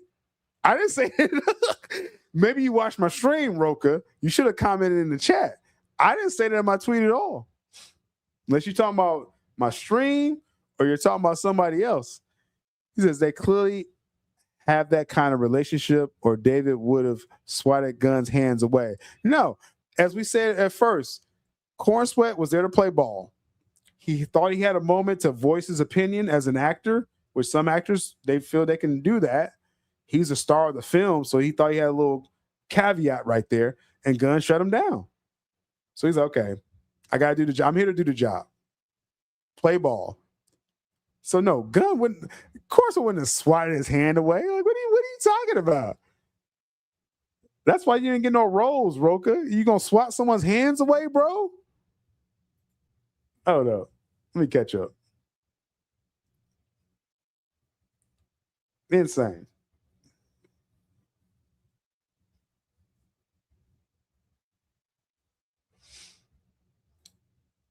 Let's pull this back up. There we go. All right. And when David walks away, it's because he gets it and wants to do it immediately before he loses the moment and the emotion. Roka, you saw my stream because my tweet don't say nothing about these things. You were sitting there. Roka, next time you watch this, if you're watching this right now, Roka, drop a comment. All right. Let's talk about it. Or you can come on the show, Roka. You can come on the show and we can talk about it. But I think you was someone who said the Snyder Cut didn't exist. I'm just gonna throw that out there because I will press you. People don't realize Robert Meyer Burnett. I have a cordial relationship with Robert Meyer Burnett, and I pressed him on him saying the Snyder Cut didn't exist. And I don't know if people remember that. That was years ago. That was when 2020, before it came out, before the Snyder Cut came out. So if you're going to publicly some of the Snyder Cut doesn't exist, you got to answer to that live.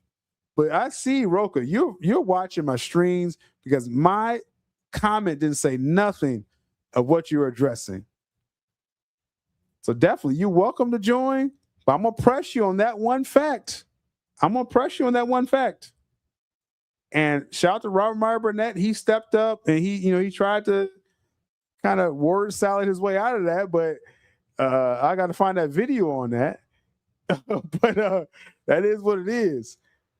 Roka, you watched that stream when I broke it down. The stream that YouTube, see, coincidentally, that's a stream YouTube tried to take down. So all y'all pulled up my YouTube video and the views were great. And y'all tried to strike my video.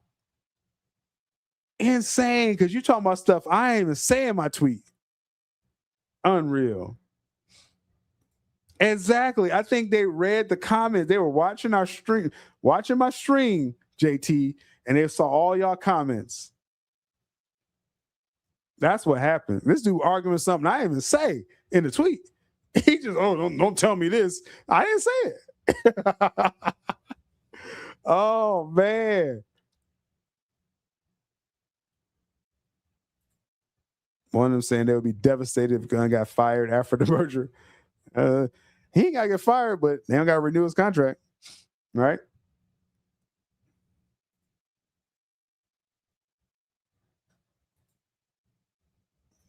It's more sad than funny. Yeah, you see where they own. Rumor Jeff Johns was pushing the Snyder Cut. Reasons was to move Snyder out, install people using Jeff Johns' DC stories to get credits and royalties using the comic runs he wrote. Yeah. That's exactly what Jeff Johns and people like Roca, allegedly, and others, they got that memo. They're that buffer class between Hollywood and real fans. They're a buffer class because they couldn't break into Hollywood, but their friends did, right? They're all failed actors, writers, directors, and now they're trying to, okay, let's do a solid for our boy Jeff Johns. We don't like Snyder. He don't play ball with us. That's that crowd. And just keeping it real, like I said, Robert Meyer Burnett, he has strong ties to Warner Brothers. He at least reaches across the aisle a little bit, so I'm not going to go too hard on him. He didn't come at me. I would have loved that, Robert. I was like, oh, Rob, you got to come on the channel. You're going to come at me, bro. We got a cordial interaction. But Roca, we know what you're about.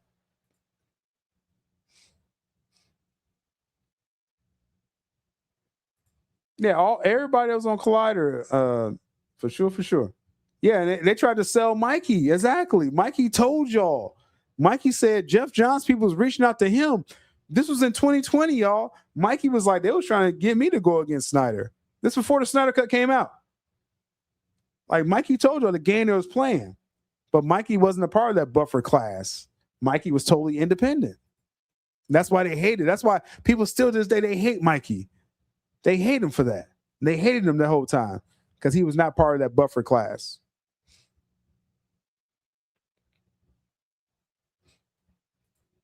For sure. Collider rejects. So he got Roca. Let's see what else he's saying. Okay. I know people want to fully turn on GUNN now, but I thought Roca was the anti-gun guy. This is crazy that he's saying this, but he acts like a different character on Harloff's channel. He says, I've certainly had my issues with his comments or how he's handled some things, but it's foolish to paint this as toxic in any way. My tweet doesn't say, again, he watched the stream, y'all. I'm going to keep saying that, especially if you've never been on a set or on a stage doing an intense monologue or scene in your life. Roca, you haven't. Okay? You haven't done anything intense on a set. So why does your opinion matter? You see what I'm saying? Hey, you fool me once, okay. Fool me twice? Nah, you ain't gonna fool me twice. That's two people. Elite Shield people, part of this buffer class. Fake Russo. Again, Blu-ray Shield, he just, he has the numbers. So he got his numbers off of me. That is what it. He just said, I just want to glaze. Okay. That's all you do. You're not a fighter, you're a glazer, Blu-ray Shield. So I ain't got no smoke for you like that. If you just a glazer, we ain't gonna fight, Fake Russo and Roca, y'all ain't got the pull. Y'all haven't made it in Hollywood, but we gotta make it in order to criticize stuff. But you haven't made it. That's the thing. Next time you criticize a thing, Roca, again, I felt some kind of way, Roca. You jumped on that Michael movie train. I didn't like you coming at Michael like that. All right, Michael's an American legend, Black American legend. And you coming at him talking about you want some dirt in his film. You ain't qualified because you haven't been in any intense filming ever in your life. All right, how about that, Roca? Get on out of here with that, man. Yeah, they watching. He showed me he was watching just by going through he was bringing up y'all comments. JT just said, yo, I said that in your stream. Yeah. Who else doing streams like this? Going directly at James Gunn, not with the silly stuff, not with the fake news, not with fake numbers. I don't do all that. I bring stuff that sticks. And so they couldn't, because see what they could have did, they could have just dismissed me saying, oh, you're just a meme account. You share false news about, all this stuff. No, I don't. See, I purposely don't do that so that when I criticize something, it stands. So all they could do is resort to what y'all were saying in the chat. That's insane.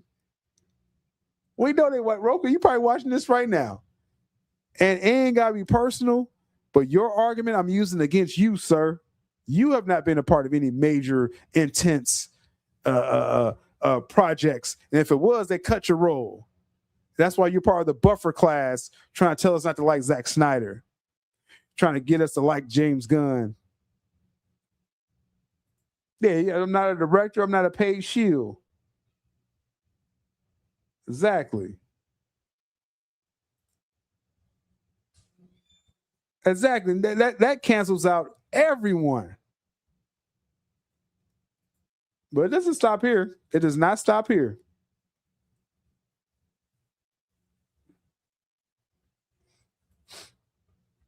Let's keep going.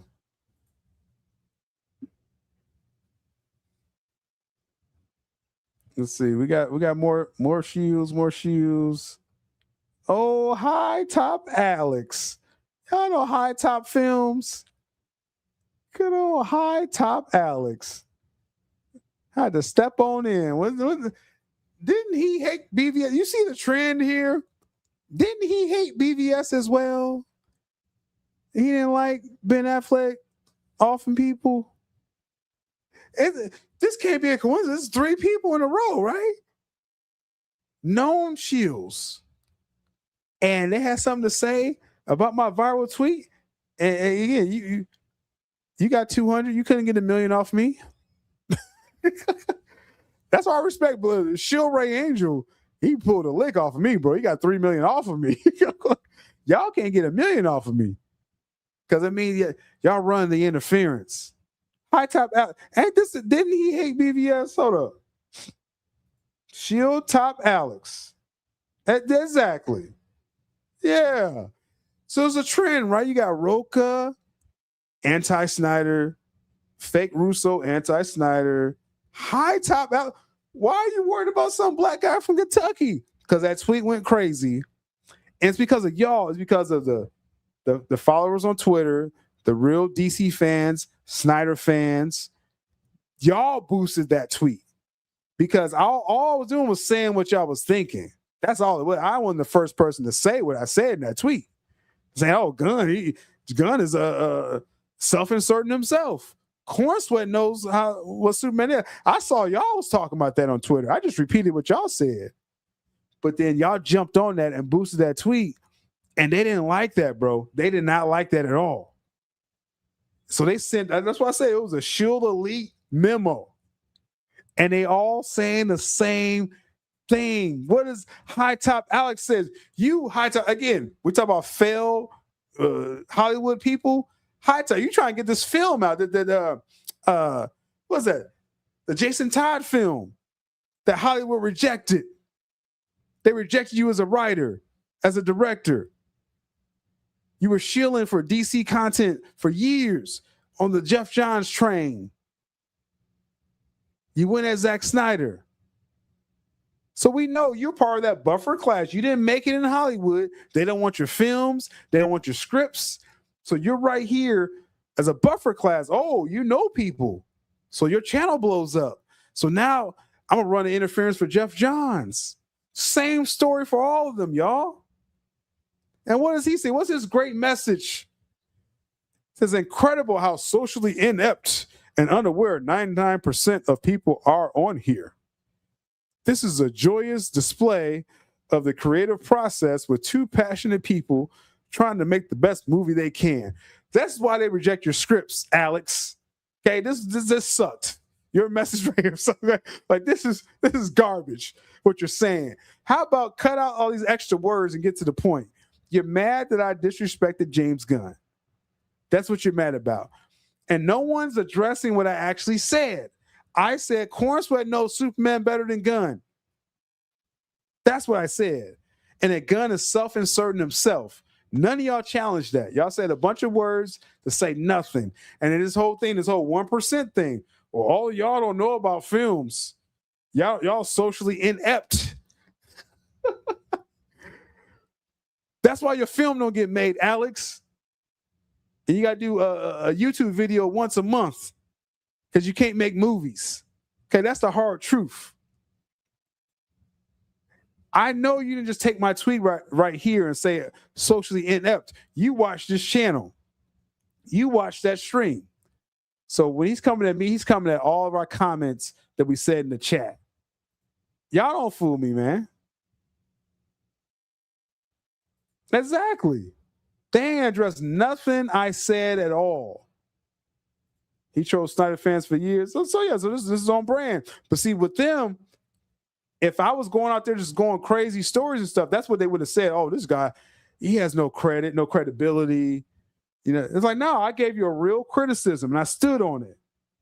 And the people got behind me. That's why I get 3 million, because y'all got behind me out there on Twitter, especially on Twitter.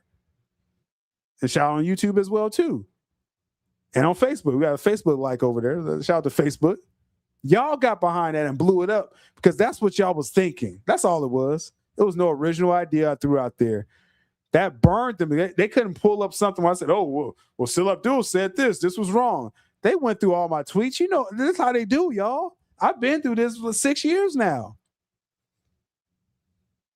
They could have easily been like, oh, this guy said they spent $400 million to make Superman. So why are we listening to him? I never said that. All right. So I'm just socially inept. Off this one tweet, you watch the channel, bro. I know Real Rejects, y'all watch the channel too. I already know. Oh, no, when I started with Mikey, yeah, I saw y'all. Yeah. I got ways of finding that out. Yeah. Yeah, Real Rejects. So it's probably Coy. I don't know. Maybe it was Coy or the other dude. I don't know. But I know y'all watching. See, but y'all want to keep us from Hollywood. Y'all the buffer class, Real Rejects, new rock stars. And again, I'm not saying hate these channels. I'm just telling you, they're all failed Hollywood people. Coy, all of them. Roka, High Top Alex, all failed Hollywood people. But they want to put themselves in a class over the fans and dictate what we should like. That's how BVS got bashed. Exactly why. Yeah, you hated BVS. I remember that. And, you know, the real thing is, like, he does, like, decent video essays. That's why I'm glad I didn't see certain people. I know people that are shills out there that I've had run-ins with before, and they stayed away from my tweet. Everybody saw this tweet. 3.3 million.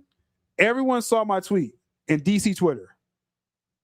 And I'm proud of certain people who's like, okay, I ain't going to get into this. I'm proud of y'all. Okay, because I don't come at y'all like that. I don't come at y'all just because you have different opinions. I know some of y'all are glazers and guzzlers. I don't out y'all. Do your thing. Don't make this personal. So, like I said, anyone that came out, I wasn't too disappointed. But I'm glad they showed their face. They just couldn't take it. They just like, no, you can't come out here doing numbers, dissing James Gunn, and you a Snyder fan? That's why they came out.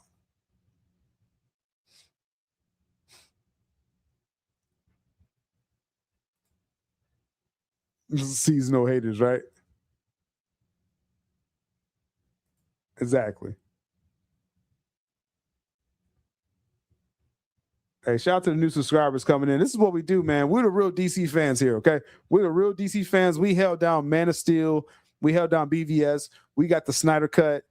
We're rejecting the bastardization of DC in the name of James Gunn. If you in this chat right now defending this, then, hey, this is going to be a tough stream for you every week. Weekly show. We here Saturdays, most Saturdays, noon Eastern Standard Time, some Sunday nights. But if you're saying you're a lifelong DC fan, first off, you got to be a real DC fan coming up in here.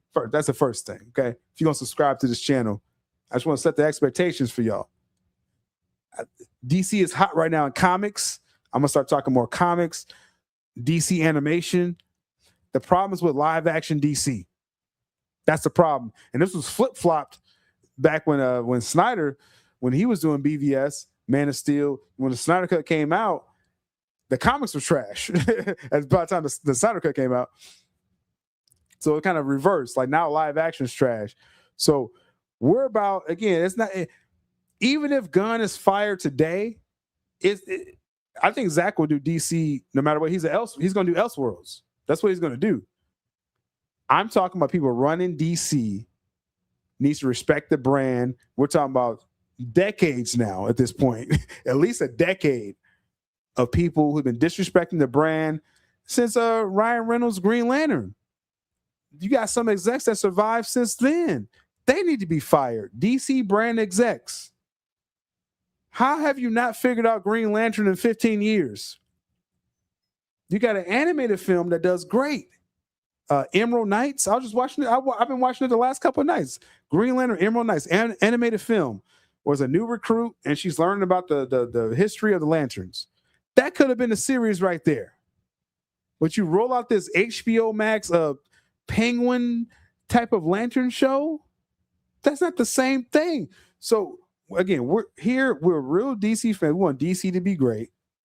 We don't want this White Rabbit stuff. No. For camel toe jokes and stuff. No.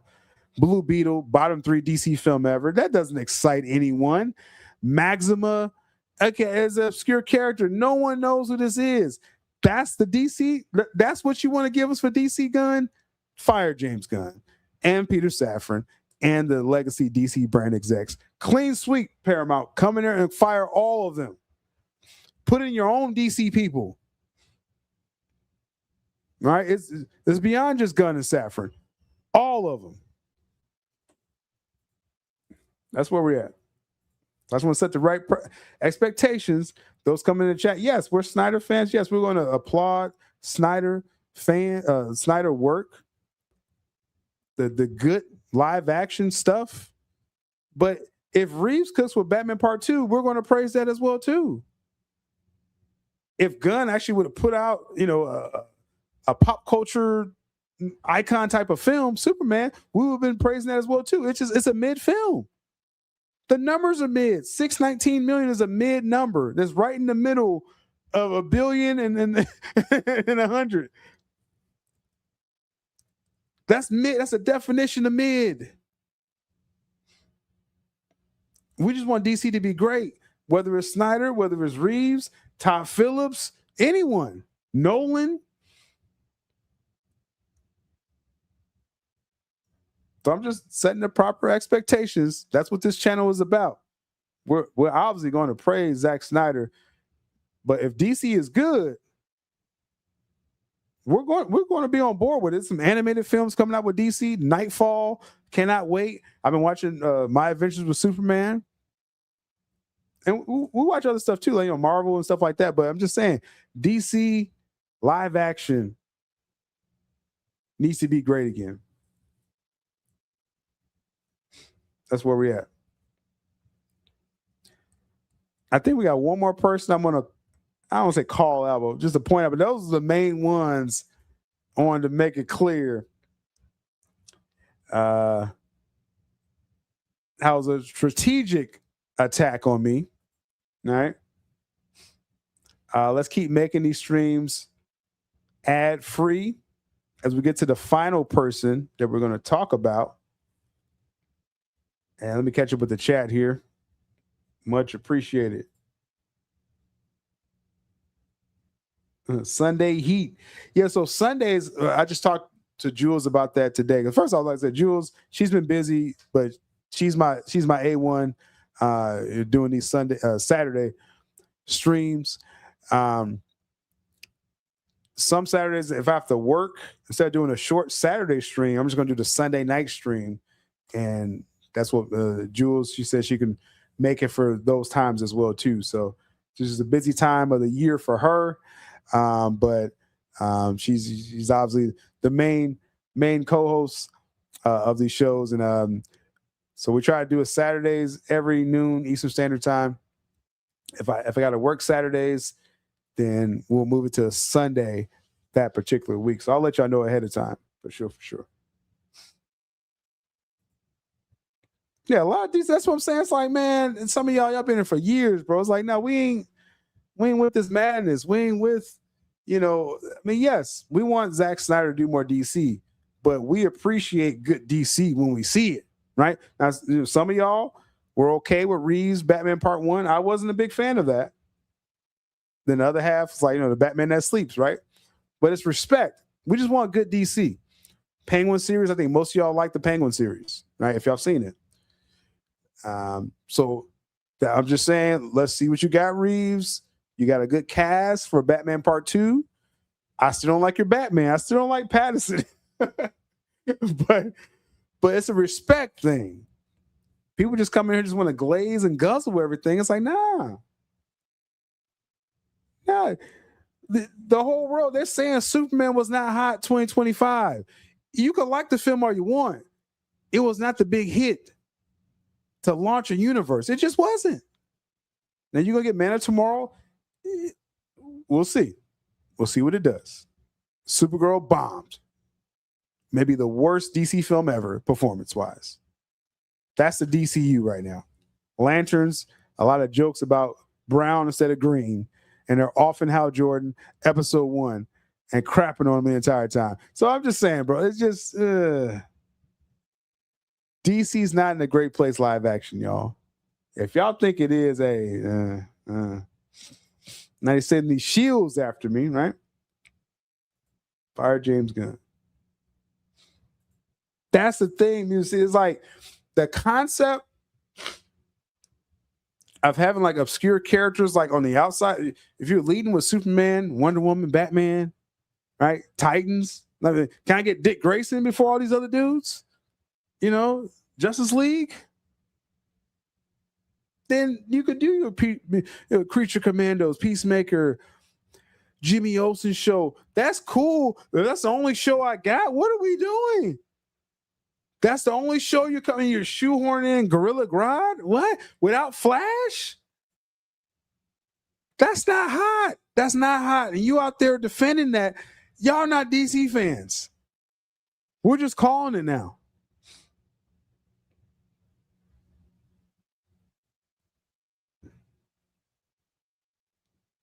We're just calling it.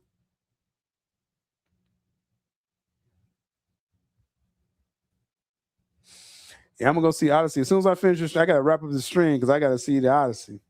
Yeah.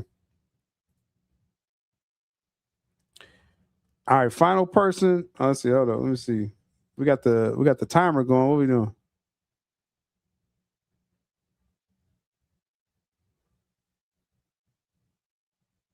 We got Alan Sinclair saying James Gunn should have been fired years ago. Took 6 years. The momentum is done for Batman. It's Batman. I don't think the momentum's done. Just in my opinion, it's okay if you feel that way, but I think Batman is Batman. Now it shouldn't have took 6 years. All right. Back in the day, we used to 3 years in between films, right? So it shouldn't have took 6 years. But yeah. Batman's gonna do good, I think, regardless. But what Reeves got to show, you can't just come out and just do 700 million again. No, like this Batman Reeves, you got Paramount coming into the building. You need like 900 to $1 billion. You actually do. I don't think 800 is enough for Batman. What do y'all think? The first Batman did what, 770? Is 800 enough? I need 9. You got to push 9. You got to do more than BVS. How about that? Yeah, how about that? You got to do more than BVS. Now, again, I'm rooting for this. I hope it's good. 900. People saying 900. I think you got to do more than BVS. BVS 870. You got to do more than BVS. You can't just come out here, we'll lay up Batman film. 700 was cute. That was cute. 2022. So it's been 4 years. Who said? Oh yeah, that's right. 2 more years till it comes out. That's crazy. Yeah, it's got to do 9 plus. Because if you barely getting over 700, 800, I'm like, Reeves, okay, that's a wrap. You should put an ending. You should have wrapped up your story in that film. Let's clean this out of here. We got some Justice League films we're about to come out with. We're gonna just reboot everything.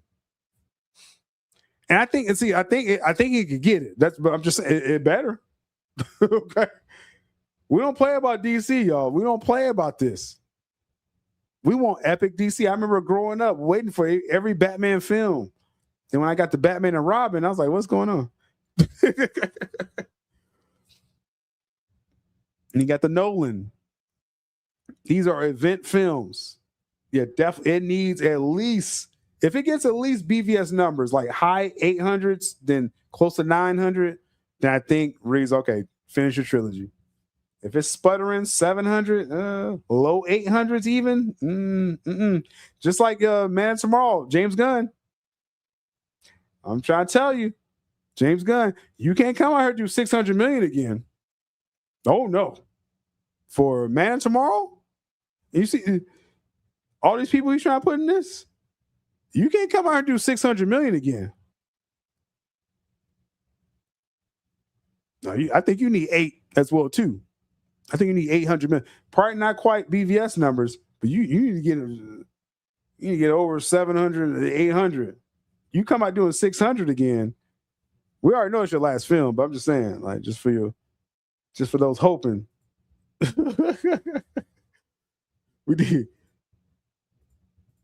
You gotta get it right. I'm just saying.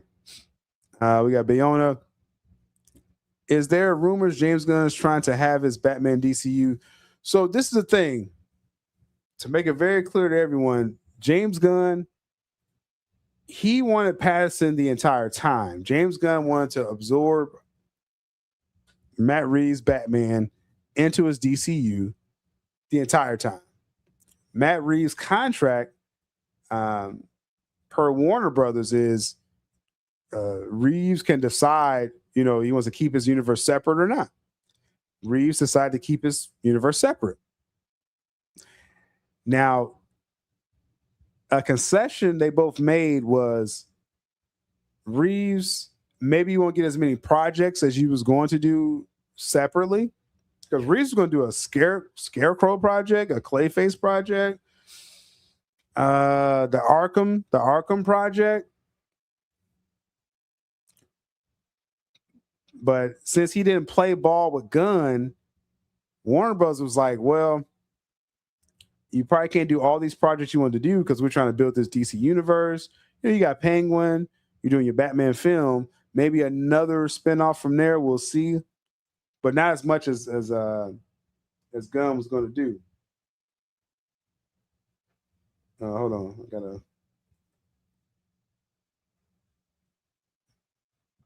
I'll send a message here. It's time to get some food.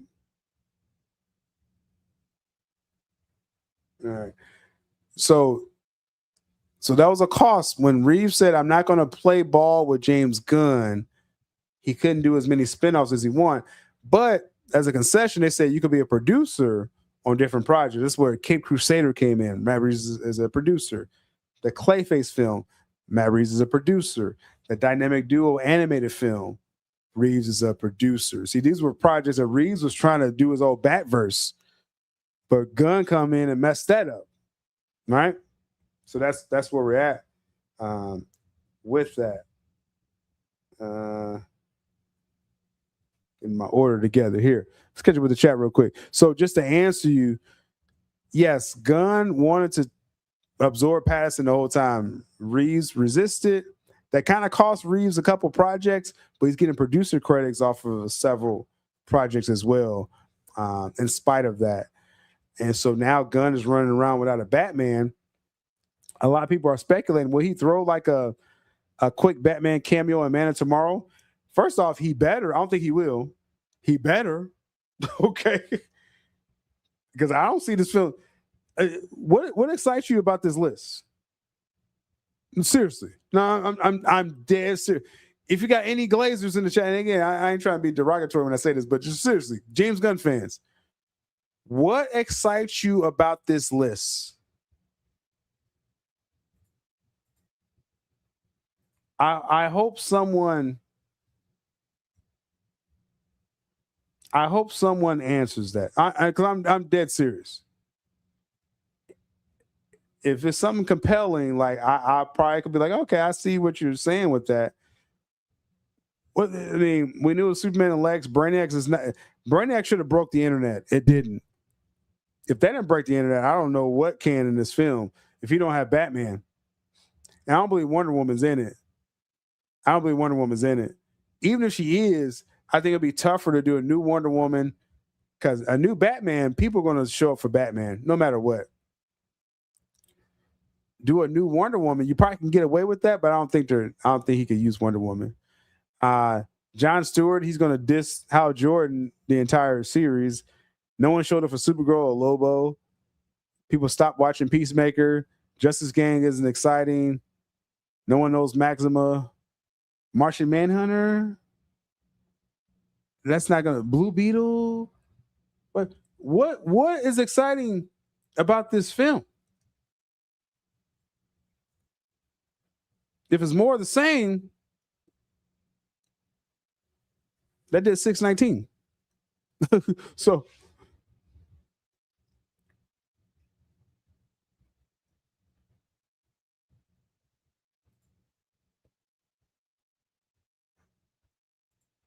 bro, you seem more hype for Blue Beetle than Brain. And see, it's sad Blue Beetle's caught in this crossfire, but it came out at the wrong time.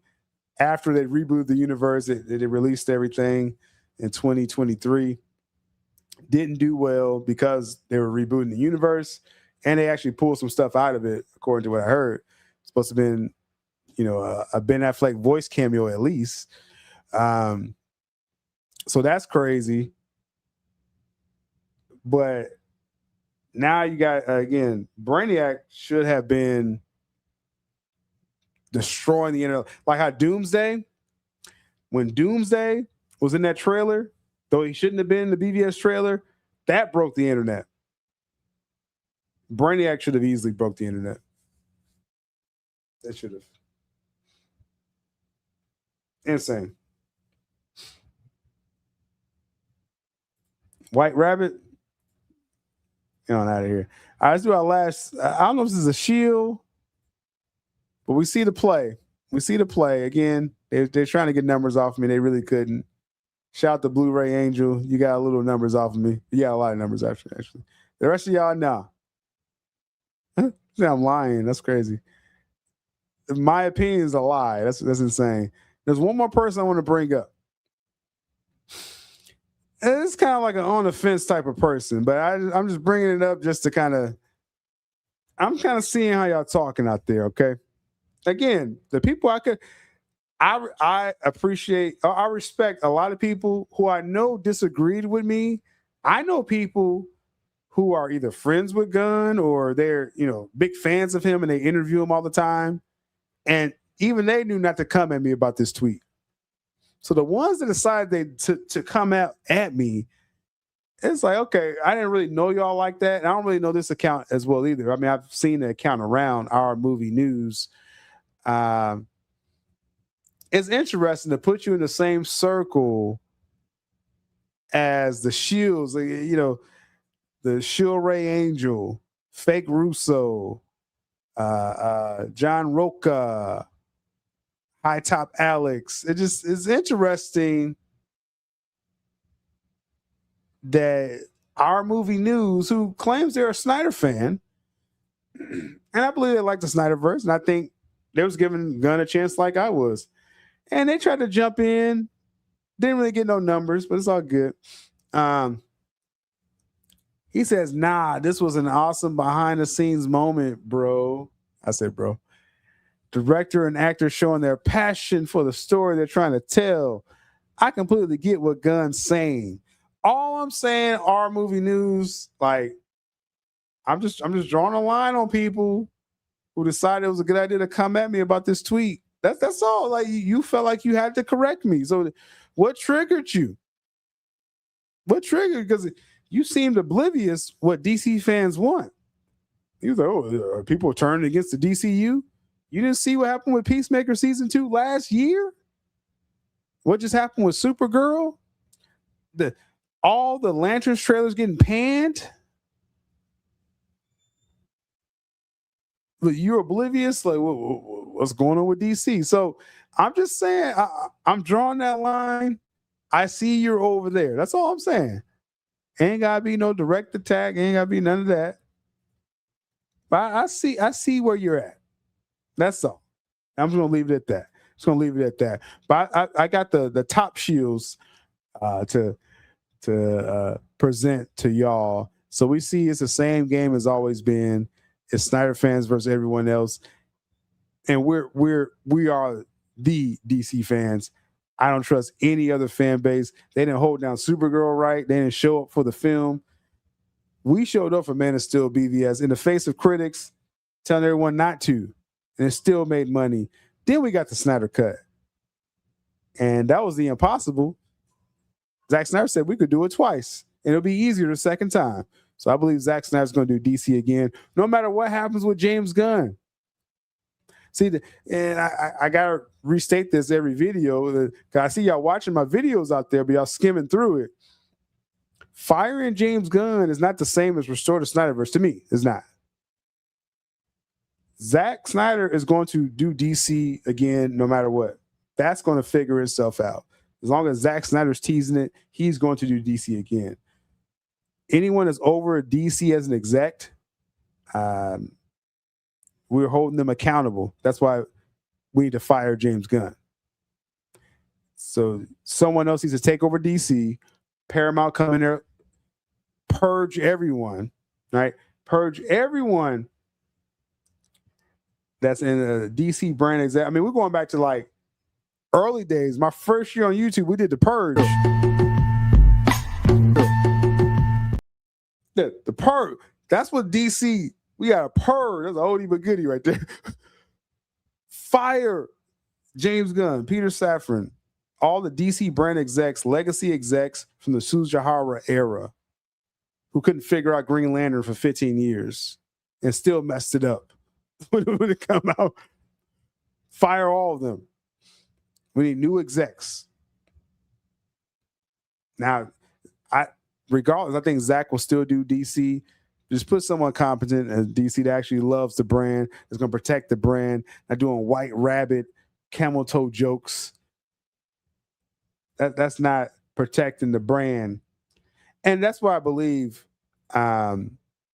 just clearly fire James Gunn. DeLuca and Abby was ready to run DC. They're the ones that brought back Henry Cavill. You think they just did that for no reason?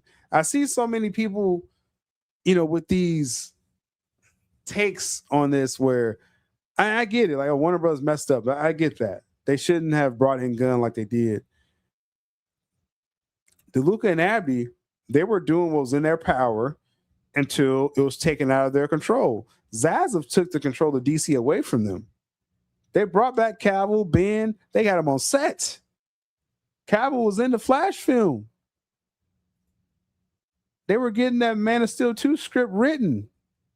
It needed some work, according to what they were saying. It needed some work, but it was a first draft.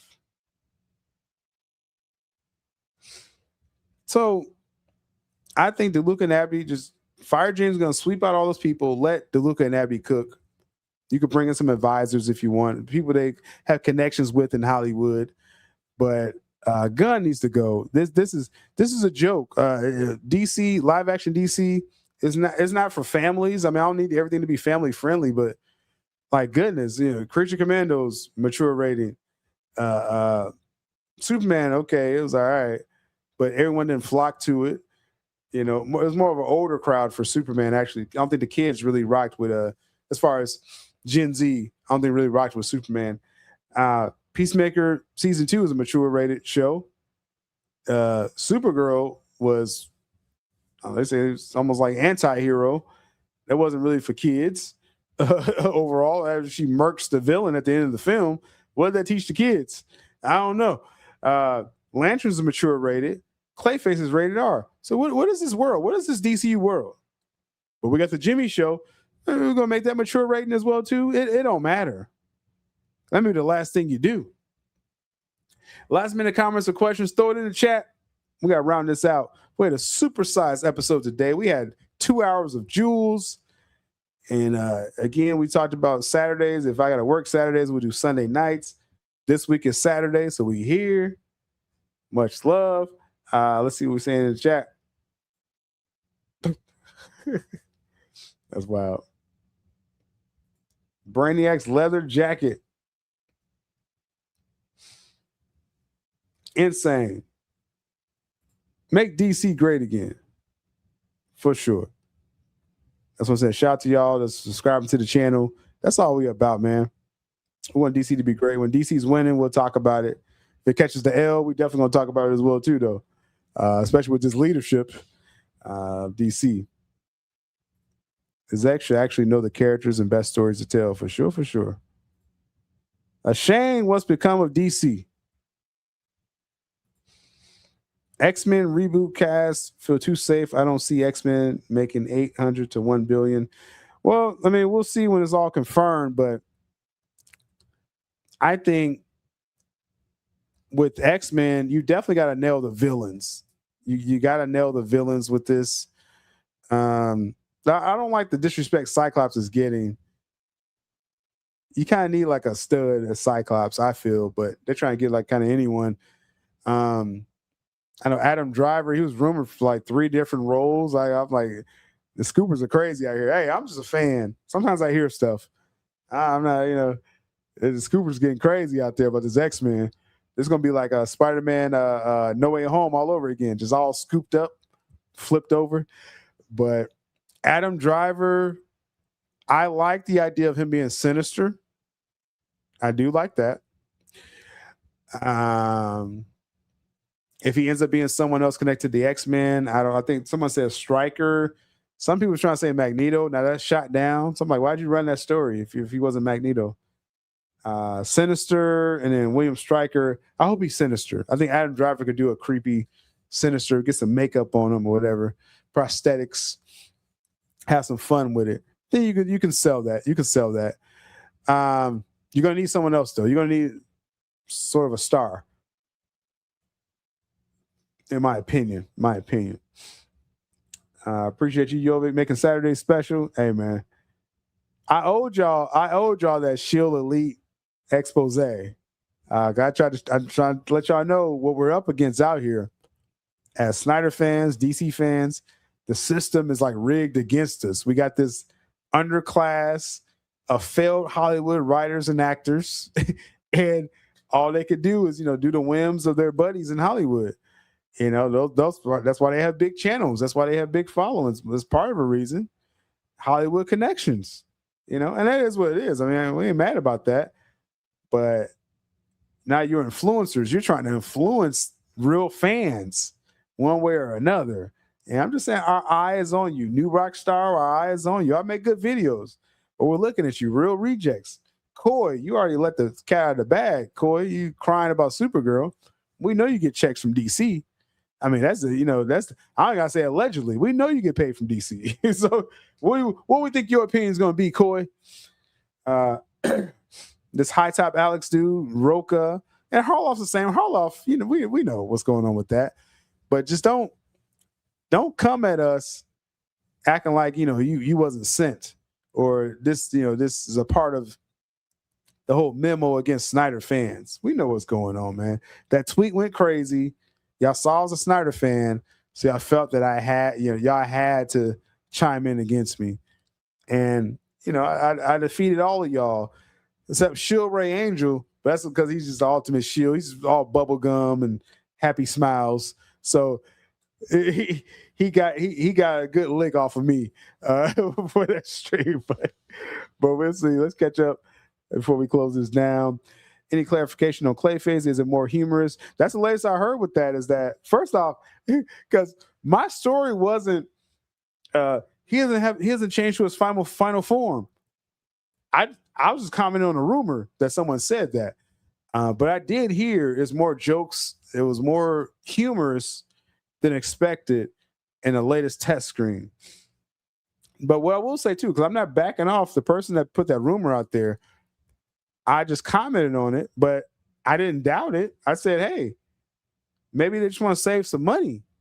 That was my comment. I was commenting on that. And people are saying, okay, in the test screen is, he changes multiple times and one full change at the end. Okay, no one's saying, we saw him change his face on the trailer. I'm saying what that rumor said, that full body Batman animated series Clayface form. Are we getting that? And no one's really answering that straight. So I'm gonna lean on to that person that has that room right there. They may have something right there. With that, it's no skin off my back. If it's there or not, we'll see. But yeah, I did hear it's more humorous than expected. That James Gunn notes, did he gun up Clayface like he gunned up Lanterns? We'll see.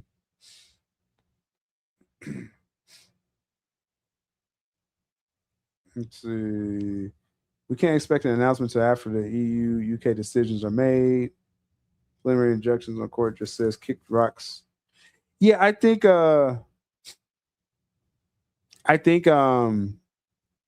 my guess is by next Wednesday, I don't think they're going to allow Paramount to close next Wednesday. I don't. It's possible though. I mean, because I think if they were going to pause this deal, I think they would have did it yesterday. Allowing it to go to Wednesday, that means there's still some wiggle room there that this could close next week. Paramount could own Warner Bros. Officially Wednesday, July 22nd, unless a judge freezes the deal. Now, it could be frozen before the 22nd. It just says they have till Wednesday. So I think we can hear something by Monday, latest Tuesday. But because of the holdup of some European and UK decisions, I still think it's going to take to August to officially close it. So this whole temporary pause thing, I just think it's pausing the inevitable. Because again, what was that quote? People in the industry, they really feel this is going to close.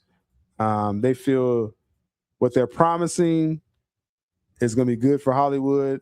Both partisans, both aisles. And I don't care if you don't like Trump, if you don't like Obama or Kamala. I don't like any of them. Okay, like that's just. I don't like Biden. I don't like any of them. I don't care. I want these movies, bro. Okay, so let's just make that clear. But they're saying this deal is good on both sides, so I think it's going to close. Is my point. Will it be next week? I think it's a long chance because again, the overseas stuff. But I think it's going to close before September, which is the goal. As early as July, late as September. That's been the goal the entire time. So now, do we get like a crazy twist and it closes next week? That'd be wild. That'd be wild. More Patreon stuff to come, for sure, for sure. I've been busy during the week, but I'm going to throw some Patreon stuff up there this weekend.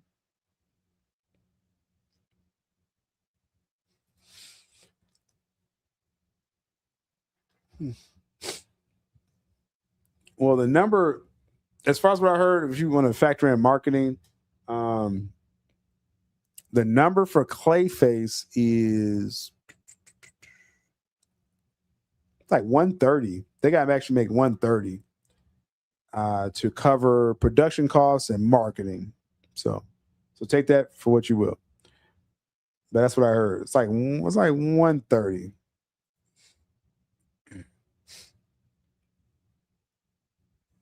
Those James Gunn notes.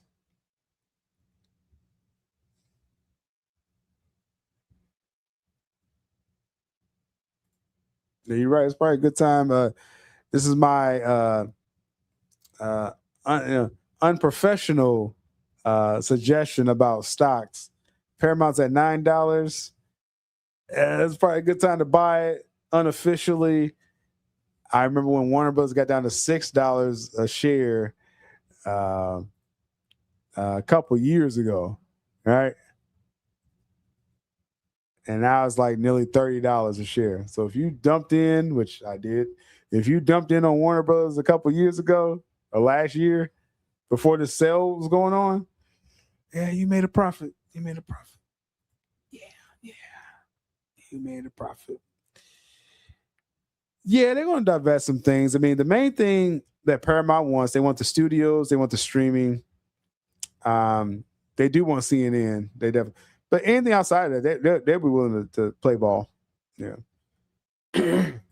Can't wait to see what Brainiac looks. That's gonna be, man. I'm gonna go live immediately. If that man comes out with a jacket, ooh, If Brainiac has a jacket, oh man, I'm going live. I'm gonna be at work. I'm gonna go live from my phone. Oh my goodness. That man has a jacket. After Clayface and Brown Lantern's bomb, the pressure will be insane on Man of Tomorrow. Gun will crack. I believe so. I believe so. I gotta go on, get on out of here because I gotta get right, and then I gotta go see the movie. I'll have my thoughts sprinkled in about the Odyssey film. I will say it is tracking really well to do really well this weekend. Everything that everyone was like, I guess, upset about swaps and stuff is like 5 minutes of the film. So I'm just there to see a good story. That is what it is. Much love to Syl Nation. Any last things in there? Good stuff. Good stuff. I'm going to slide on out of here. Till next time. Watchmen forever vigilant, steady watching and listening, disciplined, militant, killing these dudes that started visiting. What's the latest word, yo, Syl? We need to know. Tell us what you heard, yo, Syl. We need to know the ins and outs. Who's walking out, buying in? We need to know your thoughts on what you do to stream a hell of a show. Let's go. One hell of a show. Let's go.